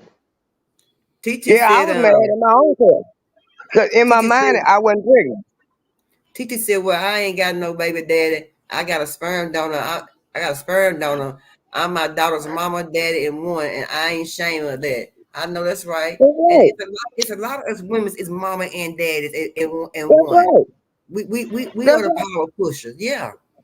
And That's why when fathers they come, that's why some of us salute mothers, because they are the fathers too, as in the household. And that's why I can't understand why my daughter take it out on me about how her daddy treat her. They got a little better relationship now, but you done took it out on me ever since you understood the lie he was telling. You have always taken it out on me. I ain't never turned my back on you. I've been there for you since day. You used to leave me with Granny. You used to leave me. Well, a lot of times you was staying with Granny. That's because I was in situations you didn't need to be, and Granny was the safest place for you. Right. I ain't never turned my back on you. While you was with Granny, I'm dropping Granny out money and food stamps and everything else. I ain't gonna lie. So make sure I'm still taking care of you, but you living with Granny for that hot minute, so I can get myself in a better position, so y'all can come back and live with me. Right. And you know that's what happened. Right. And see, the thing about it is you wasn't around depending on no man to come around and help you. You did it on your own. You know what I'm saying? And that's that's the difference between back then and how we were raised until now, how they're being raised today. And it's totally different. They not being raised like that. Yes. I told every one of my only one that I done actually just to a certain extent made be a daddy was my ex-husband. That's because we was married when both of these kids was born. You wanted both of these kids. You got both of these kids, and you gonna take care of both of these kids. That's right. But I really did not just make because all three. I got three baby dads. All three of them knew I'm gonna take care of my baby. Now whether you take care of it or not, that's on you. Cause I'm gonna take care of mine. And then if you don't take care of it, that's gonna be on you. You gonna have to give account of that. I ain't, cause I'm gonna do what I gotta do. Right. Like I said, men took care of their kids back in the 70s and the 50s and the 60s. No matter they had a baby around the corner, they still took care of their kid. And them kids knew about each other, and the women knew about each other. They wasn't no big old fuss about it. You see what I'm saying? That's how the community got so big. With my ex-husband, it wasn't so much I had to make him take care of him. It was so much as these boys, and you can handle them better than I can when they get in trouble and go to becoming teenagers and doing the little shit they do. So yeah, you gonna step up to the plate because you a man. I can't show him how to be no man. Right. And then back in the day, we can blame we can blame the Parson people for the man not being in the house. Cause like I said, like we showed the other day when we went live with how they were paying the mothers $15 keep the men out the household, to keep them out the household and not black men up. But now it is no reason for it. Ain't no reason for it today in today's society. There is no reason at all. A lot of these little young girls having babies just to hold the child support over the men's head. But that's just really just it's stupid, really, because and you're right, and that's the only way they can get money into their household, and the only way they can get their nails done, their hair done, and buy their outfit and shit. You know what I'm saying? Think they cute and shit. Yeah, you're right. Yeah, almost definitely. Yeah, and I think a lot of the reason why my youngest daughter had a problem with both of her baby daddies is, number one, she's spoiled. She's spoiled from at home. My husband spoiled her. He ain't none of her daddy, but he been in her life since she was 3 years old. She know who her daddy is, spend time with, but my husband got her right. Yeah. And number two, she was at home with mama long enough by herself to learn. All of them know how to take care of themselves, but she watched how mama maneuver, and she really don't need them, unless she ain't got no money or she ain't got no job, which is very far few in between, cause she has since never go get. She a pharmacy tech, so they in high demand. So she knows she can go find a job, and they don't like the fact that she ain't. Your baby ain't got no pampers. Your baby ain't got no milk. She didn't do none of that. She breastfed, Right. so she didn't have to worry about that. She had a job, so she could buy the pampers herself. She went and got her education, went and got her a good job to take care of her kid herself. Well, she got to ask no man to do nothing for her kid. You know, you And they can't don't make like nobody that. do nothing for your kid. You know, for their kid. That's when you give And, and you make sure you do it yourself. But a man gonna show you from the beginning that what he will and what he ain't gonna do. You know what I'm yeah, talking about? So you and, already know how it's gonna be when you and him have a baby. You know what I'm talking about? So it should be no and surprise. yep, and they don't like the fact that she don't just totally depend on them. Cause she Mm-hmm. don't have to. She don't have to. Right, right. And because she was raised like this, she seen her mama. You see what I'm saying? It's like it's what you Yeah, see in your household, how you see what your mama do or what your parents do. Yeah, she saw that in you. You see what I'm saying? So yeah, yeah. She she saw learned that from you. like twice. My husband went to jail, and he stayed a year the last time that he stayed a year and a half the last time. And she saw it wasn't nobody but me the last time she was in the house with us when she was young. She saw it wasn't nobody but me and her, and I had to do what I had to do to make sure we had a roof over our head and food in our mouth, cause he wasn't there to help me do that. So Right, she had no other choice but to pay attention, really, you know. Cause right, I'm depending on James out here. I can't depend on James to bring groceries in here, and my mama here. She got to bring food up in here. So she saw what I was doing. I'm flipping this dollar over here, and I'm stretching this dollar over here, and I'm going to work over here, and I pick you up. Whenever I can't pick you up, I call Poker, tell her to get you. You know, shit like that. She saw it. She saw her mama being independent to take care of but her see, then children. but see, you got women now. And you got women now, more women now not being more independent. You got women now depending on the man to take care of them. You know, you got women who putting kids on men that's not even their Yeah, kid. You got women that's doing that, and when women just do that, they make a man kind of iffy about the whole situation. But at the same time, you put yourself in that situation as a man. yeah. That's one thing I told her. I told both my daughters. If you get up and show a man that you really can take care of yourself, you attract one before one that's out there that won't, you know, well, she do her do. Let me go over here and help her. That's right. Instead of, all You she got want is my money. you got men that will still help women. You got men that will Yeah, still go out there with it. But when they see you ain't but trash and they see you showing them from sight that you ain't doing the right thing with your money, you can't manage your bills right, you ain't conducting your household right, you ain't being a mama. No, he ain't to do all that. Why he need to do yeah, that? and to be honest, I'm telling you the truth too. I ain't lying. My youngest one, daddy, he flat out told me that he was trying to get me pregnant because he saw the way I took care of my other kids, Yeah, and he knew I would take care of his baby. And you left me to right. take care of him by myself, and I did that. He flat out told me I was trying to get you pregnant. I was trying to get you pregnant. I wanted to have baby value Yeah. because I knew you gonna take care of it. I saw how you take care of the other one, A and I man, was taking care of the other one by myself. a man, no, a man have intuition like a woman got one. Don't think you know what I'm Hmm. saying? They got one. Yeah, and my husband now, cause he had his daughter when he didn't have her the day I met him, but he was taking care of his daughter. She was living with him and his mama when I met him, and he sit back and he watched, and he said, "I need somebody that's gonna help me to have my back and help me raise my child." I said, well, I'm raising Yeah. four on my own. He said, I see that. You help me take care of mine. I ain't got no problem helping you take care. If you accept my four, what I look like not helping you take care of yours? And I got Right. four over here. That's right. That's right. That's right. That's right. That's right. Come as And one she my and you do it baby. together. Yeah, and she my baby, and my baby is his baby. Yeah. I help him Well, take care of her. She lives in the house with us, and I raised her too. I ain't had no problem with it. and then I also blame how why they ain't got sexual education in the schools no more. I kind of blame that too. On They a got lot of the kids wrong not sexual education in the school. They got yeah, the wrong sexual education in the school. yeah, And they starting too early with the wrong sexual education in school. yeah, yeah, yeah. If they had it back in the day like we had in back in the day, I think a lot of kids would be just out here just having sexual intercourse, just out here just getting pregnant, not knowing what's going on with their bodies and stuff and what they doing. You see what I'm saying? We did have that in school. We had it in school. We had counseling and all that kind of stuff in school. You remember that in school? We Yeah. had it in school. Yeah, and my granddaughter told me, because I got one granddaughter that's very outspoken. She don't give a damn about talking shit to the teachers at school. She do not care.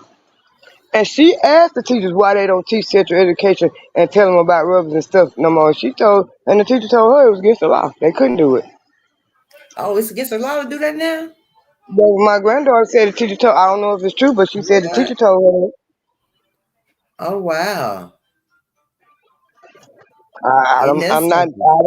I don't know. I do Yeah, not know if it's true or not, but she yeah, said the teacher told her that. Because she asked some questions like that. She don't give a yeah, damn. yeah.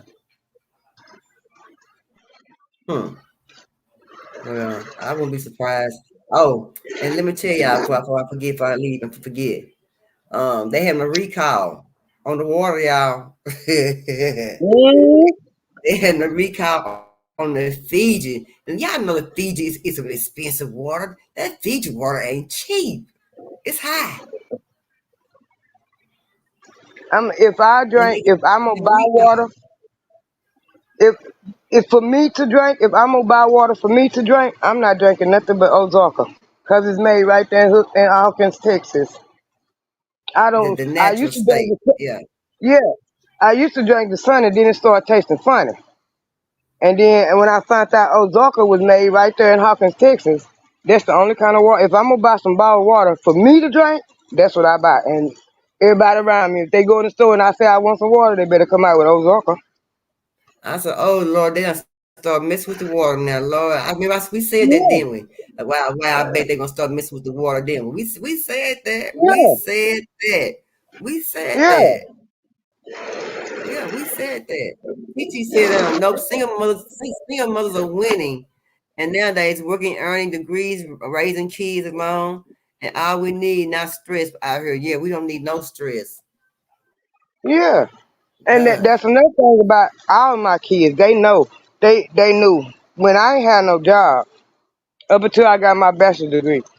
When I had in between jobs, I always enrolled back in school. I always was going to school. I always going to school. Yeah. So how Cause many trades do you have? So did you get it instead of going to school? Did you go in college? Did you get any trades? I know how to sew with a sewing machine. I did learn that at school though. I know how to Yeah, sew, and I know how to build shit. Cause I've hung around a lot of men and shit, and my CDL was considered as a trade too, cause I could drive just about anything, yeah. and you don't need Okay, no college okay. education for that. Yeah. Yeah, You TT, the get the Fiji book. water. The Fiji water. The Fiji water is an expensive water and it's good. And I love the way Fiji water tastes. But yeah, recall on Fiji water. Lots of it. Yeah, yeah. And you know they done shut down Quaker Oaks. It been shut down. The one over here on Grape Street and Jupiter Road, it been shut down a long time ago. But they kept having recalls. They kept on having recall, and they saying that oatmeal is not good for you no more. Ain't no telling what they putting in it. That's the reason why when It's, what's her Miss CC said that Jasmine Crocker was on the agriculture and the horticulture boards. Well, you yeah, need to do something about all this stuff they putting in the foods and hmm. targeting our communities.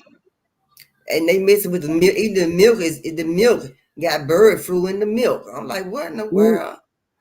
you And actually ain't they, supposed to be drinking. You actually ain't supposed to be drinking cow's milk. No way. are you serious? What? I'm serious. I'm serious.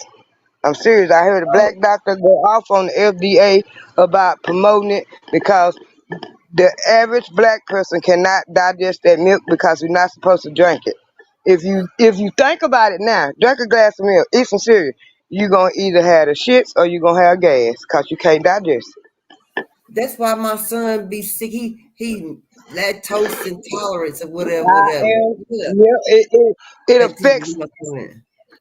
It affects some of us more than the others. And by me, when growing up in the country and we had, if we was gonna drink the cow's milk, it came straight from the cow.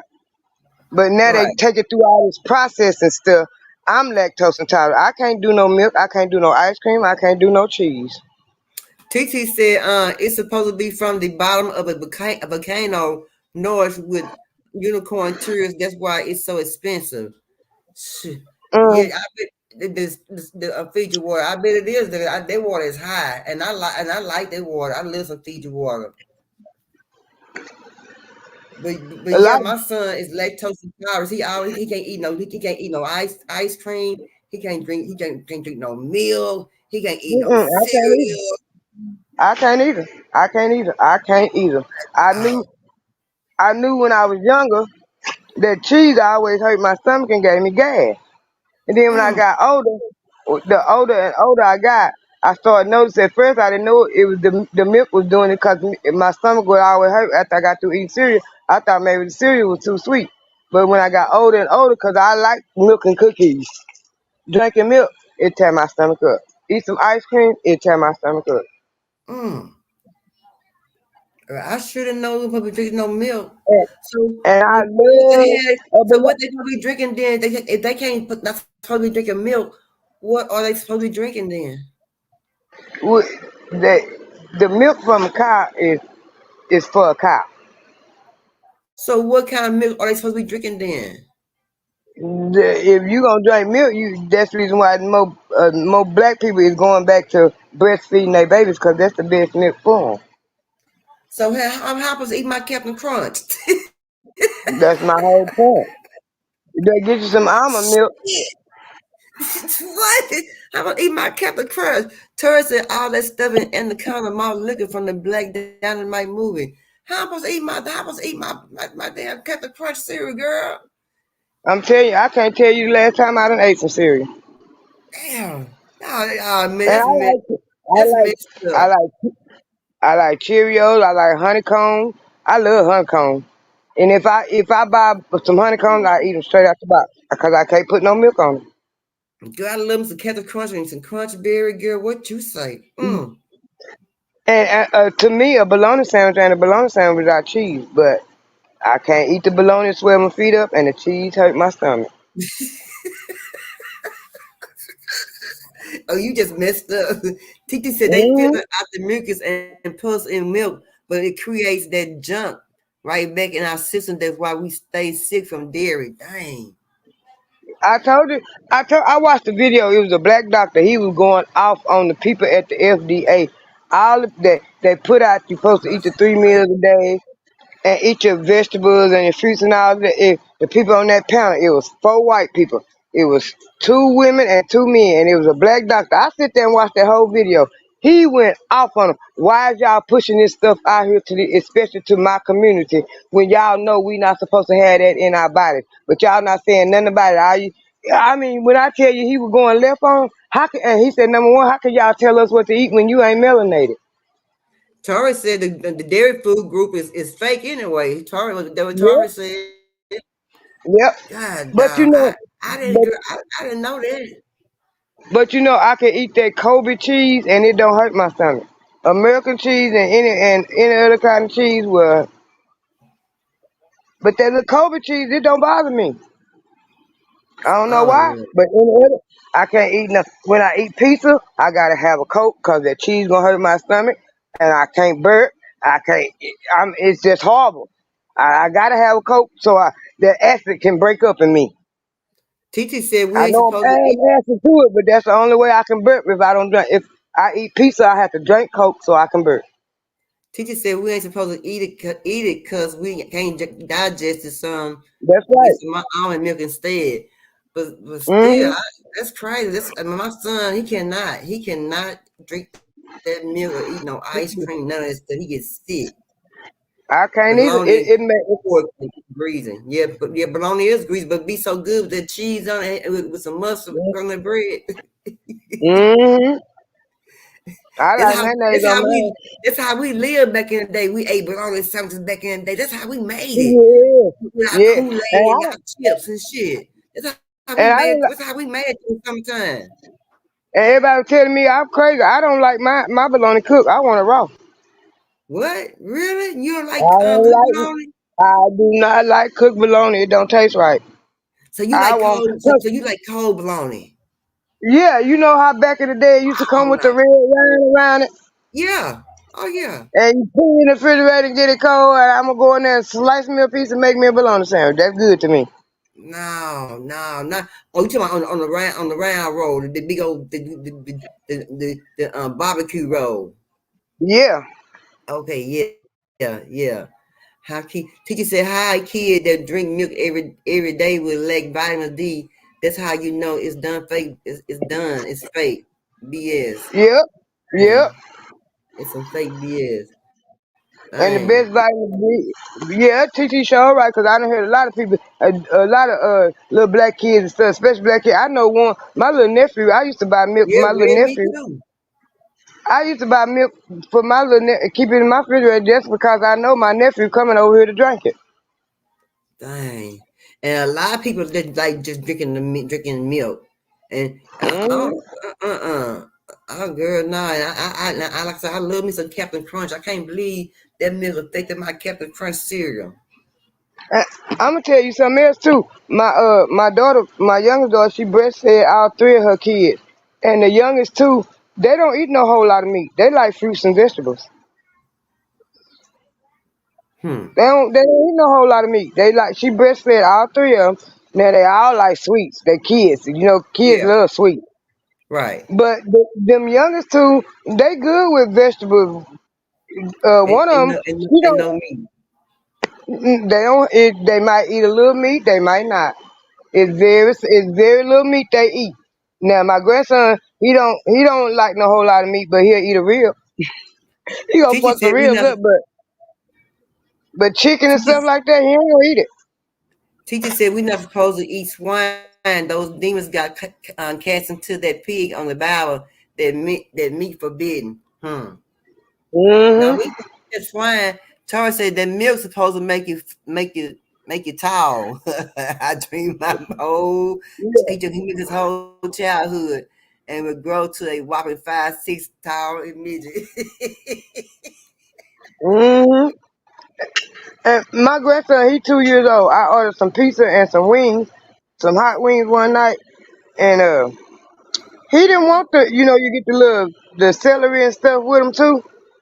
He didn't want the chicken wings. He didn't want the pizza. He reached over there and got that celery and was dipping it in that red dressing and them carrots, and that's what he ate. He eat no pizza and no chicken. My husband cooked the little noodles with the broccoli in it. He go through and pick all the broccoli out. Oh wow. Yeah, He don't eat food it. just ain't the same.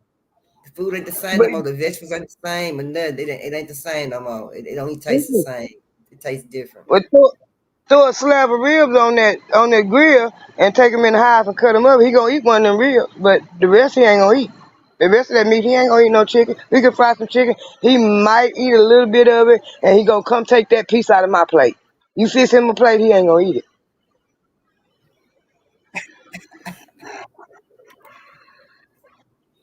That's crazy. And my granddaughter, ice cream don't bother me. The dairy food don't bother. Dairy food don't bother me. It don't bother me at all. But I don't. I'm not a milk drinker. But I said the only time I use the milk is when I eat my cereal or I put it in my corn bread, something like that. Other than that, I don't even use milk like that. I drink it. my granddaughter, I'm not the person doesn't know about no gallon of milk. yeah, and my little granddaughter, she always No, I want some beans. I want some beans. It don't matter what kind of beans. She wants some beans. Green beans, pinto beans, fresh stock. She wants some beans. They better not come around talking about beans bad for you. I'm gonna get really mad then because it don't make no sense. Because I've always been told. So it's like it's kind of like I'm in my 50s, and it's kind of like y'all trying to make me believe that everything I was raised up on, this was the black history, the foods I was raised up on, the beliefs that I was raised up on. You try to make me think at the age of 50 something that all it was a lie. From what y'all telling us, you know what I'm saying? A lot of you got to realize in the 80s, if you do the research, in the 80s is when they start playing with the food. I told you we the last generation that ate real food. Yeah. We the last generation that ate real food. And in the 80s when they started playing with it and putting all them artificial flavorings and all that kind of mess in there. Yeah. And they got and a lot of it got people addicted to it. Yeah, they did that. They put stuff in there where people are getting addicted, was getting addicted to it. I feel like it's like I'm in a whirlwind, but where I believe was raised up on this, but now they changed. They trying to make it seem like it was done wrong. It wasn't right back in the day. They making it better for us, and the whole time they ain't making it better for us because back then and now our elders last a long time in life period to spend time. You know what I'm talking about? And when people are young, they lifespan period of time is short now. Yeah, because all this food and stuff they feeding us. Back in the day, we probably could name the fast food restaurant, and it wasn't there right around every corner. But now, everywhere you look, you got a Burger King, McDonald's, and Sonic, Whataburger. Everywhere you look, you got a fast food restaurant on the corner. Yeah, make your cholesterol and stuff high. Right. Yeah, ain't no telling what they putting in that food and all that kind of stuff either, too. Yeah, that's right.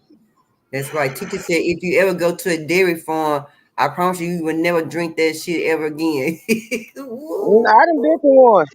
I done seen how they do it. They hook them machines up to them cow titties. And they clean their blood, and they clean the blood out of some of that milk too. When they have blood in it, they say. Yep. God, dog. Woo. Charles said he knew he was crazy. Dang, that's messed up. See, I don't want to go no dairy farm and see that. Girl, I would never eat a cheese or eat an ice cream or ever eat a Captain Crunch for no milk. When I was young, my papa would go out there and milk the cow. When we get up in the morning time, most of the time when we be getting up, he be coming in the house from where he done milked the cow. And before he put that milk for us to drink, he always ran it through a strainer. Okay. He ran so much of it through a strainer, so much went in the refrigerator. The rest of it, they made buttermilk and butter out of it. He put it in the churn. If you get up and he churn it, you bet you finna get on that churn. But I remember him. He had a big old strainer, and when he had one bucket that he milked the cow out of, and he'll pour it through that strainer 1 or 2 times, and then a gallon, maybe 2 gallons, go in the refrigerator, and the rest was butter and buttermilk. Yeah. Titi said she grew her own vegetables because they spraying poison on everything. They spraying poison on everything. That's part of the reason why I'm growing my own vegetables, because they spraying every damn thing in it. And I tell my husband all the time, I love tomatoes. I'm allergic to them, but I love them. And if I can't walk in the store and smell a tomato, that ain't no real tomato.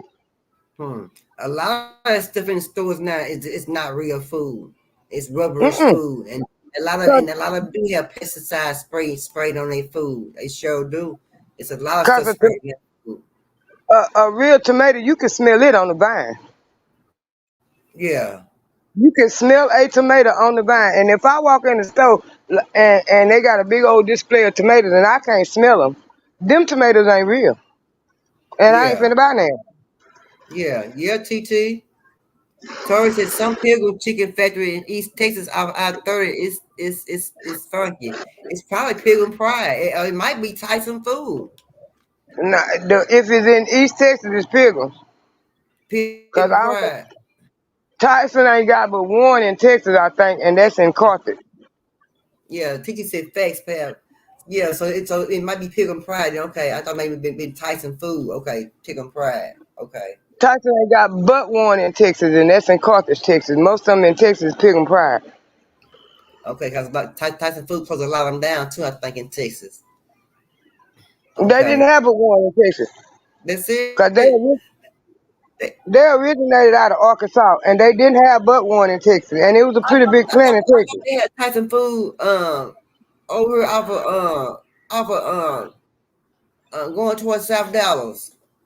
Just it wasn't no big old plant doing a lot of the processing like the rest of them, cause they didn't have that many in Texas. It was a small plant. The small. Pilgrim Pride had Texas sold up, cause that man who owned Pilgrim Pride from Texas. Yeah, Tori, wash your food thoroughly before you cook it. You sure right, my brother. You sure better wash your groceries. Yeah. I wash mine. They saying now you even got to wash your cheese off. They ain't got to worry about me eating cheese. I say wash your cheese off. What you say? I got to wash my cheese off now, pal. You take my husband talk about that chicken. He said, you know, good and well, you ain't never seen no white chicken. When you get some chicken, the real chicken out the yard, them chicken yellow. But he ain't lying. But you know, the chicken's coming from somewhere. You know why I say that? Because it's too many people in this world eating chicken, and ain't that many chickens being produced per day. Oh, yes, it is, because they pumping them up with steroids. That's why they so damn big. Yeah, I know that's some big ass thighs. Girl, I see some big ass thighs on some chickens, girl. Oh my God. Yeah. Because they pumping them up with steroids. The big ass chickens and big old legs and at the end of the feet, where the feet go, they got a bunch of yellow stuff around. You got to pull out pull it off. I don't know what that is. I guess when it, Because a real chicken ain't white, it's yellow. Girl, what now? Look.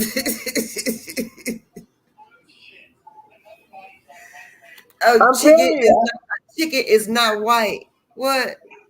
Nope, the feathers might be white. The feathers might be white, but the meat and shit is not white. It's yellow. I done seen. I'm from deep in the woods, so I done seen them catch the chicken. I done seen them catch the chicken, wring the neck, throw it in goddamn water, pluck the feather, and then throw that bitch in the grease. Yeah. I done seen it done.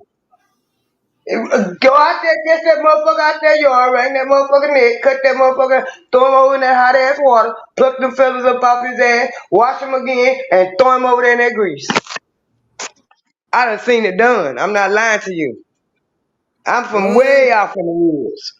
I might take you down there. I might have to take you down there one day. Cause I'm from way out in the woods. I didn't know chicken supposed to be yellow. Shut your mouth. Boy, Yeah. Look at her. Ain't that something? Tori said a baby chicken's born yellow. Yep. And a grown chicken meat, the skin is yellow. Oh, so Titi said, is they putting fake feathers on fake chicken now? Or am I tripping? What? Nah, the chicken's gonna be white. The feathers and stuff gonna be white, and the roosters is red and black. I'm telling you, cause I'm taking you to the woods, cause that's where I was born and raised at. In the woods. We lived off the land. Yeah. We lived off the land. Once a year, maybe twice a year, my grandpa would kill a hog. Once a year, twice a year, my grandpa would kill a cow. Every summer, every growing season, it was a garden in the backyard. We lived off the land. My grandma did go to town and buy a few groceries here and there, but it was after my grandpa got to the point where he couldn't work the farm no more. Yeah. Cause we lived off the land. I told my grandson, I was 15 years old and pregnant with Tweety. And I got that whole summer, I was just sick of being down my grandma's house. So every day you get up, you get a bowl shoved in your chest. You got to share peas. Better get over there and Yeah, get them peas, shared. the Purple Heart peas. I love them. I love them. I love them Yeah. right today with some old cornbread. 1983, the whole motherfucking summer, I ain't do nothing but share peas and sit there with my grandma and watch Price is Right, Young and Restless, One Life to Live, All My Children, and General Hospital. 1983, the whole summer. And shilling peas. Titi said, "I'm talking about raw chicken with feathers still stuck on them. Putting fake Nah, feathers on fake chicken with." Okay, she that's said. why they Okay, got her that. first thing was her first thing she said was, "Is they putting fake feathers on fake chicken now? Am I tripping?" Then she said, "I'm talking about raw chicken with a few feathers still stuck on them." I don't know, TT. The ones with the feathers still stuck on, that's because they ain't got people plucking the feathers no more. They got machines doing it, and they gonna miss some of them. I worked in the chicken plant, I know. I worked at Hudson in Hope. I worked at And Tyson they got Food in machines. I worked at Tyson Food in Nashville down there, girl. I cut thighs, girl. I debone thighs.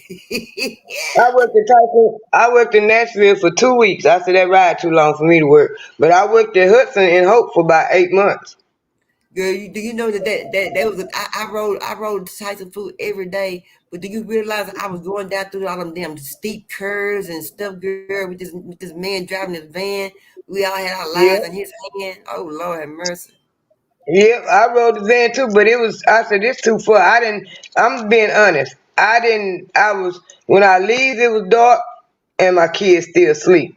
When I come back it's dark and it's time for them to go to bed. And I said that ride too long. I don't want to ride all that way and then I got to work and then I ain't got no time with my kids.